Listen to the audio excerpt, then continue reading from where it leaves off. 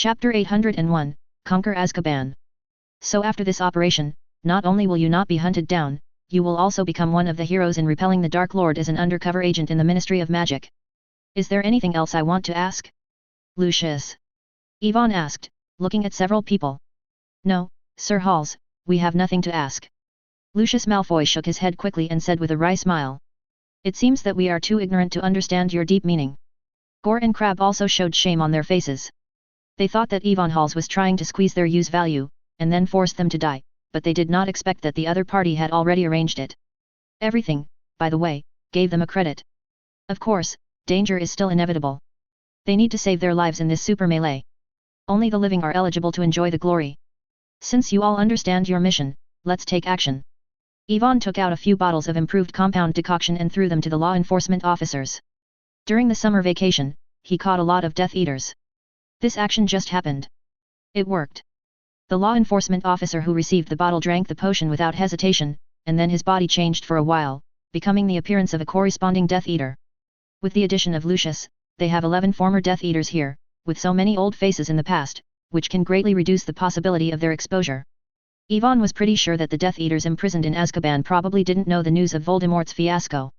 After all, Voldemort is very face-saving. It is impossible to tell Bella and others this embarrassment specifically, which means that they did not know that a group of Death Eaters had been captured by themselves. This opportunity was very rare. Thinking of this, Yvonne took out the last modified compound decoction and drank it. His body became taller in a while, his eyes became narrow and long, his nose was flat, and the top of his head was even more smooth. Very uncomfortable. Sure enough, it's not an ordinary ugly. Yvonne waved his magic wand into a mirror, looked at this strange body, and couldn't help but spit out in his heart. Tom Riddle is really cruel to himself. Lucius. Yvonne suddenly turned his head and greeted him. Your Excellency Halls, do you have any more orders? Lucius asked cautiously. Yvonne didn't reply, but his gaze became sharper and sharper. Lucius immediately realized the mistake in his name, and quickly corrected it. The Dark Lord, no, Master, do you have any orders? From now on, I will remember who I am. Yvonne gave Lucius a stern look, then looked around, looking at everyone below. Wait, if anyone has a mistake, don't blame me for being unsympathetic. The wizards present nodded all together, and Lucius and others were even more trembling.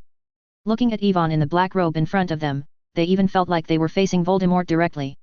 So, start acting. After Yvonne reminded him, he waved his magic wand and disappeared in place first. McNeil, Lucius and others also quickly apparat. On an isolated island in the North Sea. Accompanied by a violent spatial fluctuation, more than 24 figures appeared out of thin air in front of the prison. The 7 Aurors who were in charge of the guards found out what was wrong at the first time, but before they sounded the alarm, they were hit by a large number of spells and passed out. Azkaban is such an important place, there are only so few people guarding it. Yvonne looked at the Aurors who fell underground, and felt a little strange. The real guards here are the Dementors. The Ministry of Magic has sent a few Aurors to supervise these monsters, so that they don't get messed up again.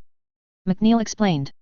Had it not been for a few riots by the Dementors before, there would have been fewer Aurors stationed here, because not many people liked such drudgery. Yvonne nodded, then looked up at the sky. The dark clouds in the sky got closer and closer, and something tangled and surging inside. From time to time, I could see a few weird figures in black cloaks floating from the prison windows. And out, gradually converge and gather together. It's the Dementors, they're here. Lucius squinted and pulled out the wand from his waist. According to intelligence, there are nearly 200 Dementors guards in Azkaban. Once these disgusting and illusory monsters launch a large-scale attack, it will be very troublesome. McNeil and others are also very uncomfortable. It feels uncomfortable to be surrounded by Dementors, and a gloomy chill seems to take away their vitality. Even Yvonne frowned, looked at the restless Dementors, and snapped. What are you doing all around here? Forgot the agreement between us. Do what you should do. The Dementors wandered around for a few laps www.intelnovel.com, drawing on the emotion called happiness, and seemed to be reluctant to give up, but a group of light formed by white mist quickly smashed into mid-air. It exploded suddenly. When the dazzling white light touched the Dementors, it corroded their bodies as quickly as sulfuric acid. The frightened Dementors seemed to remember something, and quickly scattered and disappeared into the little ones. On the island.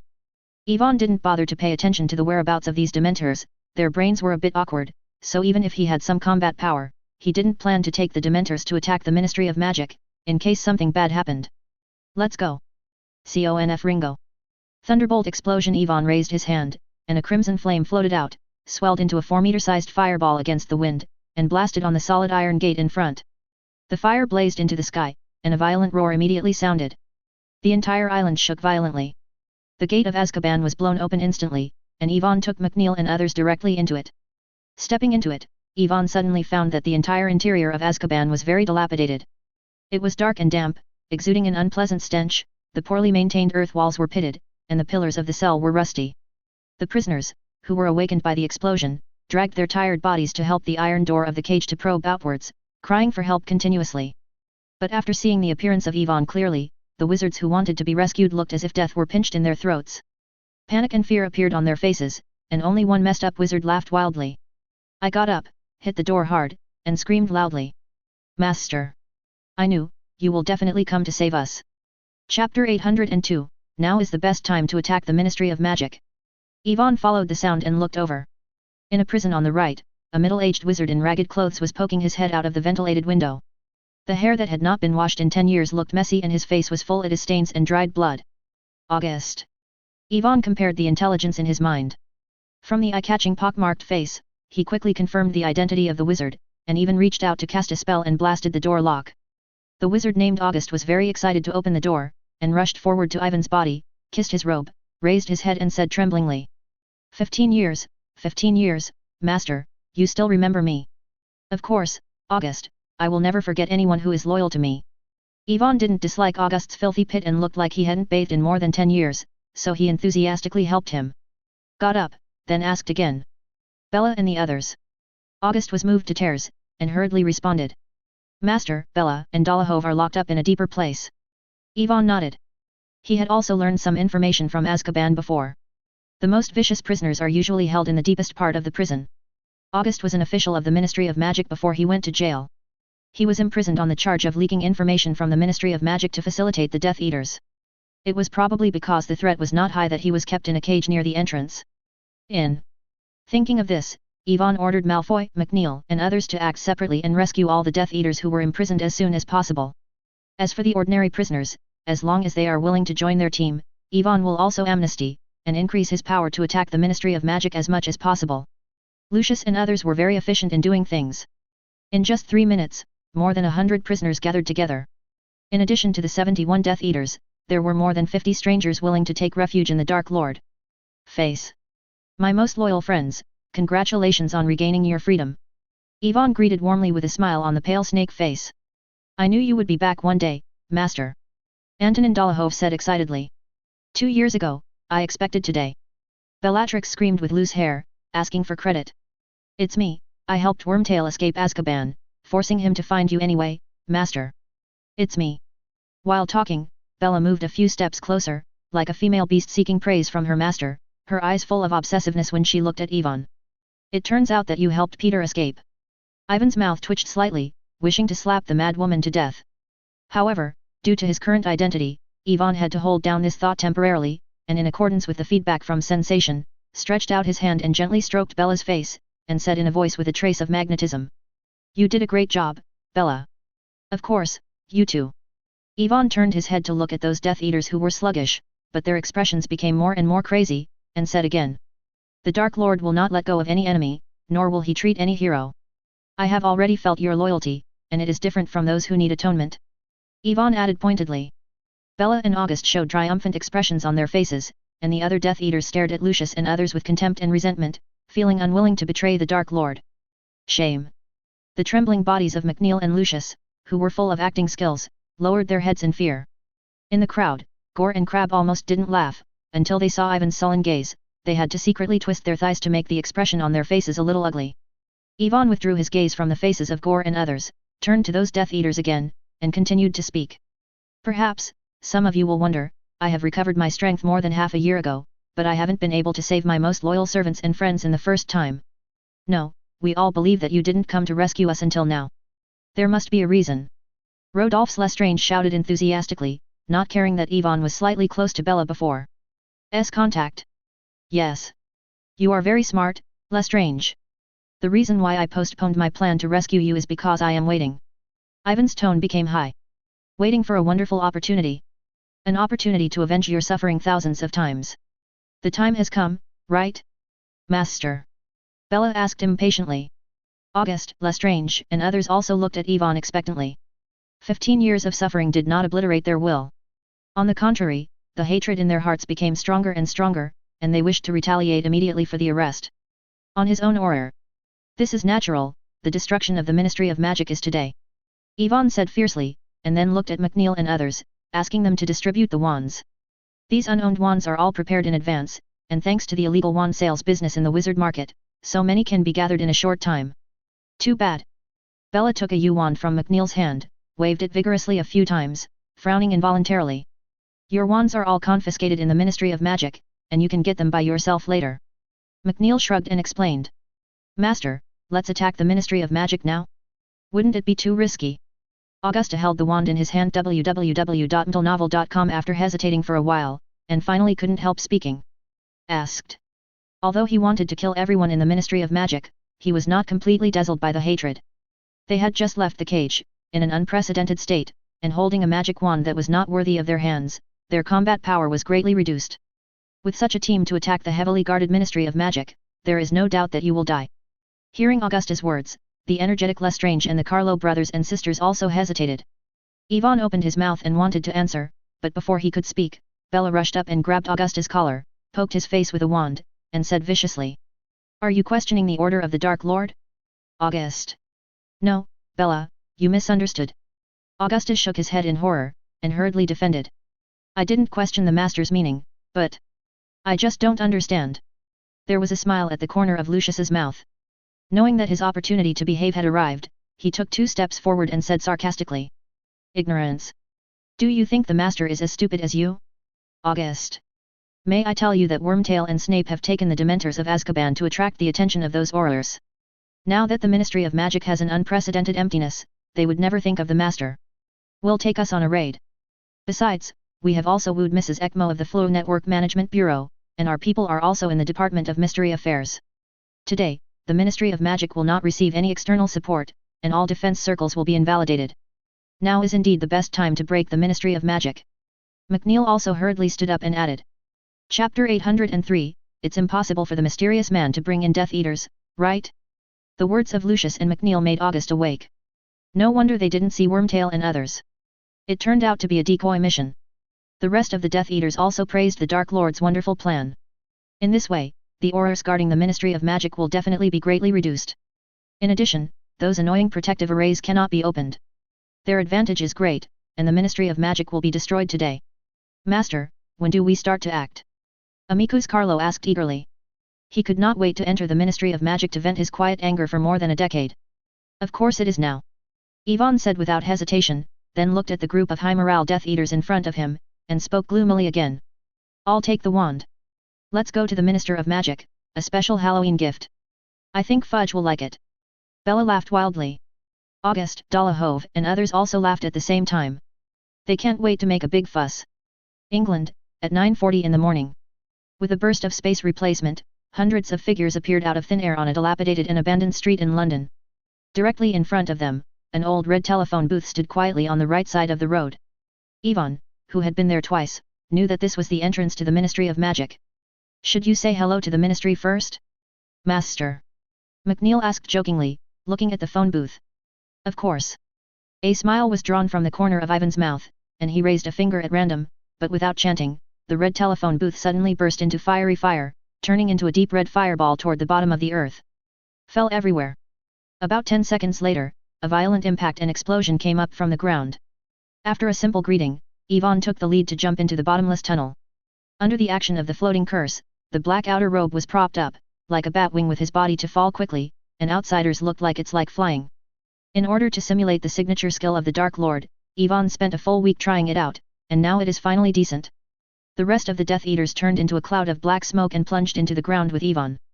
At the same time, the originally orderly Ministry of Magic was plunged into chaos due to the sudden fall of the phone booth, and the harsh explosion attracted a large number of Aurors and curious clerks.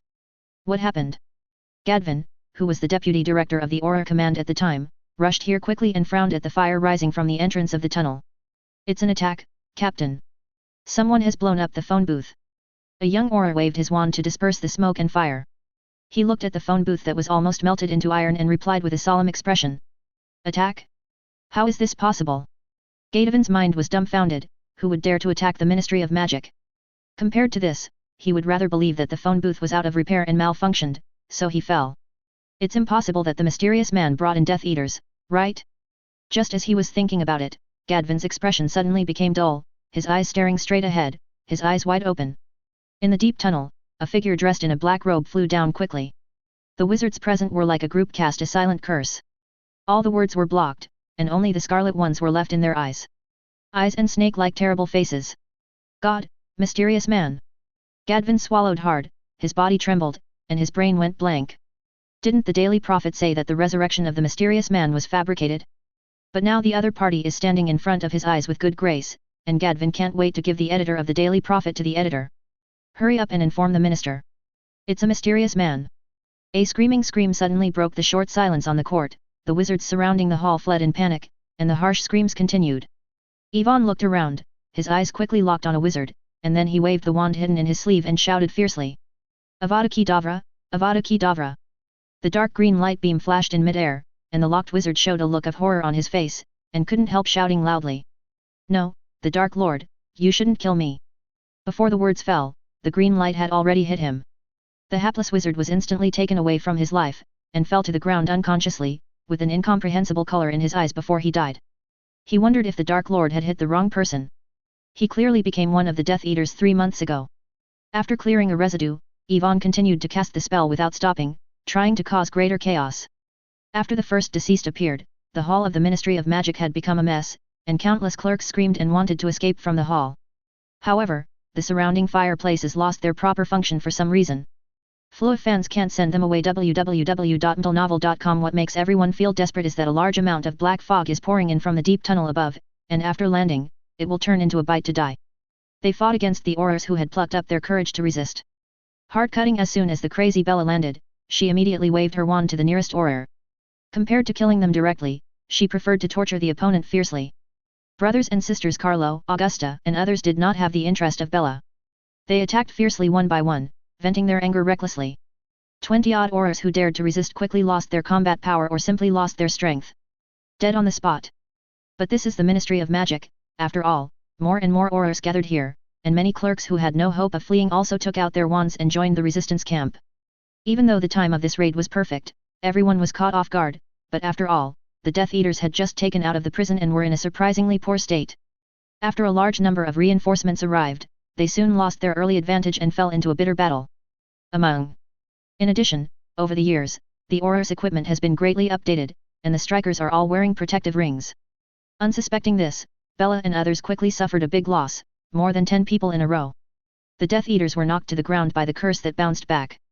Serpent Sorsha, the oolong out of the hole of course, Ivan would not let the form become so eroded. He whispered sharply, his wand shook slightly, and a tens of meters long terrifying python rushed out of the floating black smoke. Rampaged in the already chaotic hall. After consuming 2 full scales of magic power, this low-level black magic was more than 100 times stronger in Ivan's hands. The giant python's thick tail flicked and flew several Aurors away. Chapter 804, Fudge, what? Did the Dark Lord come in? The sudden appearance of the black giant python greatly exceeded the expectations of the Aurors, but after a brief surprise, dozens of wizards soon united, and a large number of spells flew out and hit the giant. On the hard scales of the python. The black giant python suddenly roared, the skin was pitted by magic, and the smaller half of his head was blown to pieces under the action of the blasting curse. However, what they did not expect was that after suffering an almost fatal injury, the black giant python did not disappear. A puff of black smoke soon emerged from the flesh and blood that was turned out, quickly filling in the wound. Bombed body. This is a summoned creature composed purely of magic power. Before the magic power is completely consumed, the black giant python is almost immortal. While the black giant python was causing chaos in the crowd, Ivan was not idle either. After putting down a few Aurors who were trying to join forces with him, Ivan waved his magic wand vigorously, and a group of pure gold statues erected in the middle of the hall exploded, and countless human head-sized metal blocks seemed to be affected. Like the guide, it burned with fire, and bombarded wildly in the magic hall like a cannonball. Several supporting pillars as a shelter collapsed under such firepower, and the huge high-altitude bulletin board soon fell to the ground swayingly. Numerous Aurors and batters regarded it as a protection ring that was a life-saving artifact. This time failed to protect their safety, they were easily exploded by the burning rubble. After a round of blows, nearly half of the resistance in the magic hall fell to the ground unconscious, or was simply buried in the ruins. The remaining Aurors were all wounded. The line of defense that could barely block a large number of Death Eaters was originally broken in an instant. In the almost desperate atmosphere, more and more people choose to put down their magic wands and kneel to beg for mercy.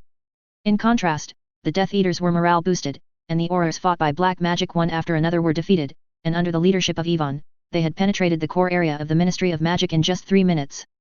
At the same time, in the conference hall on the second basement floor, Fudge, who temporarily interrupted the meeting, pulled the Auror who had come to inform him, and yelled angrily. "What did you just say? The mysterious man came in with Death Eaters? Nonsense! This is absolutely impossible. You are lying. All the Death Eaters are locked in Azkaban, guarded by 200 Dementors. The mysterious man has been dead for more than 10 years, he will not come back, never." Fudge shouted with red eyes and gritted teeth.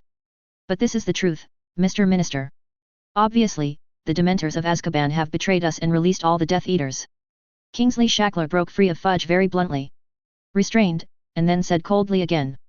"In addition, I have to remind you, Minister Fudge, according to the report, the mysterious man has now breached the defense of the atrium and is rushing over here. In other words, they will be there soon." Kingsley Shaker's words were full of sarcasm, and Fudge was annoyed when he looked at Fudge, who was still trying to deny the facts. He had long reminded Fudge that the Dementors were unreliable, but the other party was stubborn and repeatedly ignored the abnormalities of the Dementors. In the end, Voldemort brought the prisoners of Azkaban to the door, and they were right. "I don't know anything about it." Hearing that the mysterious man would arrive immediately, Fudge was completely stunned, and the senior officials of the Ministry of Magic were all panicked, or shouted in annoyance or horror. "Are you kidding? There are more than 100 Aurors in the Ministry of Magic. Where did they go, and why didn't they stop the Death Eaters? What about those protective circles? Why are they not activated now? By the way, Dumbledore. Where's Dumbledore? Maybe it's too late. Find someone to tell him to come." The director of the International Magic Cooperation Department shouted loudly. The entire conference hall suddenly became messy. Everyone talked about the plan to deal with it. In the end, it was unanimously decided to withdraw for the time being and save as much energy as possible. As long as they are still alive, there is hope in the magic world. "But we have no retreat, gentlemen, all the fireplaces have been sealed, and the anti-phantom shifting circle enveloped the entire Ministry of Magic. I'm afraid we can't get out, and we can't wait for any support."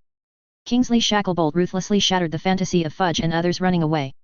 Now everyone is trapped in the Ministry of Magic.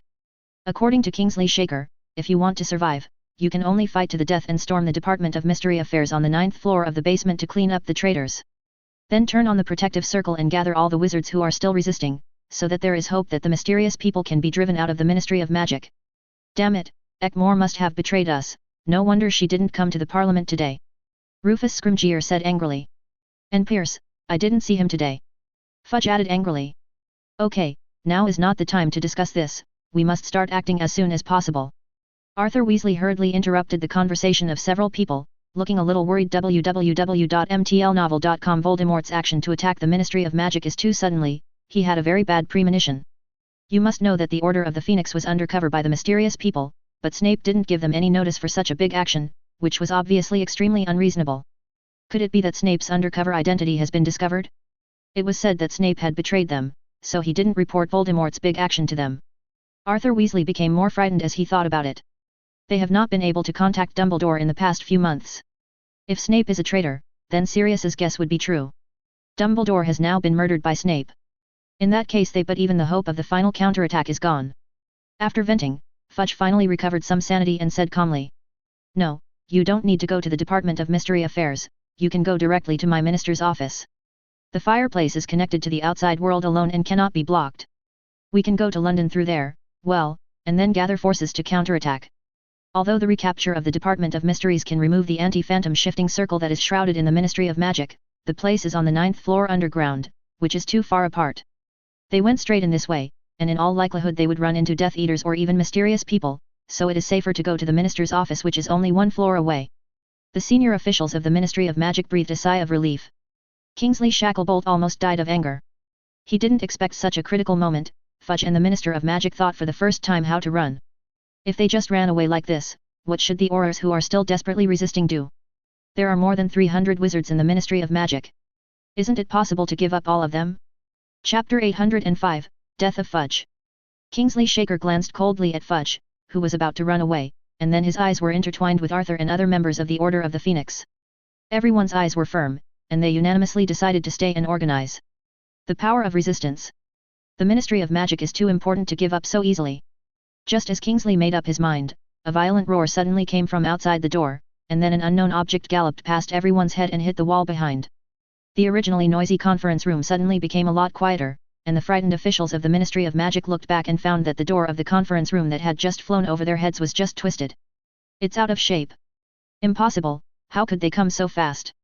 Arthur Weasley's pupils tightened, muttering to himself in disbelief. It has only been 8 or 9 minutes since they received the notification of the invasion. Could it be that the guards of the Aurors are all in paper? However, no matter how unwilling to believe it, it is impossible to change the facts. Soon after the explosion sounded, a large number of ragged, crazy-looking Death Eaters poured in from the door. Bella, Lucius, August, Antonin, McNeil. Fudge looked at the familiar faces and couldn't help taking a breath, cursing the group of people who were eating inside and out. Dementor. Obviously it was the Ministry of Magic that gave them the soil to survive, allowing them to wantonly devour the happiness of the prisoners and even take away the souls of the wicked ones, but these monsters avenged one by one, releasing the prisoners of Azkaban. Thinking of this, Fudge can't wait to issue an order to strangle all the Dementors. Arthur, Kingsley, and others held their wands tightly. With a cursory sweep, they could see that there were at least hundreds of Death Eaters blocking the door, and all of them had only 30 wizards. The probability of winning is infinitely close to 0. What made everyone feel desperate more was the figure surrounded by a group of Death Eaters. Many wizards present had participated in the battle 15 years ago.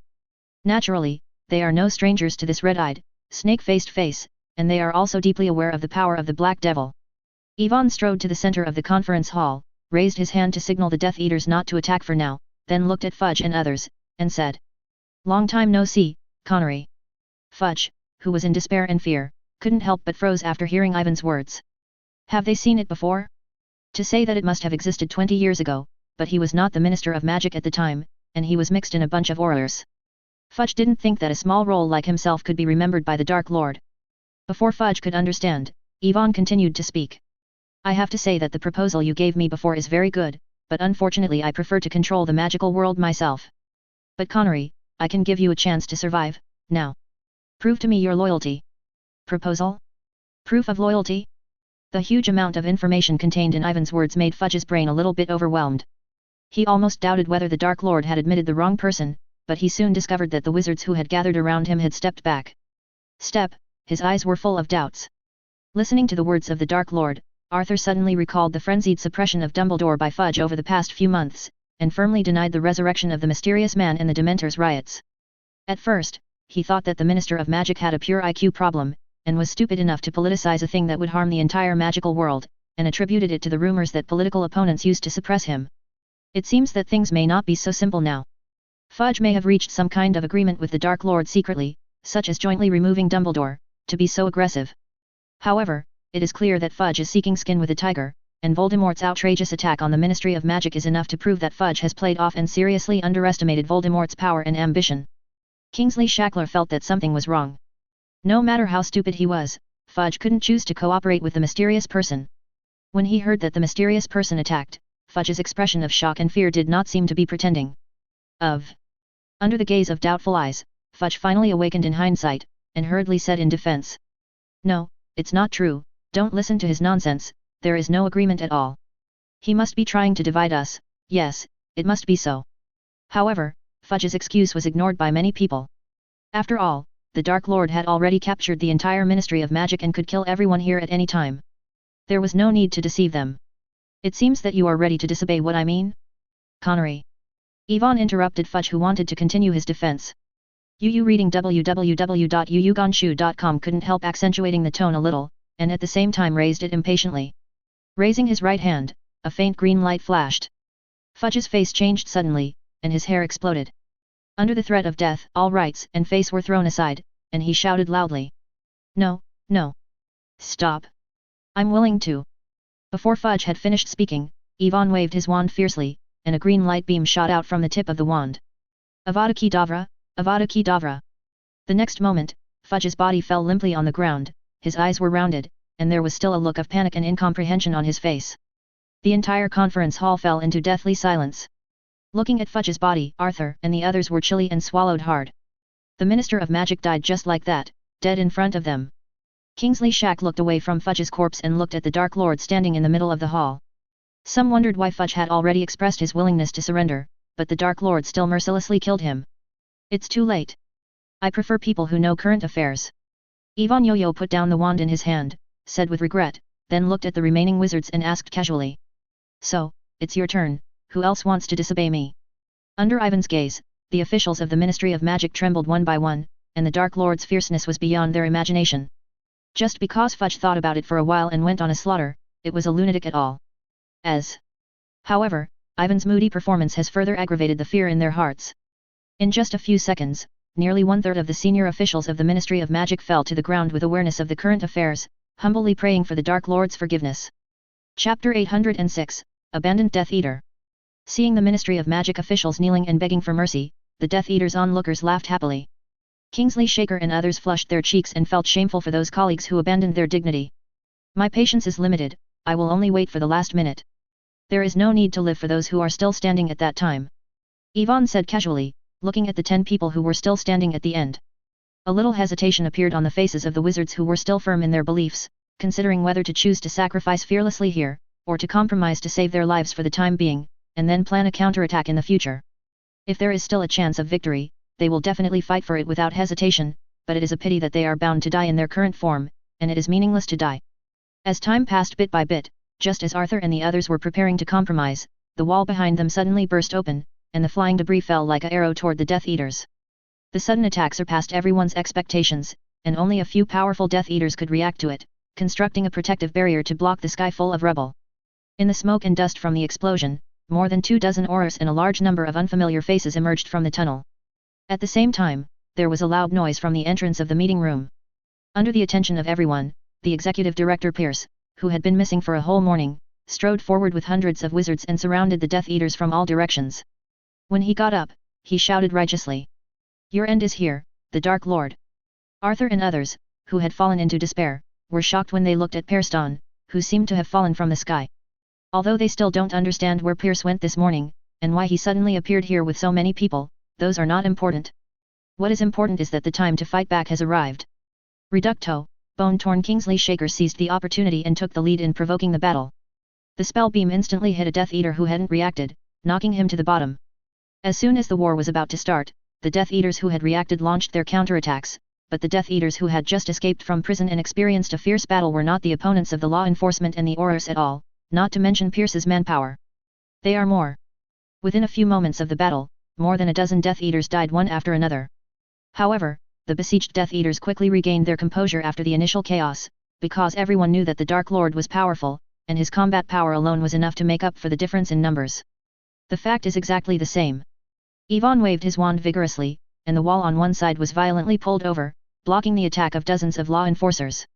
Then, with another wave of the wand, several Aurors fell to the ground. Sorry. Just as the battle was relapsed into anxiety, Pierce shouted loudly again. What are you waiting for? Don't hurry up. Pierce's heartbreaking shout stunned the Death Eaters who didn't know the truth, Kingsley and others. Could there be an ambush? As the shouting sounded, 20 wizards including Malfoy, McNeil, Crabbe, etc., turned their wands at almost the same moment and pointed them at the Death Eaters beside them. Diffindo. Torn apart. Petrificus, all petrochemicals. Avada Kedavra, Avada Kedavra. A large number of spell beams hit the unsuspecting Death Eaters, and in that instant nearly a quarter of the Death Eaters fell on the spot. Arthur and Kingsley were stunned when they watched this scene. They never expected that Lucius Malfoy and others would suddenly turn back and attack the Death Eaters. Could it be that these people are the undercover agents that Pierce sent to Voldemort? No wonder the executive director came here with a lot of manpower as if he had already prepared. The rebellion of McNeil and others completely changed the situation of the battle. The Death Eaters became a mess and their morale plummeted. Only Bella reluctantly dodged the first wave of sneak attacks, and turned her head to look at Malfoy and others who were madly killing her colleagues. The whole popularity went crazy. How dare you, dare to betray us, Lucius? Bella didn't know who attacked herself, so she pointed her wand directly at the most familiar Lucius Malfoy, and roared in anger. Avada Kedavra. Lucius Stone, who had just killed a Death Eater, felt a palpitation. When he saw the green light on Bella's wand, it was even more unforgettable, but he found it too late. The green beam had already flown towards him. Come here. Fortunately, one foot kicked over and kicked Lucius to the ground. The green light beam drew across Lucius's head in a thrilling manner and hit the wall behind. At this time, Bella, who was distracted by the rage, was quickly blasted away by the spell beam from the side. Lucius rolled on the ground twice in embarrassment, with a cold sweat on his forehead, and blessed himself with an iron armor curse before he got up again with lingering fears. Until this time, Lucius unexpectedly discovered that it was Arthur Weasley who had saved him for many years. "I've always hated you, Malfoy. But I have to say, you finally did something right this time." Arthur Weasley waved his wand and knocked down a Death Eater, turning his head to look at Lucius. Said with emotion. "Hey, be nosy, don't need your help. www.mdlnovel.com. I can avoid it myself." Lucius defended very stiffly, but he couldn't help leaning against Arthur, so as not to be singled out by others. Arthur Weasley didn't say much, and devoted himself entirely to the battle. The sudden change of the situation on the court made the Dark Lord furious, and the wand waved one after another, and bursts of explosions sounded in the conference room. But at this time, the balance of power between the enemy and ours has been completely out of balance.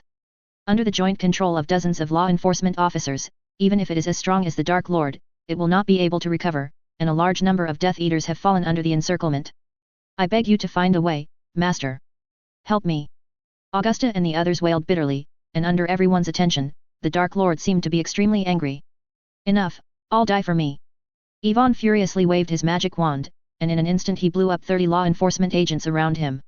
However, before the Death Eaters felt happy, Yvonne suddenly turned around, stretched out his black robe like a black lightning, and was blown out of the hole in the wall and flew out. The Dark Lord escaped? Everyone present was stunned, but after thinking about it, there seemed to be no surprises. Once all the Death Eaters here were defeated, facing the siege of more than 200 wizards, even the famous Dark Lord would do it. "Die here." "No, Master. You can't abandon us."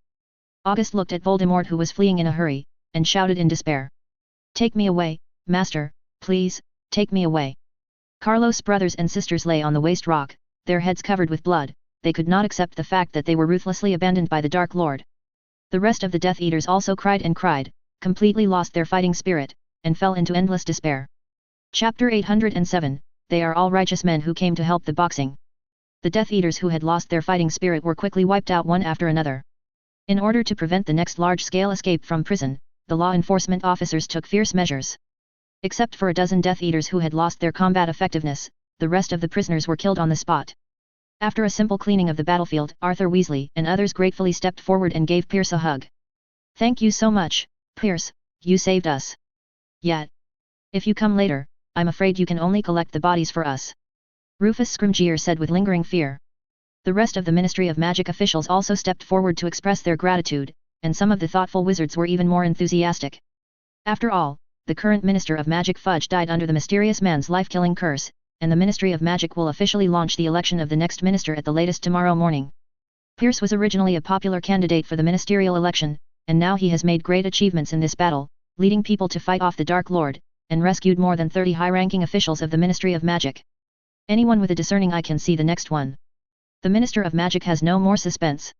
In the midst of the praise, Rufus Scrimgeour asked about the whole incident in a somewhat disappointing manner. He was very curious about how Pierce learned about the mysterious plan in advance, and why Lucius and others did it. Suddenly rebelled. Under the inquisitive gaze of Rufus Scrimgeour and others, Pierce was very calm, repeating the words that he had thought up a long time ago. "That's it. A week ago, McNeil suddenly found me, explained the mysterious man's plan to attack the Ministry of Magic, and provided some memories as evidence. At that time I realized the seriousness of the matter and called some trustworthy people started investigating secretly." The wizards on the field turned their heads to look at McNeil. Many of them participated in the trial more than 10 years ago. Of course, they know the identity of McNeil's former Death Eater. Dissatisfied with the tyranny of the mysterious man, he chose to resist and revealed the news of the attack on the Ministry of Magic to Pierce. Kingsley Shacklebolt still felt a little strange, and asked nonchalantly. "Since you have evidence in your hands, why don't you tell us in advance? This can avoid a lot of unnecessary casualties." "Excuse me for being cautious, Kingsley. I couldn't be sure at that time whether you were the undercover of mysterious people," Pierce said solemnly, then turned to look at Lucius, and continued to speak. "After all, Mr. Malfoy told me that Secretary Fudge might have some kind of obscure deal with the mysterious man, so it's best not to believe it." And seeing Pierce suddenly throw the pot to himself, Lucius couldn't help but was stunned, but he quickly reacted and nodded. "Ah, yes, that's it. I heard this news from the Dark Lord by chance, but the Dark Lord doesn't trust me much, so I don't know what kind of agreement he and Minister Fudge have reached. Hearing this, Arthur and the others looked down at Fudge, who fell on the ground. They understood Pierce's caution. Even the Minister of Magic had problems, and it was someone else. Seeing the expressions on everyone's faces, Pierce understood that they probably believed their words and continued to explain. In view of this, I can only start from the outside. Just in recent months, Minister Fudge asked me to be responsible for investigating the affairs of Knockoff Alley. By chance, I met Mr. Doubt and Ms. Aisha there, and learned from them about the changes in the alley.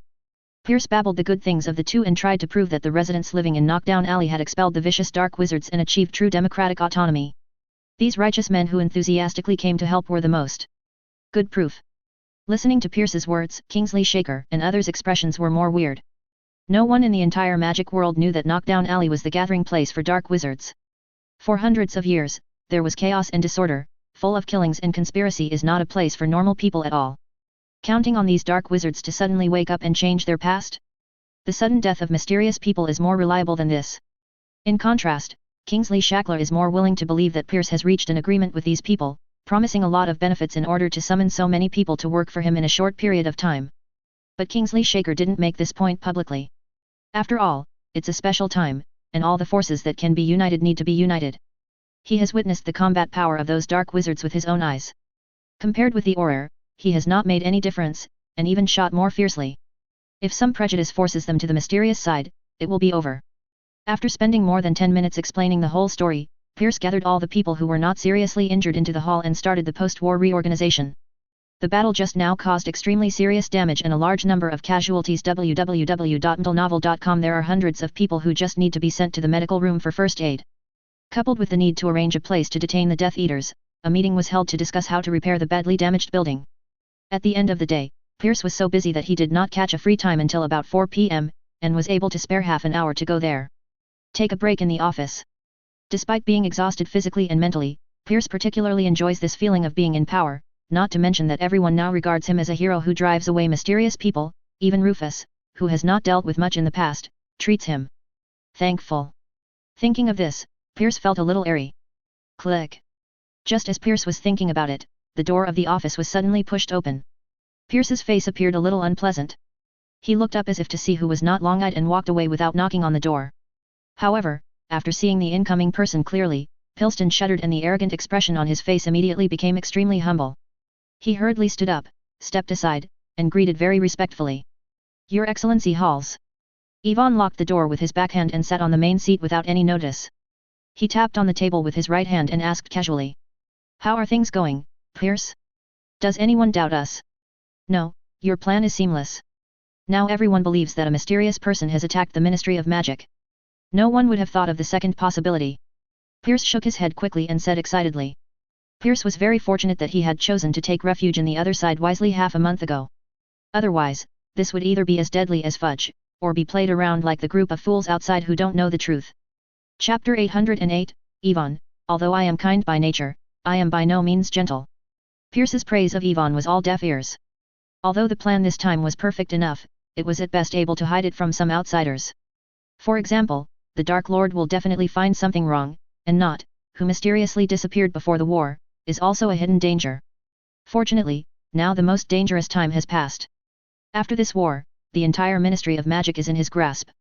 In addition, the newspaper's voice channels have been controlled in advance, so even if someone sees something and chooses to stand up and expose the truth, it's impossible to make waves.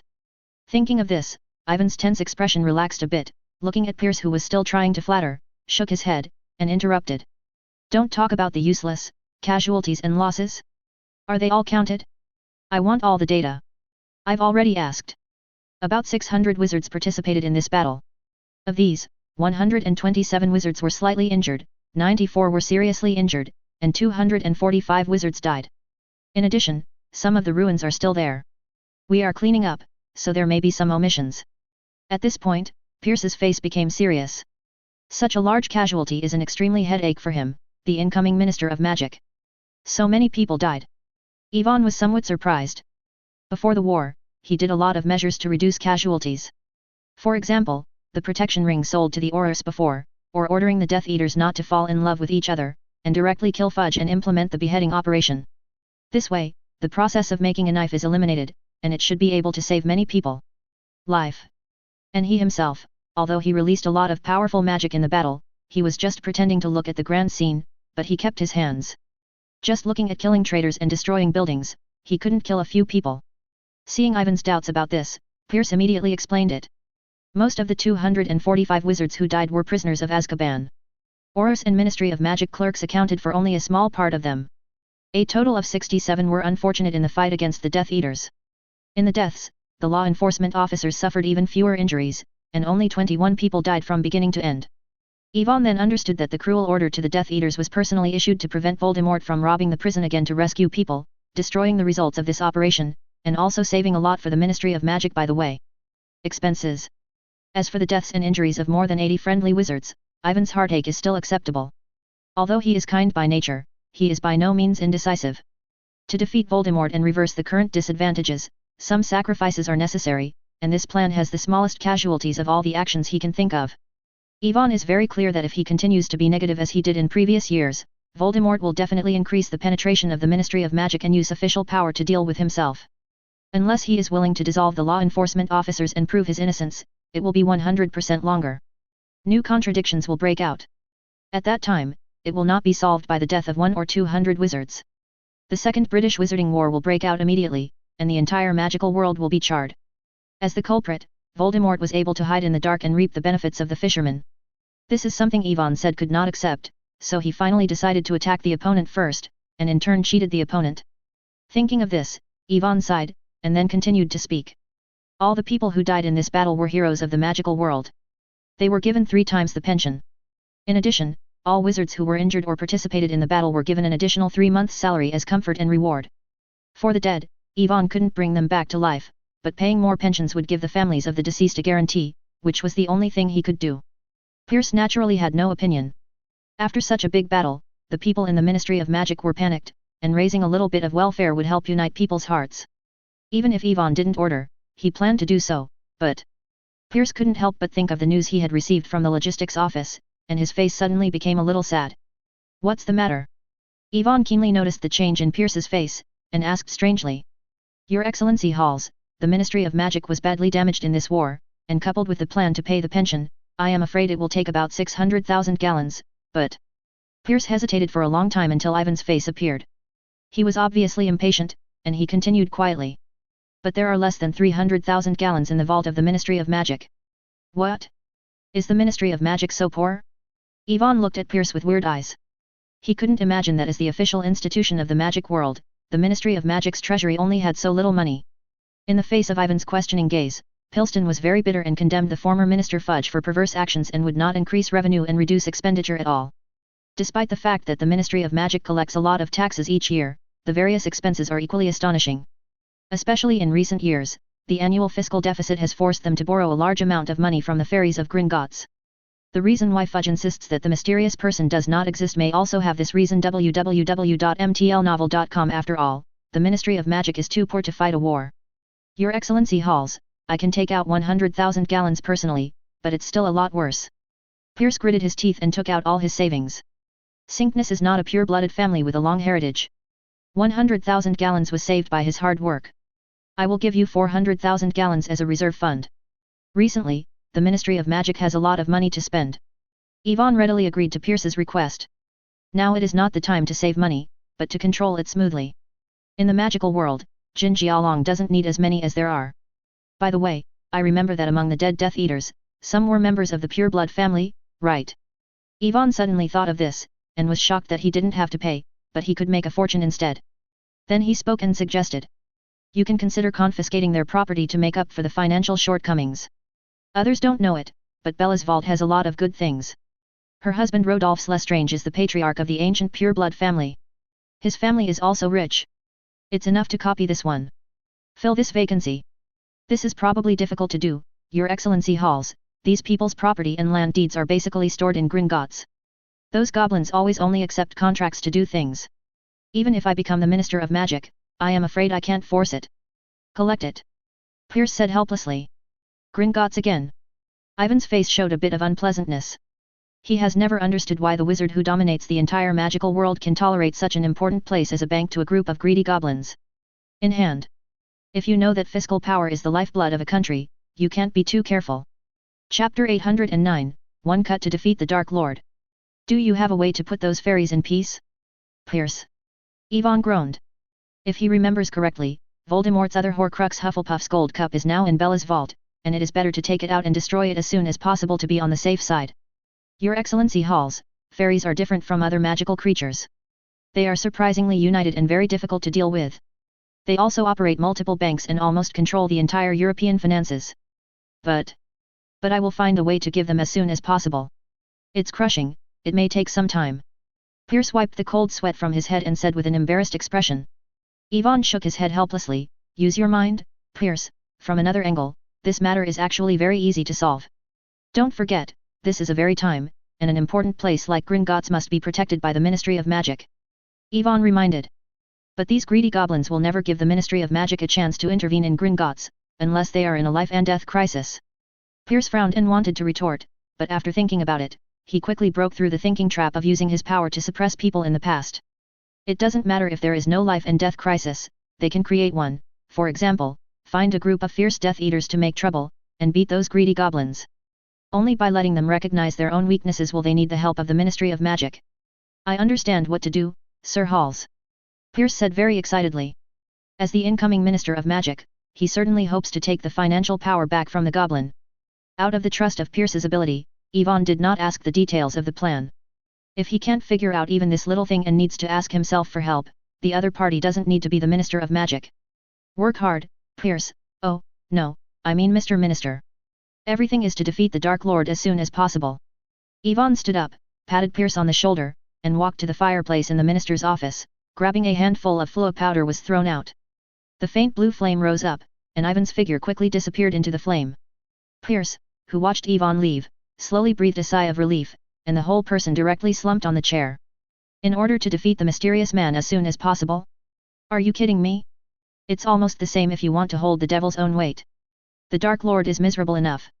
Pierce kept complaining in his heart, picked up the communicator placed on the table, and said.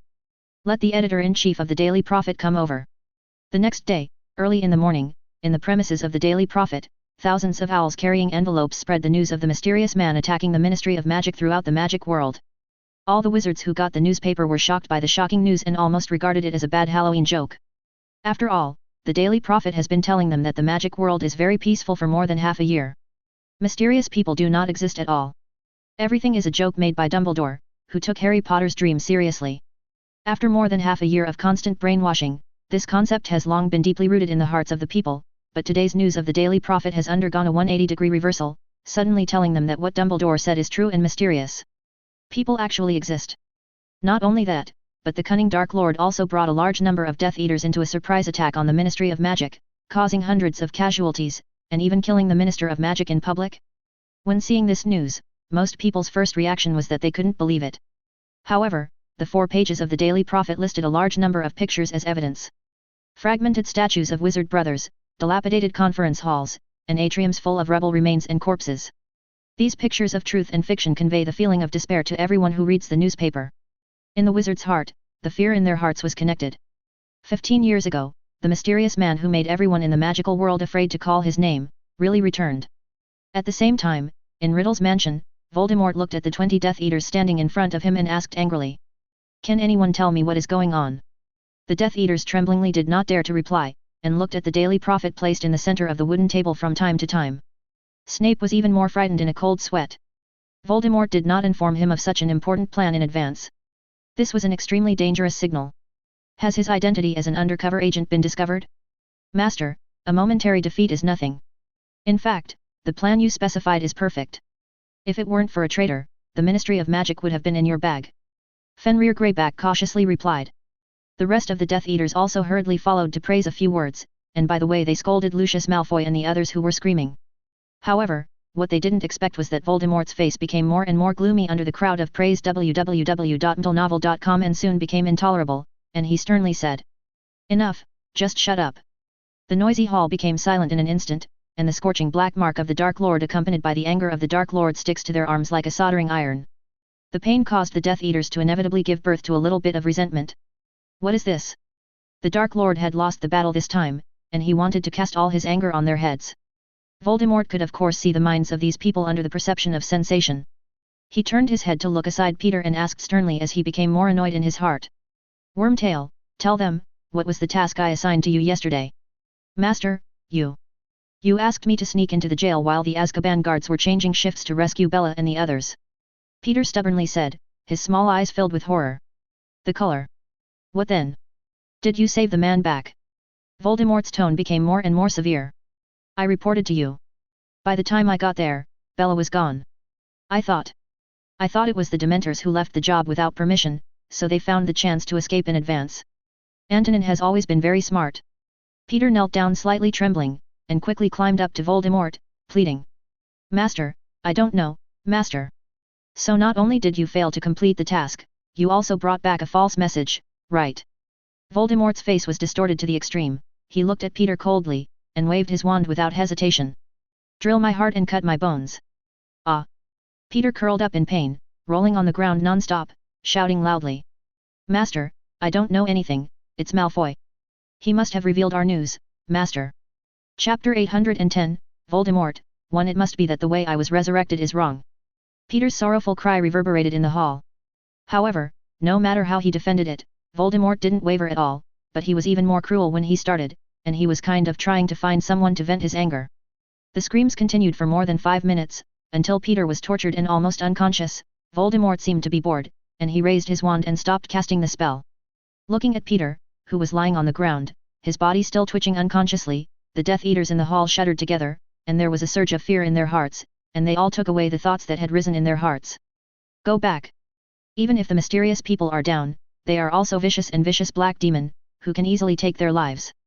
After venting the anger accumulated in his heart fiercely, Voldemort also regained his composure, and finally opened his mouth to answer everyone's questions. I was not the one who led the attack on the Ministry of Magic to kill Fudge yesterday morning. All of us were fooled. What? Voldemort's words stunned the Death Eaters present. Fenrir looked down at the Daily Prophet on the table. On the cover of the newspaper, Voldemort led Bella, August, and others into the atrium. Photo. The red eyes, the weird snake face, the cruel methods, and the unmatched power were all signs of the Dark Lord, and Fenrir couldn't believe that it was someone else posing. Not to mention, Voldemort once said that he would rescue Bella and others imprisoned on Halloween, so when he received the news this morning, Fenrir had no doubts at all. On the side, Snape understood the meaning of Voldemort's words, and immediately guessed. Master, are you saying that someone pretended to be you, rescued the Death Eaters in Azkaban ahead of time, and then took them to attack the Ministry of Magic? But besides the Dark Lord, who can have such a powerful force? Fenrir was a little puzzled, and then asked cautiously. Could it be Dumbledore who used the compound decoction to become the Master? Fenrir had just joined the Death Eaters shortly, and the information he knew was limited. In his mind, the only person who could contend with the Dark Lord was Dumbledore. The thought of the famous White Wizard in the magical world transforming into Voldemort's appearance, and the scene of killing at the Ministry of Magic, Fenrir felt that goosebumps all over his body were about to rise. And if he remembers correctly, the compound decoction can't be boiled at will, it needs to be added to the deformed hair or body tissue. Fenrir glanced at Voldemort's bald, hairless top of his head, thinking it was definitely not an easy task. The eyes of the rest of the Death Eaters kept flickering, they knew more than Fenrir, so they quickly thought of the rumor in the magic world a few months ago. In addition to Dumbledore, there was another person in the magical world who could rival or even surpass the Dark Lord, but watching Voldemort's gradually gloomy face, everyone wisely remained silent and did not call out that forbidden name. Seeing that the crowd hadn't answered for a long time, Fenrir became more and more weird, and when the atmosphere gradually condensed, Snape suddenly spoke. Yvonne Halls did it. I think he should have bought a lot of Aurors to act with him in order to conquer the Ministry of Magic so easily. As for the compound decoction, you may not know that Yvonne Halls improved this potion when he was in the 3rd grade, so he must have mastered how to make potions without specific body tissues. Snape casually made up nonsense, almost perfectly covering up this embarrassing topic for the Dark Lord. Looking at Snape who was lying for him, Voldemort couldn't help feeling a little moved for a while, and when he was so down, only Snape was as caring as before. This is the truly competent Death Eater. Voldemort looked at Snape and then at the thoughtful Death Eaters, becoming more and more disgusted with them. Under Voldemort's blade-like gaze, Fenrir and others shuddered one after another, and one of the Death Eaters hurriedly said flatteringly. Master, no matter why Yvonne Halls attacked the Ministry of Magic, in their current form, they have obviously failed. Failed? Voldemort sneered, and the anger that had been suppressed rose again, saying word by word. No, I'm afraid they have succeeded. Success? Snape's heart moved. Is the other party's purpose to kill all the Death Eaters? No, it can't be that simple. If you want to kill someone, you can do it in Azkaban. There is no need to go to the Ministry of Magic and add unnecessary risks. Thinking of this, Snape couldn't help but turn his gaze to the Daily Prophet. He thought of the reports above several times. When the Dark Lord was about to conquer the Ministry of Magic, the current executive director Pierce was like a savior. A large number of people arrived and rescued more than 30 high-ranking officials of the Ministry of Magic. According to the Prophet's Daily, the executive director was notified by Lucius Malfoy before he made full preparations. But now I think about this incident is a bit too coincidentally like a grand stage play. Someone plays the devil deliberately to create panic and disaster, only to pave the way for the last brave to appear. Could it be that Pierce is theirs? Yvonne Hall's purpose is to control the entire Ministry of Magic. Snape realized this immediately, and a chill came from the solace of his feet and said with a shocked expression. All this is a game, no wonder the opponent wants to take someone to attack the Ministry of Magic, no wonder Minister Fudge will die tragically on the spot, because the opponent's initial plan is to recommend Pierce to the stage. Only this is possible. Voldemort's eyes were red, and he gritted his teeth and said, his body faintly exuded a terrifying pressure, and his whole body was going to explode. He couldn't accept his most loyal 71 subordinates, so all of them were in the Ministry of Magic. Not only that, but the other party also controlled the Ministry of Magic backhand, and by the way exposed his existence, it directly destroyed all his plans in advance. According to his expectation, www.mtlnovel.com does not intend to reveal his whereabouts in the near future. Because of this, he did not commit suicide in Azkaban to rescue Bella and others. Instead, he asked Peter Pettigrew to take advantage of the change of guards and Azkaban's defense was the most empty. The Magus form sneaked in and then led people to kill from the inside. With so much effort, I hope that the Ministry of Magic can attribute this large-scale escape to the negligence of the guards and the riots of the Dementors. Only in this way can he sit firmly behind the scenes, hide his whereabouts, provoke the Ministry of Magic and Yvonne Halls to fight against each other, and reap the benefits of the fishermen. However, when he woke up this morning, he found that everything had changed. From a conspirator behind the scenes, he was reduced to a rat hiding in the ground. Now that the entire magical world knew of his existence, maybe the Ministry of Magic had sent people around to search for him. Although those Aurors weren't dangerous to him, these people were Yvonne Hall's eyes. If the Aurors found out when they were out, they would definitely kill them as soon as possible. Voldemort thought about the battle a few months ago, and there was a trace of fear and confusion in his eyes. He didn't understand why things suddenly became like this. I have endured humiliation for more than a decade, and spent all my hardships to return to the world. I should have shown my ambitions to dominate the magical world. It was definitely not the only way I could only shrink in this room like I am now. Could it be that there was a problem with the way he was resurrected, and he was beaten up by an imp if he could not restore his full strength? Voldemort deceived himself and thought, but he was very clear in his heart that he will only be stronger now than he was 15 years ago. Chapter 811, all the information is in his brain. Lucius, Gore, Crabbe, Gargson. In fear of someone, Voldemort had to transfer all his anger to the betrayers, wishing to smash them into pieces at once. The Death Eaters present looked at the list of heroes listed in the Daily Prophet, and they were also resentful.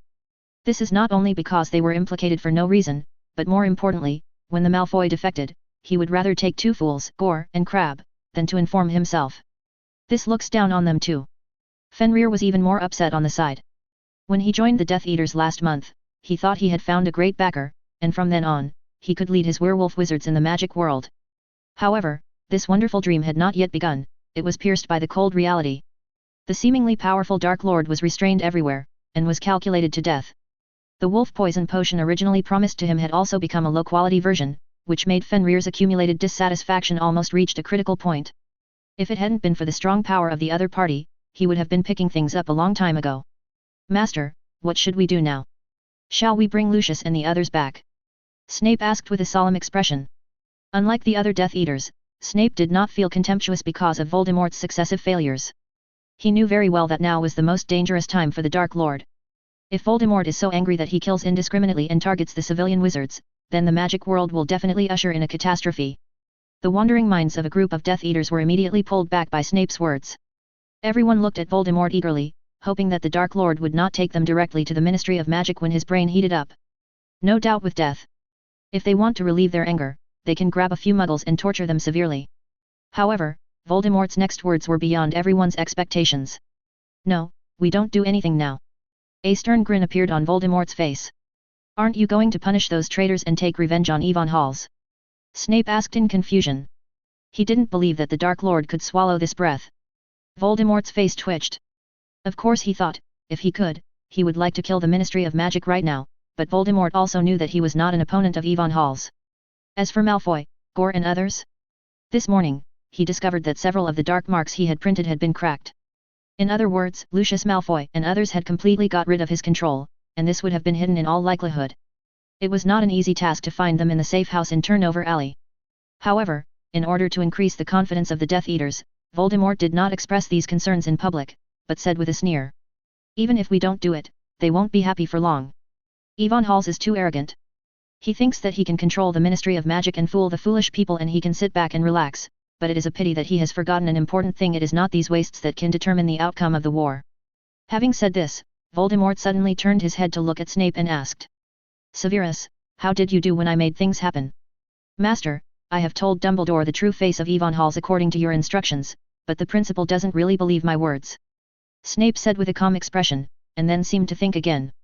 Like something, he continued to speak. In addition, Dumbledore has rarely returned to Hogwarts in recent months. No one knows where he went, and even I can't find him. But you definitely have a way to inform him, right? Severus. Voldemort stared at Snape, his tone a little harder. He knew that Snape was the undercover Dumbledore sent to him, and because of this, the other party must have the means to contact the strongest white wizard. Only in this way, in the event of an emergency, Snape could accurately convey the news to Dumbledore in time. Under Voldemort's scrutiny gaze, Snape nodded hesitantly.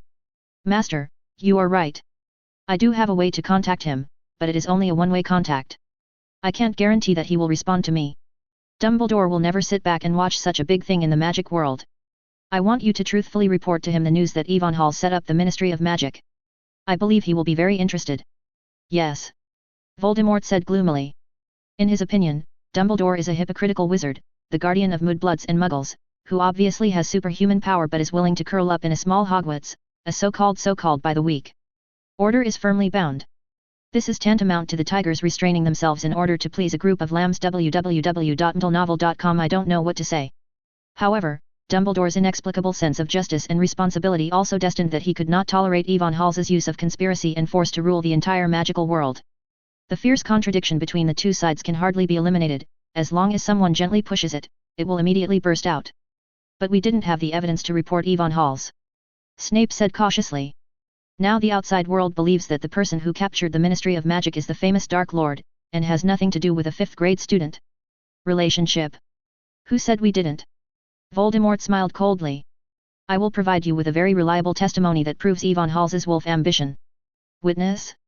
Snape was stunned, and then a slight neighing sound rang from the entrance of the hall. Everyone turned their heads to look at it, but a long snake crawled in from the gate, and a comatose wizard was still entwined on the tail of the snake. Not. Snape squinted, searching the memory in his mind, and quickly figured out the identity of the other party. They were colleagues 15 years ago, but after the resurrection of the Dark Lord, Not did not return. He originally thought Not was dead. Severus, all you need to do is bring him to Dumbledore. All the information is in his brain. Voldemort pointed at Not, who was unconscious on the ground, and ordered. Although the memory of a wizard can be modified, a mind-trapping master like Dumbledore can easily distinguish the true and false of a memory, plus Snape's testimony, enough for Dumbledore to understand his mind. What kind of face does the good student in the middle school have behind his back? Chapter 812, Acting Minister Pierce. Master, did Not also take refuge in Yvonne Hall's like Lucius? Snape couldn't help but ask if he looked at Not, who was ignorant of his life and death surrounded by a serpent. No, when I found him, he was already controlled by the Imperious curse. Voldemort replied in a daze. During the months of fleeing Knockoff Alley, he had sneaked into Knockoff Alley many times, with the intention of arresting a few single law enforcement officers for interrogation and snooping on Yvonne Hall's intelligence. But what he didn't expect was that these people seemed to be prepared for a long time. The wizards on duty are always a team of 7, and they never separate. Everyone has a unique fire dragon mark printed on their wrists, and there is no way to start. Chance. Fortunately, the effort paid off. After a few months of staying here, Voldemort also found out the details of Knockoff Alley and the personnel situation, and guessed that there is a safe house nearby, but could not find the specific location. But Not was his biggest gain in the past few months. The opponent didn't have that special magic mark on his body, and there were a lot of key information in his memory. It contains images of Yvonne Hall's leading the law enforcement officers to slaughter in the wizarding market, and intimidating and luring the 6 pure-blooded families such as Abo and Parkinson to surrender. When Yvonne Hall spoke at the wizarding market last time, the other party was there. These two decisive memories are enough for Dumbledore to see the threat posed by the other party. If Yvonne Halls is allowed to grow like this, there will be an uncontrollable monster in the magic world. This is undoubtedly what he and Dumbledore didn't want to see. Since they have a common goal, maybe there will be cooperation between them, such as exchanging some information through Snape. No matter how badly they can change the current unfavorable situation, the battle between the two tigers can be turned into a three-way battle. I understand, Master. I will faithfully tell Dumbledore what Yvonne Halls has done according to your instructions. Snape replied respectfully. Very well, I hope you can give me good news within 3 days. Voldemort nodded, with a little smile on his face, very satisfied with Snape's respectful attitude. Considering that the other party had done a lot of things for himself during this time, and he was so loyal, Voldemort asked again. You have done a good job recently, do you want any rewards? Severus. Reward? Snape's face became a little weird, and the Dark Lord was so down, he didn't think the other party could bring out anything valuable. But Snape also knew that he must not want nothing, otherwise it would easily cause the Dark Lord's dissatisfaction. A few thoughts flashed through his mind, and Snape quickly made a decision, with a somewhat enthusiastic expression on his face just right, looked at Voldemort, and said carefully. Master, I want to learn more advanced black magic and gain more powerful power, just like you.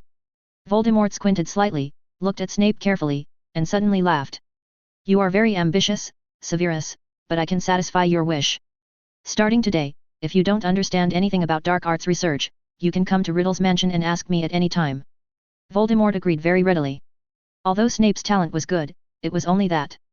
No matter how advanced and deep black magic he was learned, it was impossible to pose a substantial threat to him, so he was happy to take it as an incentive. Neps means.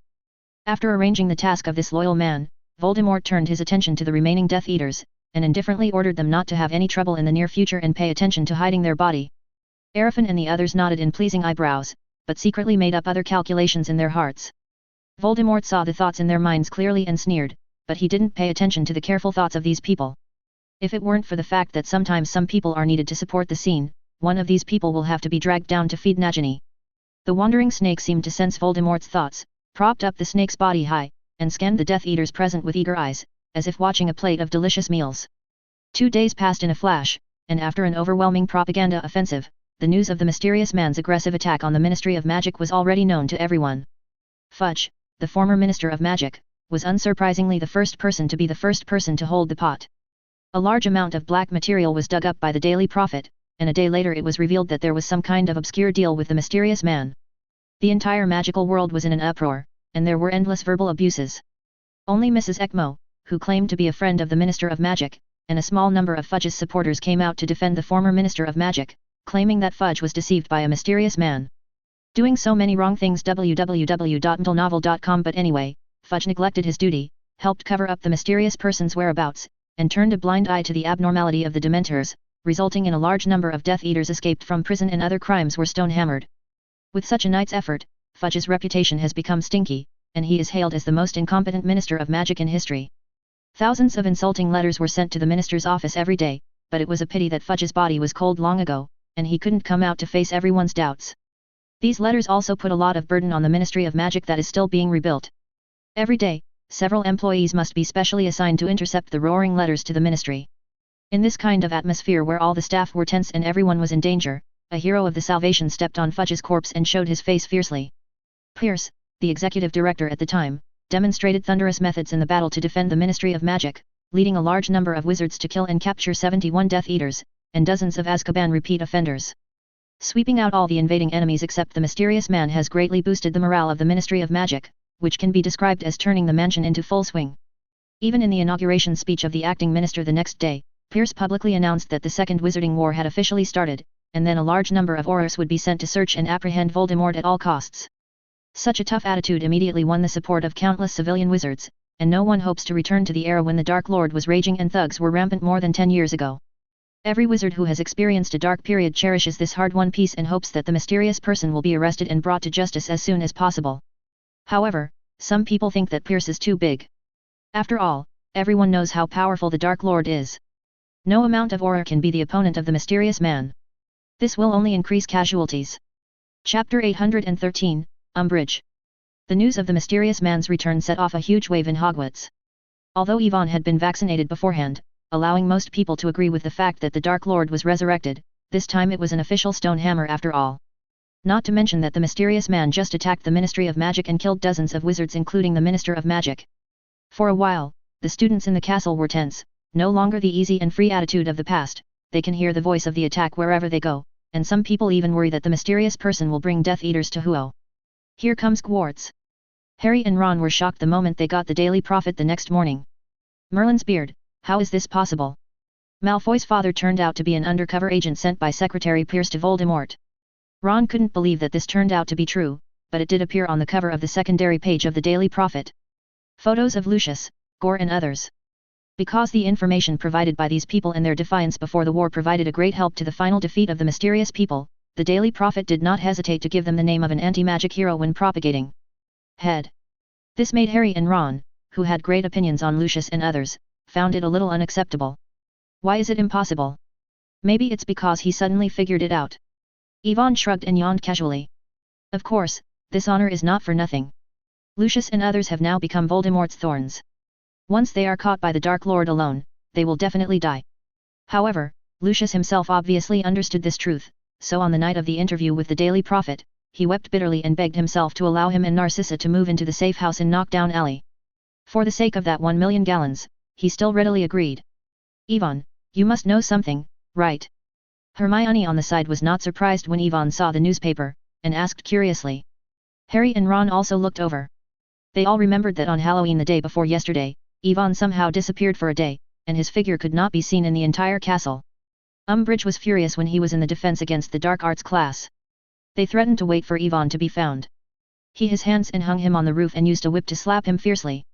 For this, they worried all day. Didn't I say that there was an emergency at home that day, so I needed to go back, and I didn't have time to notify you. Yvonne casually explained, watching Harry and the others look apologetic.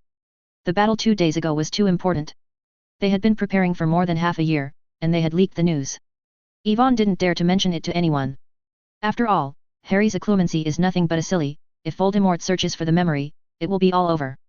Listening to Ivan's words, Harry, Ron, and Hermione were all dubious. If they were not mistaken, the day Ivan's disappearance happened to be when the mysterious man attacked the Ministry of Magic, so they agreed that there must be some of them. What is the connection? Otherwise, how can there be such a coincidence? Seeing that Harry and the others had a lot of inquiries, Yvonne sighed helplessly, only to speak. Okay, let's not hide it from you. Originally this matter was to be kept secret. In fact, in order to thwart the mysterious man's conspiracy to capture the Ministry of Magic, Minister Pierce privately invited many wizards from Knockdown Alley to help, including my mother Aisha. Of course I am no exception.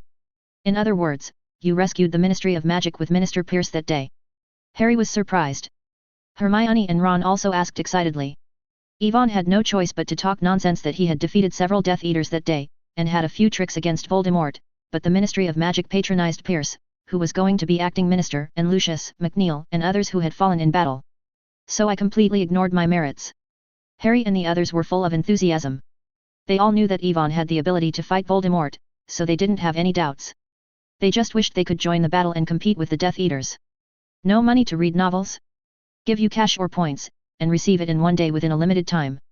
Follow the public number book Friends Base Camp, get it for free. The few people who yelled in the lounge quickly attracted the attention of the surrounding students. In addition, Harry and Ron didn't even realize they had to keep their voices down when they were talking, so within a few minutes, Yvonne everyone knows about participating in that battle and making great achievements. Yvonne rolled his eyes speechlessly. Originally, he had done such a big event behind the scenes. He was planning to keep a low profile in the near future, so as not to be suspected, and unexpectedly he would become the focus of everyone's attention. However, it is not a big problem to put on the name of a war hero. As long as he unifies his testimony at Knockdown Alley, no one can break him down, and he can also explain his sudden disappearance that day. It was so noisy and spent all morning in the lounge. Just as Yvonne and others were about to go to the auditorium for lunch, another shocking news came. Umbridge, a senior investigator of the Ministry of Magic and a professor of defense against the dark arts class, was arrested on suspicion of collaborating with demons. The Auror who came to arrest people has entered Hogwarts. Hundreds of little wizards who received the news gathered excitedly around the auditorium to watch the excitement. Umbridge, who was originally arrogant, has now changed his appearance. www.mdlnovel.com. The round and flat face resembling a toad is full of horror, and the big red robe is pulled torn. But even with this downfall, Umbridge still didn't mean to accept his fate. Let go of me, I am a senior investigator who the Minister of Magic personally confessed. You have no right to arrest me. Ms. Umbridge, in fact, you are no longer a high-level investigator, and the order to arrest you was signed by the Minister himself. Flex put on an official business appearance, with a faint sarcasm in the corners of his mouth. Look. Oh, yes, by the way, the current acting minister is Mr. Pierce. The expression on Umbridge's face suddenly froze.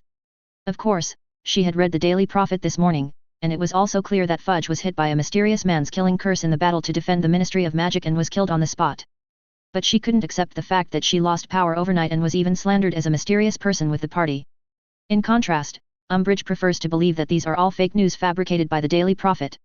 Minister Fudge is still safe, waiting for him to report on his work in the Ministry of Magic, and the two Aurors are Dumbledore bought it and wanted to forcibly seize himself. Chapter 814, The so-called acting minister is. It's a pity that no matter how much Umbridge's brain supplements, it can't change the reality. Dawlish is fed up with her unreasonable troubles, and even winks at Ellison and Sunny. After several years of tempering, Ellison is no longer the adorable new Auror he used to be, and he looks very capable in his dark standard robe. After seeing Dawlish's suggestion, Ellison immediately understood, and with a straight face, he and Sunny set up Umbridge and forcibly dragged away Umbridge. You are slander. I didn't take refuge in a mysterious person, I'm innocent. Let go of me. I want to see Minister Fudge. Umbridge's roar continued to echo in the hall. Seeing Umbridge being forcibly dragged away by the Auror, the little wizards present all sighed. George and Fred took the lead in cheering and set off fireworks in the auditorium, suggesting that everyone be well tonight celebrate. Several professors rarely stopped George and the others from making mischief. Although they didn't say anything on the surface, everyone could tell that they were in a good mood, but because of the status of the professor, they couldn't applaud in person. Richie saw him off. Trelawney cried with excitement. Umbridge's arrest meant that the previous review was invalid. She could finally return to her post without worrying about being kicked out of Hogwarts. Standing in the crowd, Yvonne was very calm, because the arrest of Umbridge was ordered by him personally, so there is no surprise. Now it seems that Pierce's reaction was fairly quick. He removed the positions of Deputy Minister and Senior Investigator of Umbridge so quickly, and he also gave the other party a demon hat. It is foreseeable that Umbridge's future can only be spent in Azkaban. After watching this good show, the little wizards gathered in the foyer returned to the auditorium to enjoy today's lunch. During the meal, Harry and the others were still talking about Umbridge's embarrassed appearance when he was taken away, and they had more confidence in the reorganized Ministry of Magic. After all, Pierce, the new Minister of Magic, has a completely different attitude towards Voldemort from Fudge. He behaves very tough, saying that he will start a war. He looks like he will fight the Dark Lord to the end, and even shouted out who can catch it. The Dark Lord is the slogan of the next Minister of Magic. It would be great if the Aurors could catch the mysterious man sooner. My mother has always been worried about my safety and is not at ease letting me stay in school. Seamus complained while cutting a steak. You should tell your mother that Hogwarts is the safest place in the world of magic. With Professor Dumbledore, the mysterious people would not dare to come in. Ron vowed to say, then his eyes turned to the prophet. In the daily newspaper, said with a sigh. It's a pity that we don't know where the mysterious man is hiding now. If we can provide information, the Ministry of Magic will reward us with a full 10,000 gallons. Ron looked at the huge rewards posted in the newspapers with enthusiasm, which was enough for him to buy a firebowl to shine in this year's Quidditch competition. Hermione on the side glanced at him and said angrily. Don't think about it, Ron, the mysterious person is not so easy to deal with, we better not expect to meet him. Harry also nodded. The last meeting with Voldemort in the cemetery left him with lingering fears, and the power displayed by the other party was simply beyond their reach. Ron also knew that he couldn't be the opponent of the mysterious man, and he couldn't help being a little frustrated, then turned his head to look at Yvonne, and offered to say. By the way, Yvonne, you might try. If you help the Auror catch the mysterious person, you will be the next Minister of Magic. Book Friends Welfare www.ndlenovel.com. You can get cash or points, as well as iPhone 12 and Switch waiting for you. Follow the VX public account Book Friends Basecamp to get it. Not interested? You might as well worry about this year's OWL exam if you have this leisurely mind. Yvonne waved his hand short of interest, and being a Minister of Magic is not necessarily a good thing. Dealing with trivial things every day, it's boring.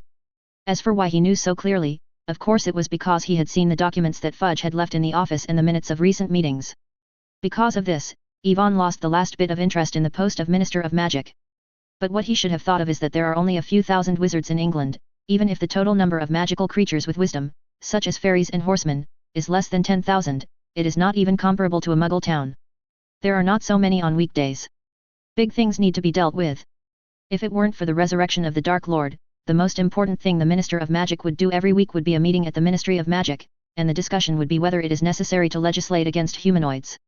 After arguing for hundreds of years, there is no clear deterministic issue. No wonder the former Minister Fudge was all about fighting for power, but he was all idle. Ivan shook his head.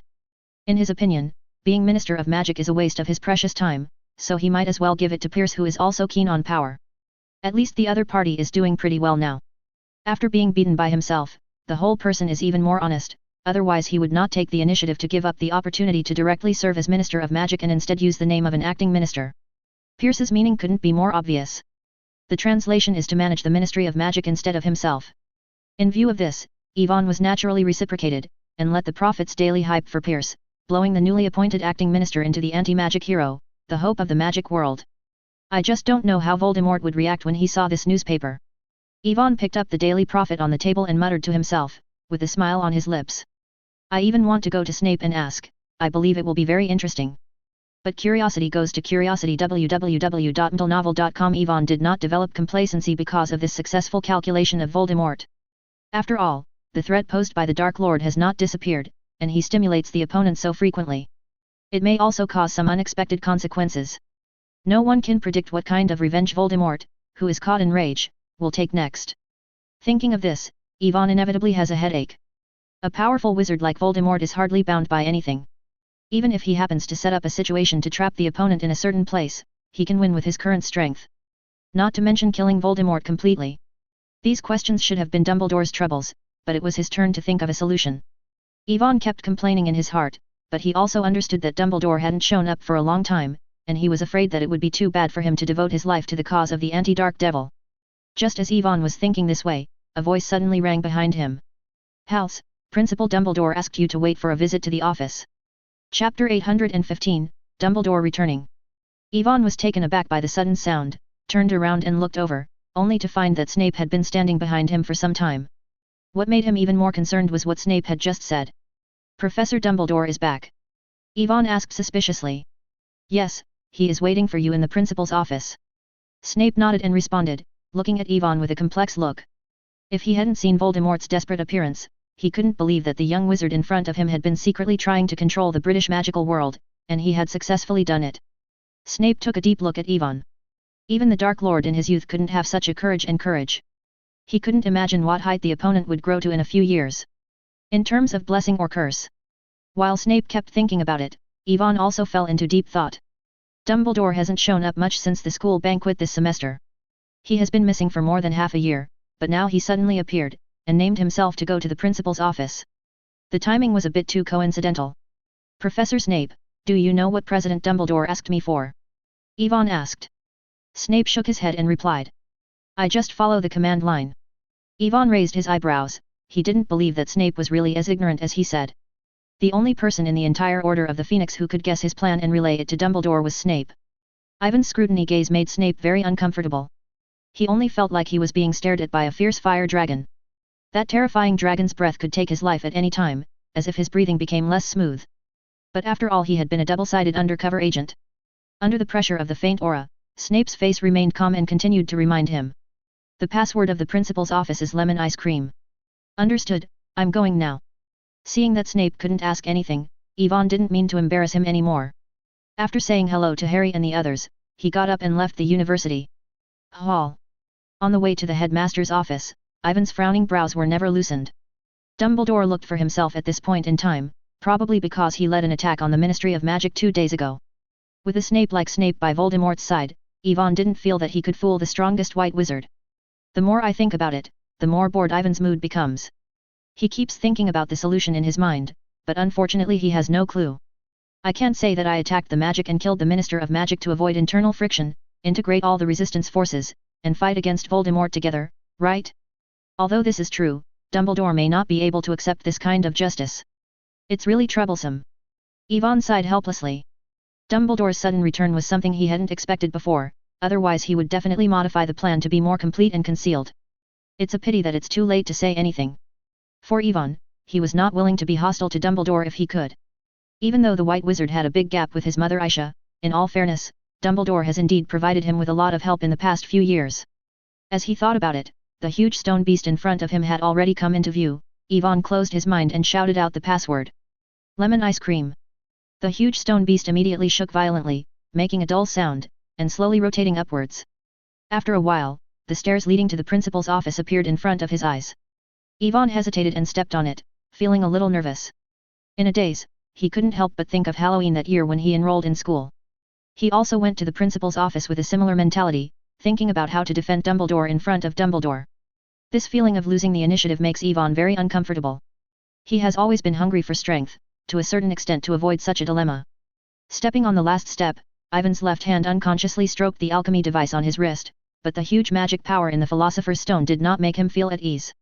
He knew very well that with his current strength, he didn't have full confidence in Voldemort, let alone Dumbledore who could suppress the Dark Lord one-on-one. The worst thing is that in Hogwarts, he can't use Phantom Shift, but Dumbledore can use the power of Phoenix to teleport. If he loses, it may be difficult to escape. Ivan took a deep breath, opened the door and entered, and a slightly hoarse voice rang. You are here, Halls. Ivan turned his eyes away. Dumbledore, who hadn't seen him for half a year, was sitting on the table and chair behind the office, but he looked very different from the last time he met. His eyes were deeply sunken, his beard and hair were messy, right. A piece of scorched black skin was faintly visible on his neck. He is dying. The first time I saw Dumbledore, this thought came to Ivan's mind, but after meeting those azure blue eyes, Ivan put the thought behind. The eyes are the window to the soul. After mastering the mind of the goddess, Ivan can easily see the other side's thoughts and mental state from the eyes of a wizard. And Dumbledore's situation was very strange, his body was withered and decayed, his mood was low, but his mental state was better than ever. Just looking at each other made him feel trembling. Ivan has a hunch that if he fights now, he will definitely be the one who will die. Back to the light? Ivan was thinking silently in his heart, walking on the bright side without stopping, walked straight to the desk, and asked. Long time no see, President Dumbledore, did you ask Professor Snape to come to me? Also, your physical condition doesn't seem to be very good. Do you need me to inform Madame Pomfrey? Ivan added tentatively. No, although it is offensive to say that, I am afraid that Mrs. Pomfrey can't help me. Dumbledore said briskly, seemingly not worried about his body at all. He stretched out the intact left hand. www.ndlenovel.com motioned Ivan to sit down, and then made a gentle suggestion. Would you like a cup of hot coffee? After Dumbledore's voice fell, 2 cups appeared in front of them out of thin air, filled with hot coffee. In such a cold winter, it is undoubtedly a pleasure to be able to sit in front of a roaring fireplace and drink a warm cup of coffee. But Ivan didn't have that thought at all, but he was a little surprised by Dumbledore's attitude. Before entering the principal's office, he had anticipated how Dumbledore would view himself. Probably anger, disgust, and disappointment. However, Ivan can't see the slightest similar emotion on the opponent's face now. Dumbledore's face is very peaceful, and his azure blue eyes are like the black lake outside the school, and there is a deep calm in the calm. Terror. Chapter 816, The Contradiction That Can't Be Resolved. After a brief distraction, Ivan picked up the cup on the table and took a sip. The hot liquid went straight down the throat and quickly poured into his stomach. The rising heat gradually dissipated the winter cold, slightly bitter taste. Still on the tip of the tongue, Ivan's spirit was refreshed. Dumbledore, who was directly opposite, also took a sip while holding the cup, and then suddenly asked. What do you think of the magic world now? Halls. Dumbledore's words made Ivan stunned. He didn't quite understand why the old professor suddenly turned the topic here, but after thinking about it, he still replied. Professor, I think the current political system of the British magical world is too rotten and backward. Some laws were even formulated hundreds of years ago. They have long been unable to adapt to the current era and urgently need to make changes. You may not know it, but I met many poor wizards in Knockoff Alley. Some of them don't even earn 10 gallons a month. Even basic living is a problem. This is obviously unreasonable. Ivan talked freely. Muggles are rich and poor, and so are wizards. Dumbledore said noncommittal. But wizards are different from muggles. The magic they master can be used in more important places. They can also live a better life with their own abilities, instead of being a handyman or a handyman in a place like Knockoff Alley. It's a thief. Ivan retorted seriously. He did not agree with Dumbledore's statement. In Ivan's opinion, any wizard who knows magic can create value far beyond ordinary muggles. They can use magic to make an object magnify, shrink, float, deform according to their own minds. A clever wizard can even create an independent space. Such power can play an important role in many places. If it can be combined with the power of Muggle technology, it will be enough to trigger the next work revolution and greatly improve the living standards of all mankind. As for the conflict between industrial objects and magic, in Ivan's opinion, it is not impossible to solve. In fact, many wizards have made similar attempts, such as the flying motorcycle of Sirius and Hagrid, and the magic car modified by Arthur Weasley. All this shows that it is absolutely feasible to combine magic and technology. The only problem is that these creations are powered by the magic power of the driver. Muggles cannot be used and it is difficult to popularize. However, most wizards use fireplaces and phantom shifts, and there is no need for so-called vehicles. This may also be the reason why the crystallization of technology and magic is so brilliant, but few people choose to conduct in-depth research in this area. But this happens to be a topic that Nicole LeMay has been studying in his later years.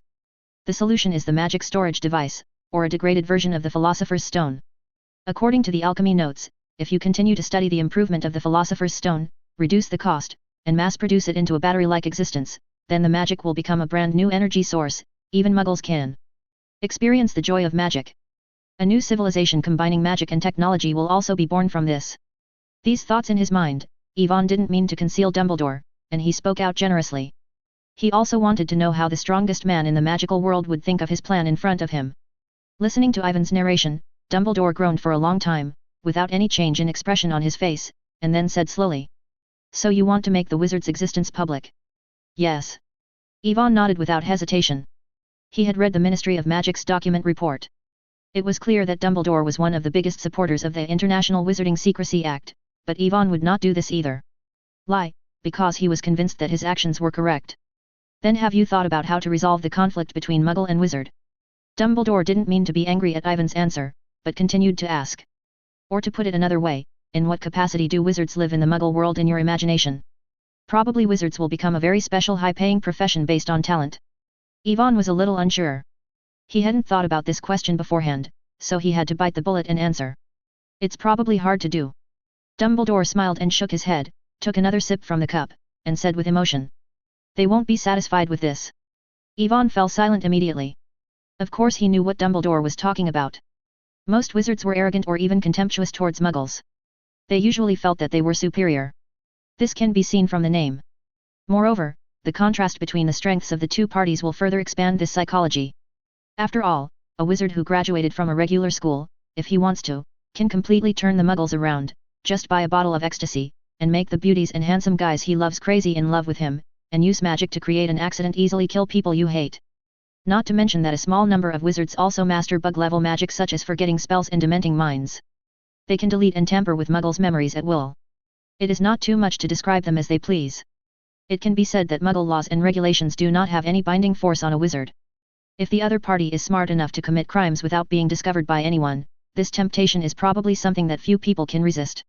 What if we register all wizards and manage their spellcasting behavior? Yvonne said unwillingly. No wizard will give up the right to cast spells freely, and the Ministry of Magic has no ability to manage those adult wizards. Dumbledore put down his teacup www.ndlenovel.com and looked at Yvonne and said seriously. In fact, every once in a while, there will be some wizards who cannot bear the temptation and act recklessly in the Muggle world. The Ministry of Magic has to make great efforts to deal with these vicious events every year. If you can't guarantee that all wizards are willing to abide by order, then publicizing the existence of the magic world will only intensify the contradiction between wizards and Muggles, and ultimately evolve into war. Dumbledore's words are very sharp. He has experienced the catastrophe decades ago. He knows the thoughts of most wizards and understands that many Muggles are very afraid of the power of wizards and are hostile to it. Attitude: it is not so easy to eliminate this contradiction. This can be analogized to the problem of immigration between different races, but it is 100 times more complicated and intense. As long as a few wizards are hostile to Muggles' wanton crimes and cause chaos, the conflict between the two sides will intensify. According to the lessons of history, there is a high probability that it will evolve into war or massacre. Whether it is Muggles or wizards that ultimately die, it is not. He would like to see. Chapter 817, International Wizarding Secrecy Act. Dumbledore's words were like a sharp sword, shattering Ivan's superficial knowledge of the magic world, allowing him to re-examine the contradiction between the wizard and the Muggle. But the more I think about it, the more confused Yvonne is, because he has no idea how to solve this problem. After all, the wizards are not united, but scattered all over the world, each with its own ideas, and even the most basic decision-making cannot be unified. Even if he can achieve certain results in England in the future, it will be of no avail. The trust he has built so hard may be destroyed by violent wizards somewhere. This is just the trouble caused by the wizards. In comparison, the Muggles' thoughts are even more troublesome. As an ordinary person, suddenly knowing that there are wizards in this world, they will use all kinds of magic and can easily play with themselves in the applause. What kind of ideas will emerge? Envy, jealousy, or fear or hostility? What else will those in power think? Will they regard the power of wizards as a threat, and feel jealous, or even regard the suppression of wizards as a means to please the voters? Thinking of this, Ivan's brows wrinkled involuntarily, and he had a vague answer in his heart. Differences caused by different races, religions, genders, nationalities, and countries can even cause people to discriminate against each other, speak bad words, and even trigger wars. What's more, wizards and muggles are fundamentally different. Being born with magical talent is certainly an advantage, but this advantage can easily evolve into arrogance, and eventually form a theory of pedigree. No, it should be said that similar ideas have been accepted by many wizards.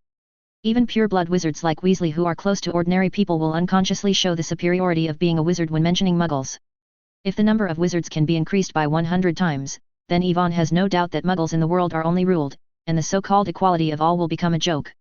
But it is a pity that the group of wizards is only a minority after all, and the number of muggles is at least tens of thousands of times that of wizards. They are the real masters of this world. At the same time, the crowded muggles cannot endure the threats posed to them by wizards as a minority. This sense of fragmentation may be the root cause of the outbreak of war. That's why. Yvonne muttered to himself. He had always believed that the existence of the secrecy law largely caused the magic world to lack communication with the outside world, so he set himself up. Now it seems that the advantages of this law outweigh the disadvantages. Because it separated the world of muggles and wizards and eliminated the possibility of large-scale conflicts, it is no wonder that this law has been unanimously recognized by the magic world of all countries and continues to this day. It seems that you have already understood that you are protecting both muggles and wizards. This is the key to their peaceful coexistence with us. Dumbledore said solemnly. Yvonne nodded. His previous thoughts were indeed not comprehensive enough. He thought the problem too simplistically and ignored many important things. Of course, this does not mean that Yvonne agrees to continue to implement the secrecy law. After all, wizards cannot hide their existence forever. From now on, it is better to try to contact and ease the conflict step by step than to be caught out suddenly in the future. At least now the wizard still holds the initiative. Yvonne was talking about his ideas tit for tat. In his opinion, it will only become more and more difficult for future wizards to hide their whereabouts, because wizards and muggles are not without any intersection. For example, in England, young wizards who have awakened their magical talents will receive a letter of admission from Hogwarts, and their families will also learn about the existence of wizards. Some of these people are kind to wizards, and there are Dursleys who hate demons and hate wizards muggles. Regardless of their choice, one thing is certain, they will actively or passively spread news about wizards in the muggle world. The magical world has not been exposed until now. It is entirely because the muggles' means of spreading the news are still very backward for the time being. In addition, the muggle government is helping to clean up and cover up the results. Otherwise, the employees of the Ministry of Magic will be too busy. The secrecy law has maintained this balance for more than 300 years. I think this has reached its limit. I am afraid that we will not have another 300 years. Yvonne said very seriously, unless the world of magic at the same time the wizards exercise stricter control, or they will face this big problem head-on for at most 50 years. Half a century seems to be a long time, but if you want to promote the communication between wizards and muggles, this time is obviously not enough. It is better to do it early than late. After possessing the Sorcerer's Stone, Ivan's lifespan has been greatly extended, and it is not a problem to live for hundreds of thousands of years, so other people can act as a shopkeeper and throw trouble to future generations to worry, but he can't. Even if the war between wizards and muggles will not break out 2 centuries later, he will eventually have to face it. Dumbledore listened quietly to Ivan's words, and neither agreed nor opposed. He was very clear that the secrecy law was only a stopgap measure, but he also understood what a change would bring. This will completely break the hundreds of years of tacit understanding between the Muggle government and wizards, and make the world into chaos and unknown. In the spacious principal's office, the atmosphere immediately condensed, and Dumbledore's eyes under his half-moon glasses stared at Yvonne closely. www.mdlenovel.com. His eyes were full of scrutiny. Yvonne didn't mean to shrink at all. He possessed a lot of magic power to squander at will, and he was already strong enough to rival the Dark Lord. Although he could not beat Dumbledore holding the old magic wand, the opponent was obviously injured and his fighting strength was definitely will be weakened. After a long stalemate, Dumbledore spoke slowly. You're right, Halls, the magic world needs some changes.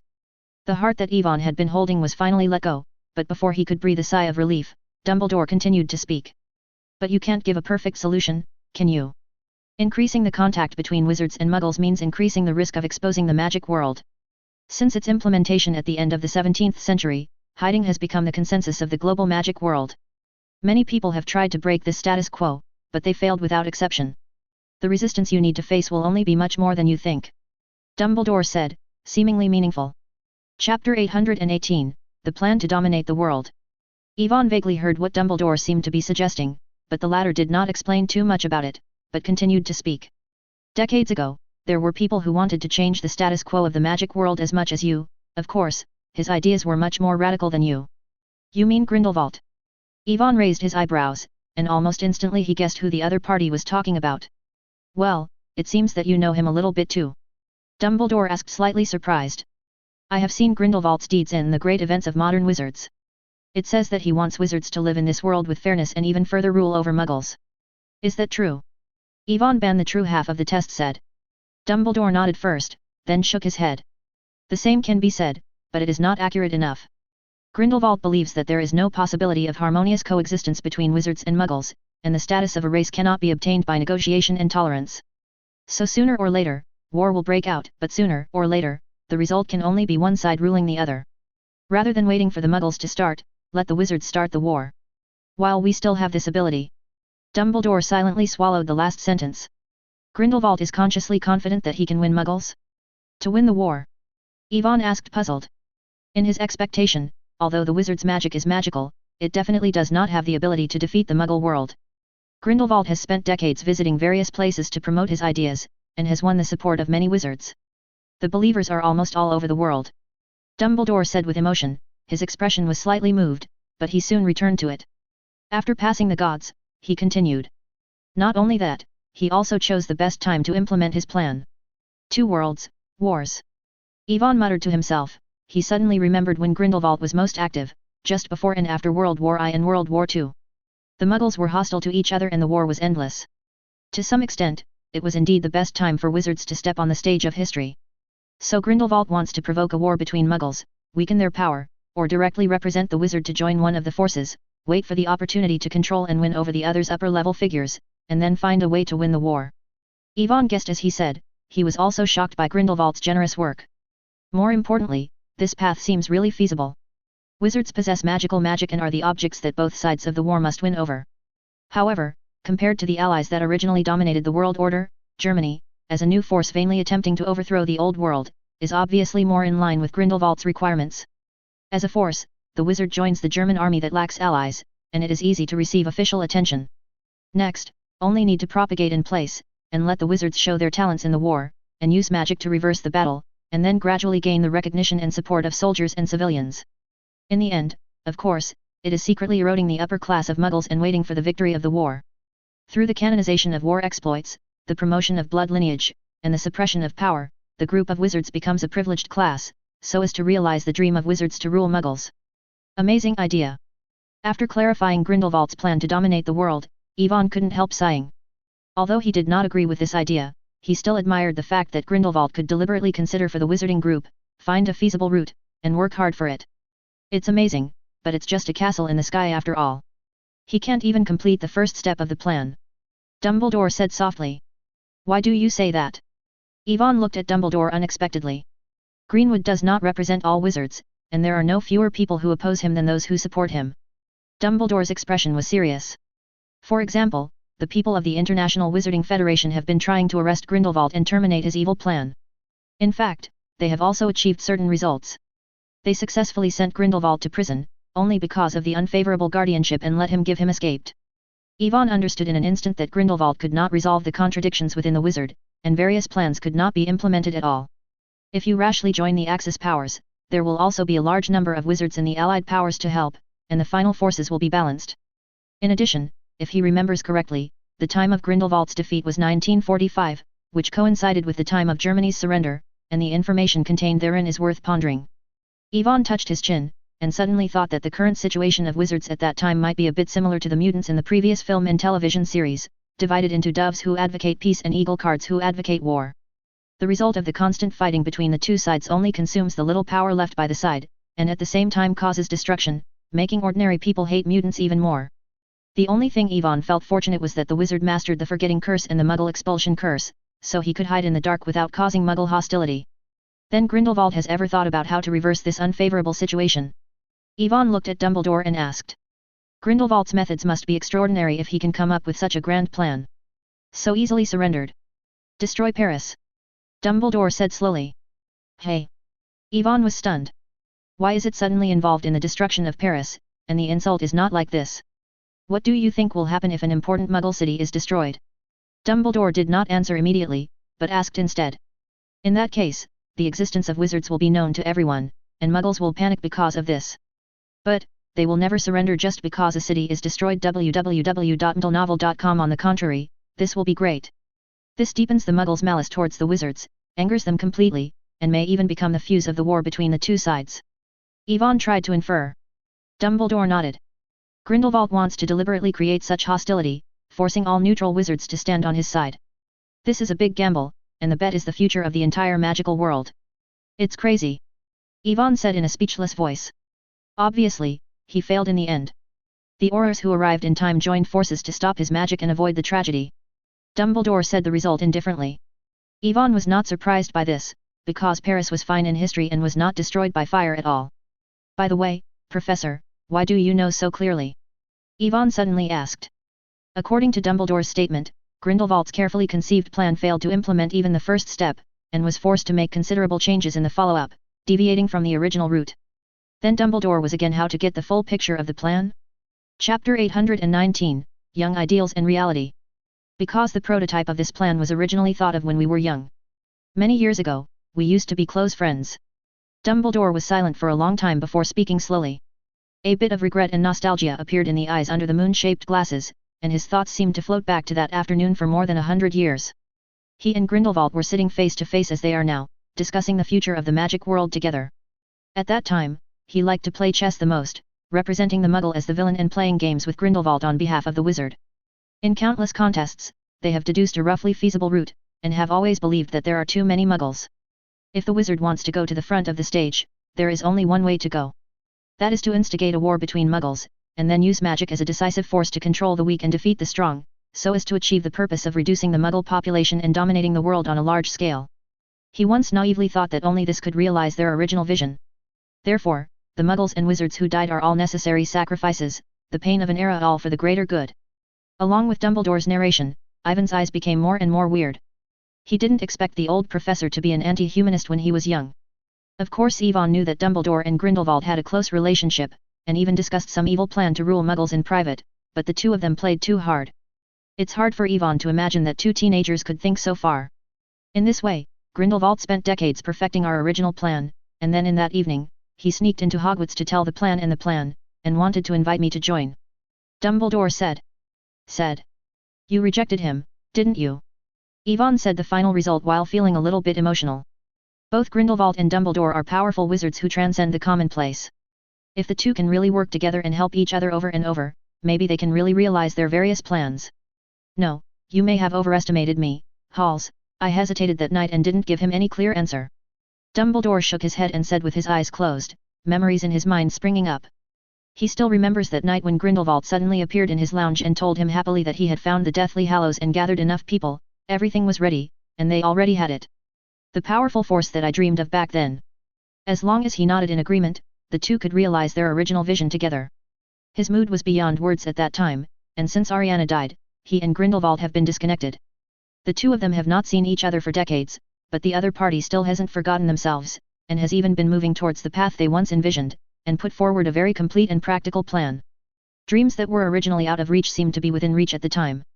As long as they are willing to work together to take a step forward. Therefore, Dumbledore hesitated and became excited, and did not immediately reject the other party's proposal.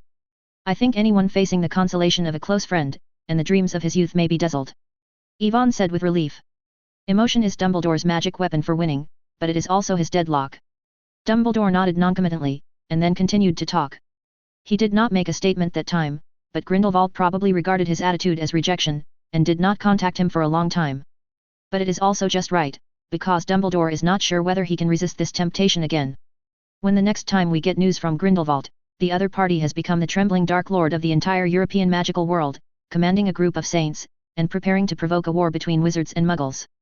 In the beginning, I didn't have the idea of being hostile to him. We also vowed never to confront each other. Although Grindelwald's ideas were too radical, I stubbornly believed that this could be a way out of the magical world.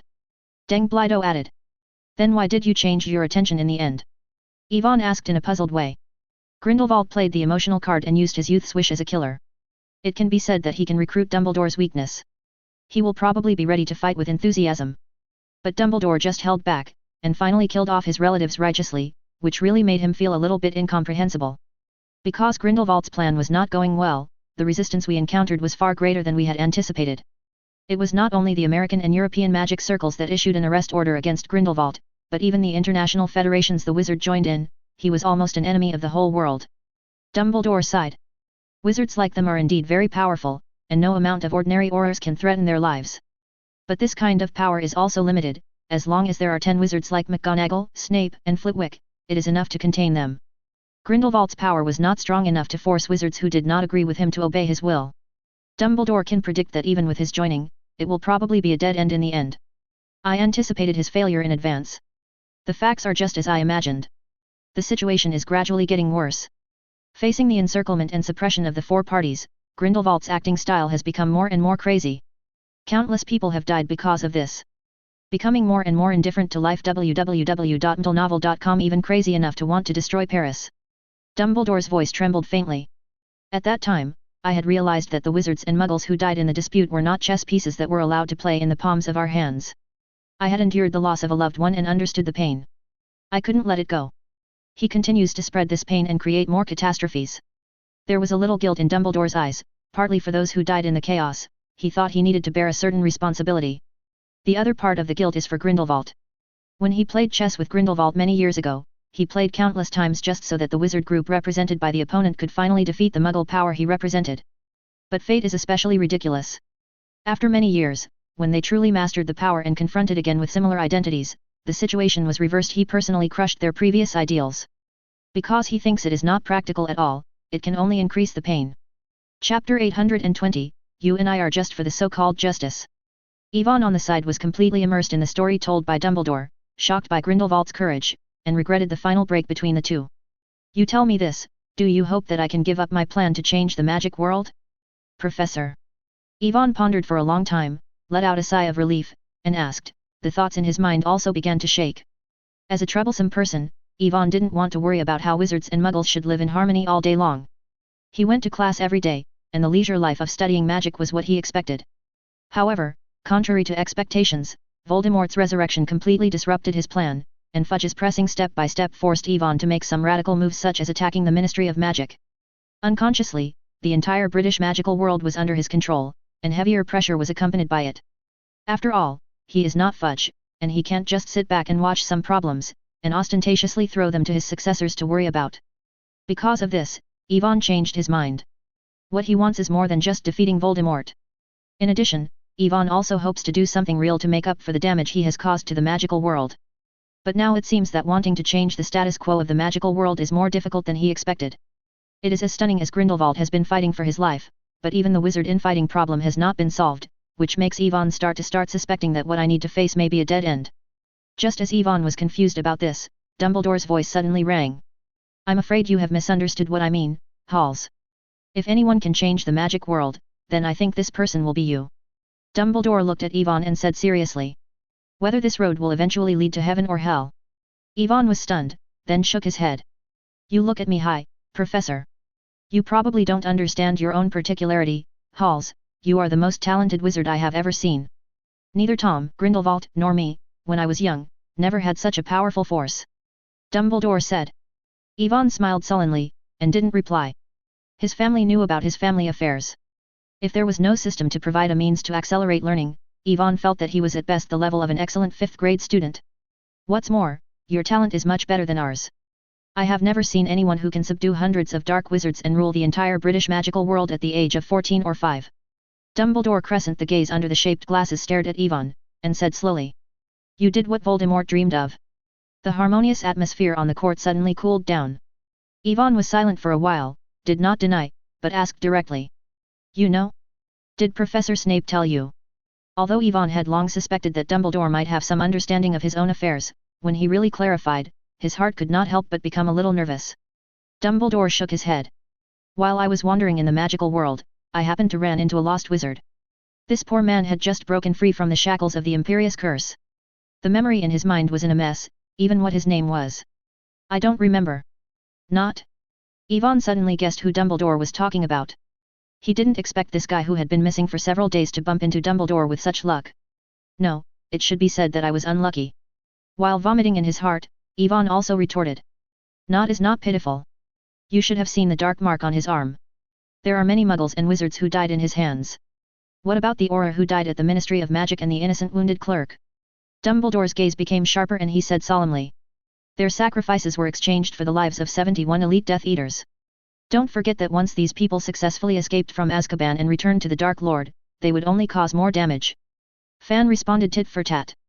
You could have ended the lives of those Death Eaters in Azkaban, instead of taking someone into the Ministry of Magic to kill the current minister, causing dozens of innocent Aurors to die as a result. Dumbledore faintly angry, the white beard fluttered slightly under the magical shock.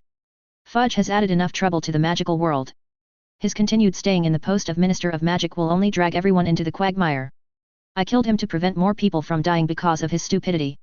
Yvonne said firmly, without any concessions.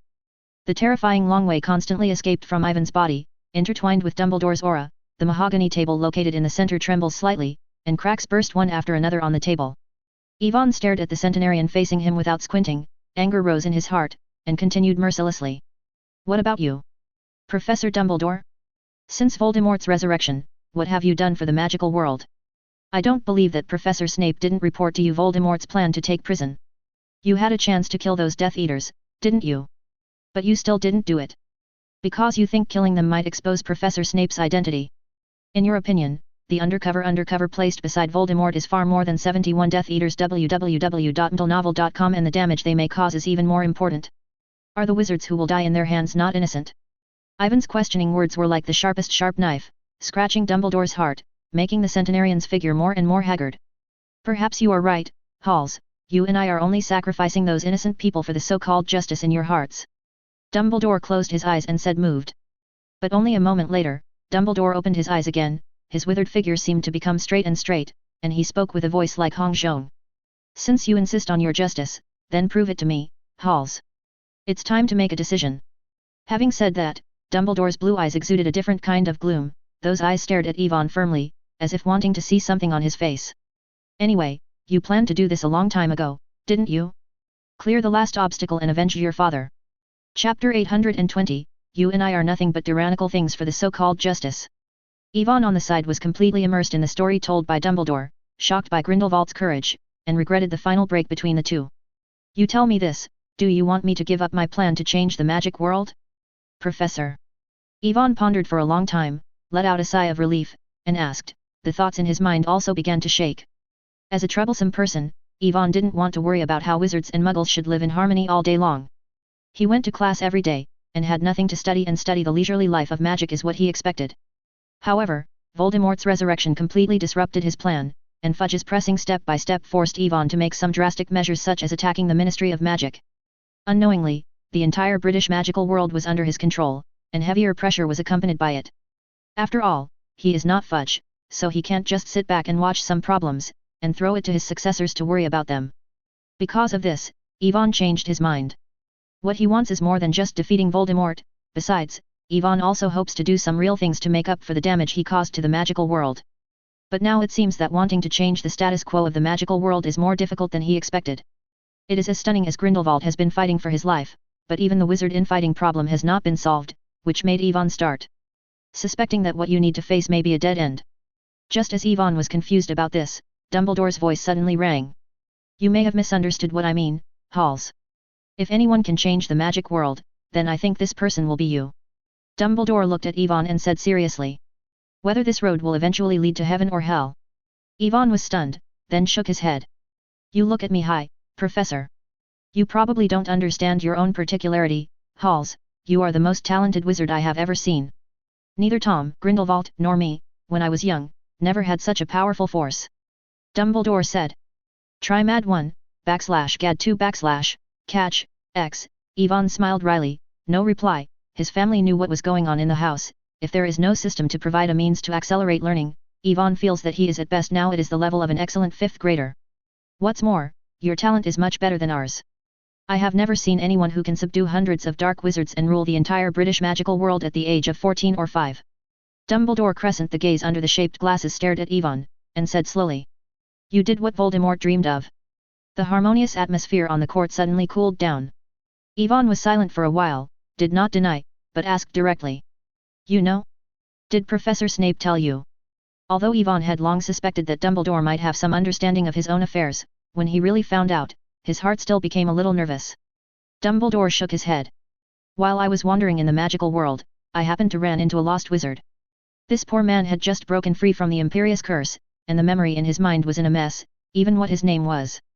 I don't remember. Not? Ivan suddenly guessed who Dumbledore was talking about. He didn't expect this guy who had been missing for several days to bump into Dumbledore with such luck. No, it should be said that I am unlucky. While spitting out in his heart, Ivan also retorted. Not is not pitiful. You should have seen the dark mark on his arm. There are many muggles and wizards who died in his hands. What about the Auror who died at the Ministry of Magic and the innocent wounded clerk? Dumbledore's eyes became sharper and he said seriously. Their sacrifices were exchanged for the lives of 71 elite Death Eaters.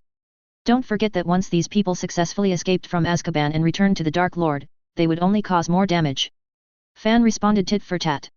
You could have ended the deaths of those Death Eaters in Azkaban, instead of taking people into the Ministry of Magic to kill the current minister, causing dozens of innocent Aurors to die as a result. Dumbledore faintly angry, the white beard fluttered slightly under the magical shock. Try Mad 1, /Gad 2 / Catch, X. Fuji has added enough trouble to the magic world, and his continued staying in the post of Minister of Magic will only drag everyone into the quagmire. I killed him to prevent more people from dying because of his stupidity. Ivan said firmly, without giving way to the slightest. The terrifying dragon power constantly escaped from Ivan's body, intertwined with Dumbledore's aura, and the mahogany table in the center trembled slightly. www.mtlnovel.com. The tabletop broke apart one after another. Crack. Ivan stared at the centenarian facing him without squinting, anger rose in his heart, and continued mercilessly. What about you? Professor Dumbledore? Since Voldemort's resurrection, what have you done for the magical world? I don't believe that Professor Snape didn't report Voldemort's plan to take prison to you. You had a chance to kill those Death Eaters, didn't you? But you still haven't done it. Because you think killing them might expose Professor Snape's identity. In your opinion, the undercover placed beside Voldemort is far more than 71 Death Eaters and what they might cause. Destruction is more important. Are the wizards who will die in their hands innocent? Ivan's questioning words were like the sharpest sharp knife that struck Dumbledore's heart, making the centenarian's figure more and more withered. Perhaps you are right, Halls, you and I are just sacrificing those innocent people for the so-called justice in my heart. Dumbledore closed his eyes and said moved. But only a moment later, Dumbledore opened his eyes again, his withered figure seemed to rise upright all of a sudden, and he spoke with a voice like Hong Zhong. Since you insist on your justice, then prove it to me, Halls. It's time to make a decision. At this point, Dumbledore's azure blue eyes exuded a different kind of gloom, and those eyes stared at Ivan firmly, as if wanting to see something on his face. Anyway, you planned to do this a long time ago, didn't you? Clear the last obstacle and avenge your father. Chapter 821, Phoenix Blood. In the evening, Ivan stepped out of the principal's office with a black face. Behind him, the ferocious stone beast sank slowly, making dull noises. Glanced back at the closed stone gate, Ivan sighed involuntarily. As expected, Dumbledore could not accept his ideas at all. Or to put it another way, I can't accept myself gathering crowds, killing people, and abusing black magic in the name of justice. Ivan is very clear about how many crimes he has committed. If he is tried by the arbitration tribunal, he estimates that he will have to stay in Azkaban for a lifetime. Dumbledore didn't do it on the spot when he was in the principal's room, just because it was Hogwarts. If they choose to fight here with their strength, it will definitely cause incalculable damage. Not to mention that it's not the Christmas holiday. There are hundreds of teachers and students in the castle. It would be no good if someone was attracted by the magic wave of battle and caused accidental injuries. This is not what Dumbledore wanted to see, nor did it meet Ivan's wishes. So this duel should have been delayed until the Christmas holiday. In addition, they also need to find a place where they will not be disturbed as a battlefield. What are you thinking about? Dumbledore. Ivan walked slowly in the corridor of the castle, thinking about the scenes of their conversation in the principal's office just now, vaguely a little strange. Dumbledore actually told him all of Grindelwald's plan to dominate the world, and the details were very unreasonable. If you just want to warn yourself, you don't need to do this at all. Isn't he worried that he will reproduce Grindelwald's actions in the future and start a war between muggles and wizards again? Ivan frowned, then turned his gaze to the two glass bottles in his left hand, which Dumbledore had handed to him before he left the principal's office. There are wisps of white smoke floating in one of the glass bottles. As a master of panic, Ivan of course can see that this is a thread of memory, and it is likely to be related to his father. The other glass bottle is filled with crimson blood. If you look carefully, you can see that the blood is glowing with light golden fluorescence. Try Mad 1, /Gad 2 /Catch, X, this is the blood of the phoenix. Yvonne didn't quite understand why the White Wizard gave this thing to himself at first, but when he thought of the words the other party said, he understood a little bit. Dumbledore is an extremely contradictory person. On the one hand, he witnessed the rise of Grindelwald and Voldemort with his own eyes, and he did not want a third Dark Lord to appear in the magical world.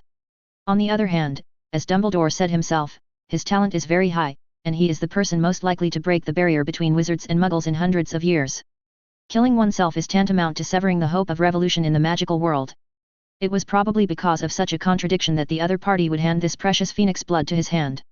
The meaning of is also very obvious.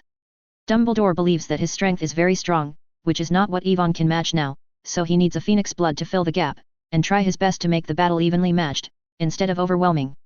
Really confident enough? Yvonne muttered solemnly.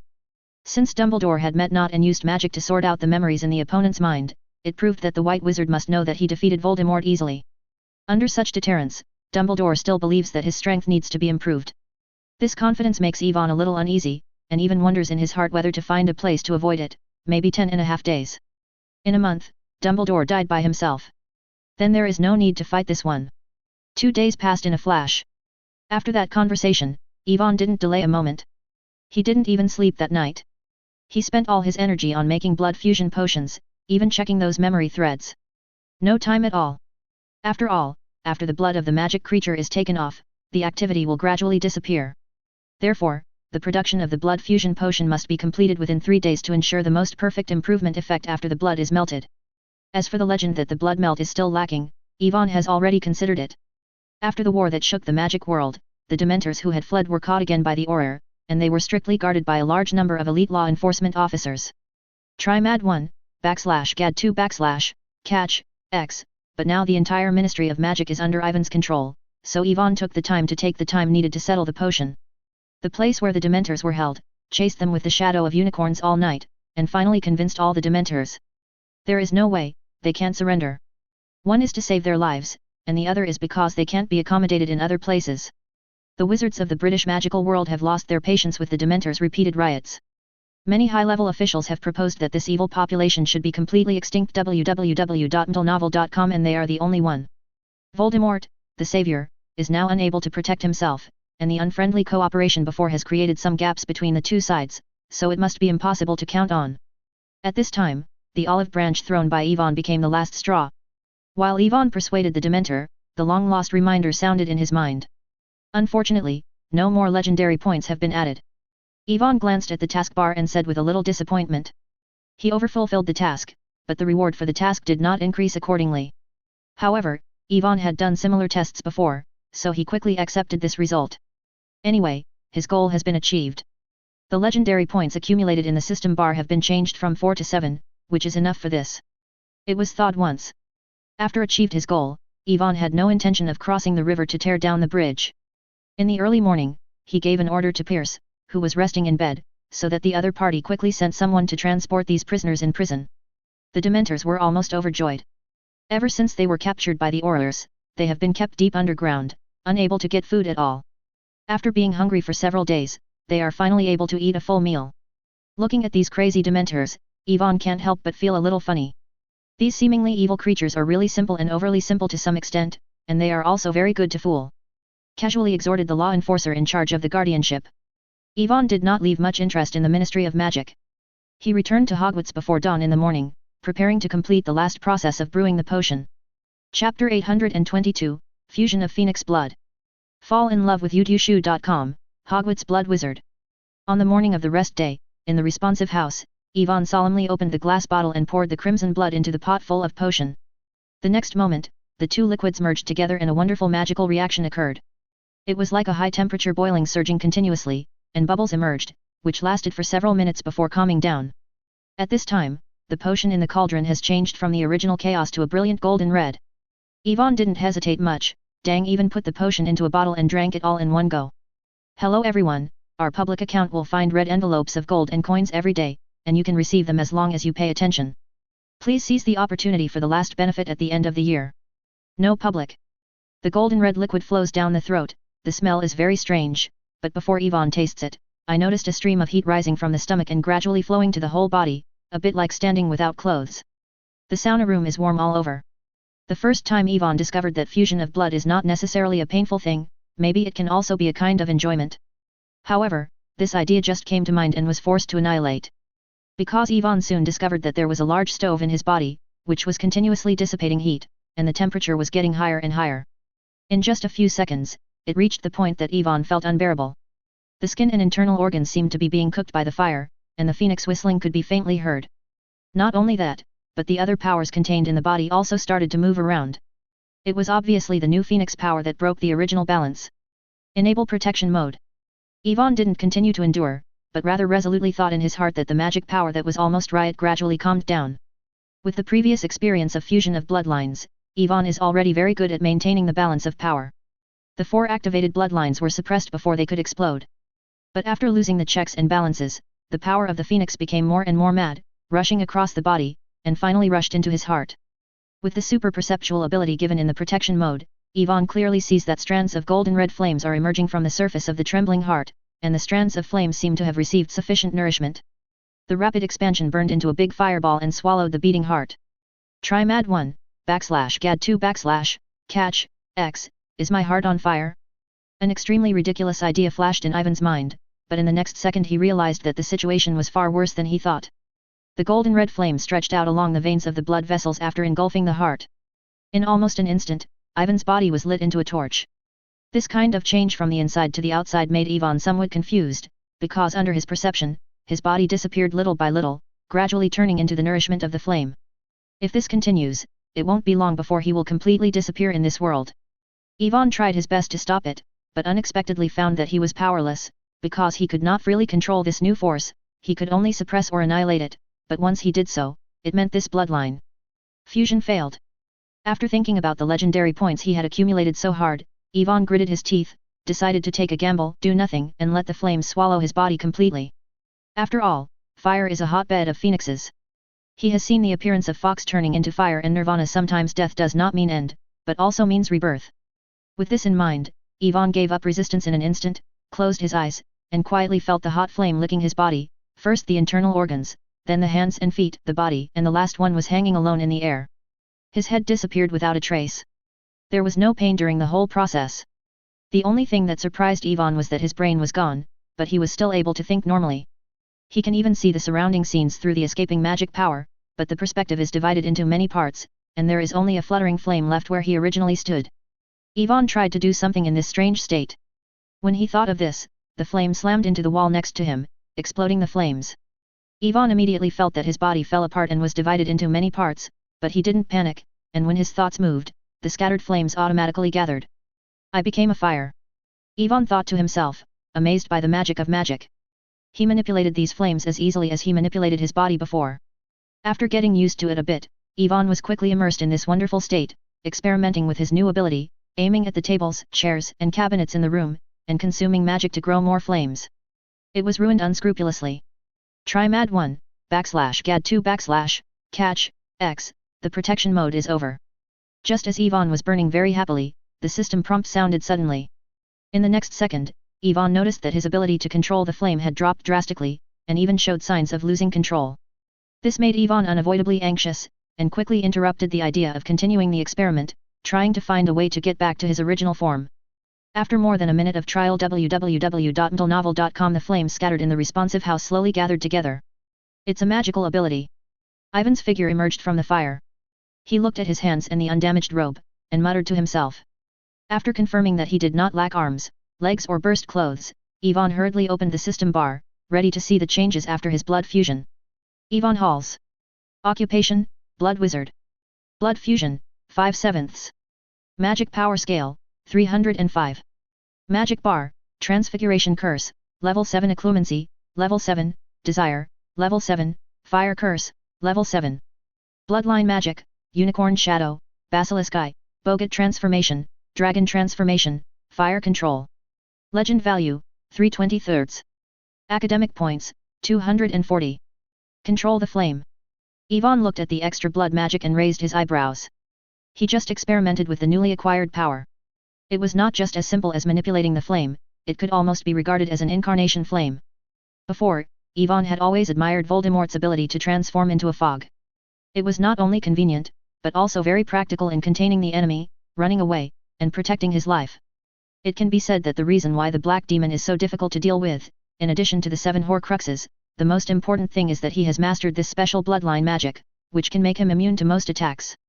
Now that he has finally obtained similar abilities, although it may be inferior in concealment and containment, the flame is much stronger than the Black Mist in terms of lethality. Chapter 823, The Control is Fierce. Yvonne is very satisfied with his newly acquired abilities, but he expects more than that. Since he can control the flames, I don't know if fierce fire will work. Thinking of this, Yvonne started experimenting with excitement, gently waved his wand, and a small group of heart-pounding flames floated out of the tip of the wand. What surprised Yvonne a little was that there was a bit of gorgeous gold in the original red flame. Is it because of the phoenix blood? Yvonne realized this as soon as his thoughts turned. If he remembers correctly, the flame whip used by Voldemort with Dumbledore's multiple injuries last time was the same color. Just as Yvonne was thinking about it, the red fierce fire had completely turned into red gold. But this change did not stop, a cold breath escaped from Ivan's body, and the red gold flame changed again, and strands of white fireworks emerged, transforming the fierce fire into a weird one. Off-white. Sensation just floated in the room of responsiveness. Just looking at Yvonne, he felt a palpitation deep in his soul. He was very surprised why his Li Huo suddenly changed to this appearance. Besides the phoenix blood, are there other powers that can affect Li Huo? Yvonne frowned and didn't understand, but unfortunately the changes in the fierce fire only lasted a few seconds before it was over. If it takes a little longer, or if he just happens to be in the protection mode of the system, he might be able to see it. What's going on? Since I don't understand it for the time being, Yvonne didn't mean to continue struggling. Li Huo is essentially the manifestation of the wizard's inner tyranny and killing emotions. The strength and state of the Li Huo summoned by different people will be different. For example, Grindelwald's fierce fire is faintly blue, and now it doesn't seem to be a big deal for his own flame to turn off white. Not to mention that Yvonne can clearly perceive that this fierce fire after the mutation has increased a lot compared to the original version, it has become more threatening, and more difficult to control. Yvonne tried his best to command the Sensen white flame to surround him, changing into the form of a shield, a whip, or a sword. After spending some time to become proficient, Ivan's control of Li Huo became more and more smooth. Stand up. Sure enough, his previous guess was correct. The ability to control fire is also useful to Li Huo. Try Mad 1, /Gad 2 /Catch, X. After getting used to it, Yvonne tried to raise the wand, and the alchemy device on his wrist suddenly emitted waves of magical power, and the flames quickly the swelling swelled and turned into a fiery long sword tens of meters long, and it was cut down in the air. A fierce roar immediately sounded, and the tyrannical fiery long knife cut a deep crack on the hard ground. Not only that, the white flames continued to engulf the floor to grow by itself, expanding the crack. The surrounding space also vibrated, and it seemed to become unstable. Because I was worried that Luo would destroy the entire House of Requests, after Yvonne experimented with specific powers, he quickly cast a spell to extinguish all Luo summoned. My current strength is probably not weaker than what I showed that night. Yvonne muttered to himself, looking at the traces destroyed by the fierce fire. With his current strength, if he can return to the night of Knockdown Alley, I am afraid that there is no need to waste 5 legendary points. Turning on the protection mode of the system is enough to knock the Dark Lord back. The most important thing is that with the Philosopher's Stone, his battery life will not have any problems, and there will be no more 1-minute limit. It's just that Yvonne was not happy for long, because he knew that what he had to face now was no longer the Voldemort who was shrunk in the safe room and did not dare to appear, but Albus Dumbledore, the strongest white wizard in the magical world. The man who defeated the first Dark Lord Grindelwald in the magic world and counted Voldemort to death in the original time and space. Yvonne never underestimated Dumbledore because of his amiable attitude. Judging from the information obtained from the original time and space, Dumbledore was able to suppress Voldemort one-on-one, even with Harry as a burden. Can smoothly repel the Dark Lord. It can also be seen from the verbal confrontation between the two that Voldemort was very afraid of Dumbledore, otherwise he would not dare to approach Hogwarts at the peak of his power. However, Yvonne believes that he also has the ability to defeat the Dark Lord now. If Dumbledore's power is only as shown in the original time and space, there is no need to be afraid. What is his support, old magic wand? Yvonne thought to himself, feeling a little uneasy in his heart. Dumbledore was too confident enough to hand over the phoenix blood to himself to increase the enemy's strength before the battle. Try Mad 1, /Gad 2 /Catch, X. Yvonne recalled the powerful aura he felt from the White Wizard at the beginning of school, and also thought of Dumbledore's frequent play and disappearance in the past 2 years. There is a guess. Did he accidentally unlock the secret of the Deathly Hallows? Gained power from it? Yvonne thought silently in his mind. In the original time and space, only Dumbledore and Harry had obtained the 3 deathly sacred objects at the same time, but they could not gather all the 3 sacred objects at the same time. Before Dumbledore got the Resurrection Stone, he exchanged the invisibility cloak to Harry, so he only had 2 sacred artifacts at the same time when he had the most hands. www.mdlenovel.com. Not to mention Harry, before he died, he casually threw the Resurrection Stone in the Forbidden Forest, completely losing the possibility of gathering 3 holy artifacts at the same time. But the current situation is a bit different. The invisibility cloak has been missing for more than a year. Maybe it was with Dumbledore. Literature bxwx.co. Of course, Yvonne didn't believe that the White Wizard would take the initiative to steal Harry's invisibility cloak, but what if it was forgotten somewhere by Harry, and then Dumbledore retrieved it? Exploring the power of the Deathly Hallows is Dumbledore's lifelong wish. With the countdown to life, faced with the temptation to gather 3 sacred artifacts at the same time, would Dumbledore choose to temporarily seize the invisibility cloak for a period of time and privately study the power of the Deathly Hallows?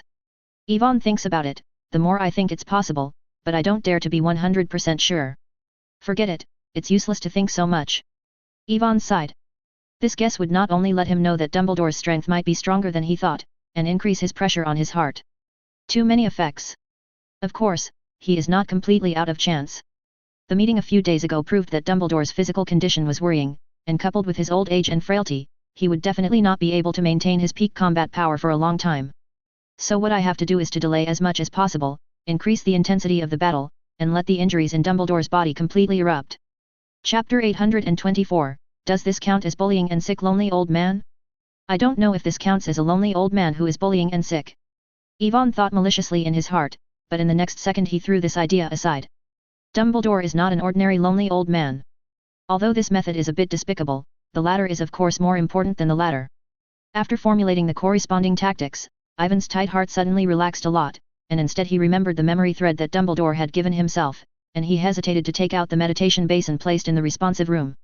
A few days passed in a flash, the Christmas holiday had come, and the crowded and lively castle suddenly became extremely deserted.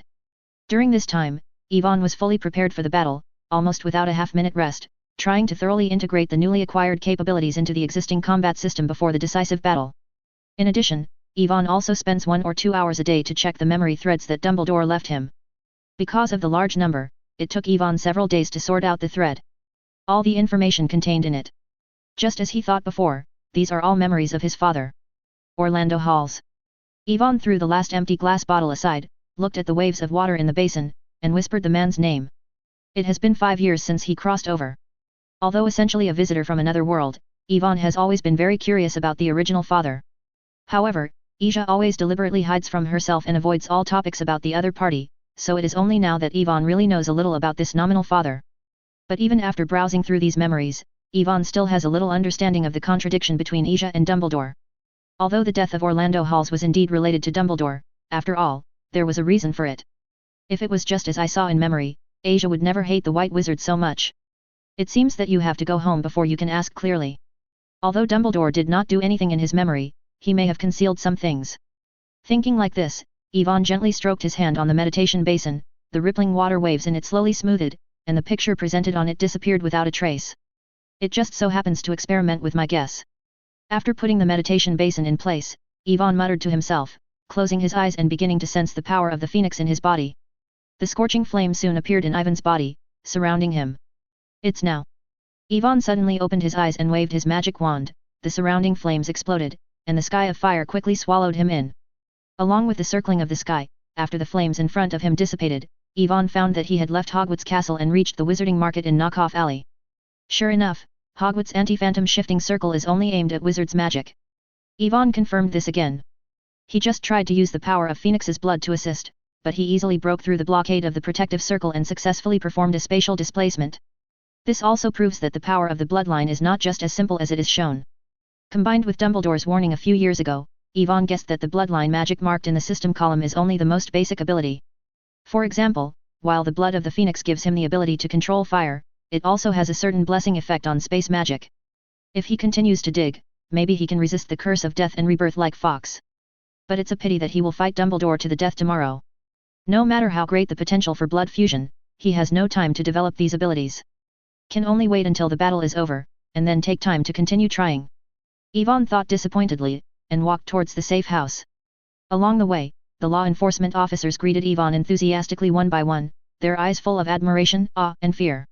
Such mixed emotions are naturally due to Ivan's record of repelling Voldemort, conquering the Ministry of Magic, and killing the Minister of Magic in public. Yvonne is very clear about the minds of these people, but he believes that everyone's opinion of him will soon change. With his current strength, he no longer needs to pretend, and he no longer needs to rely on fear to improve his control over his subordinates. Your Excellency Halls, do you have any instructions?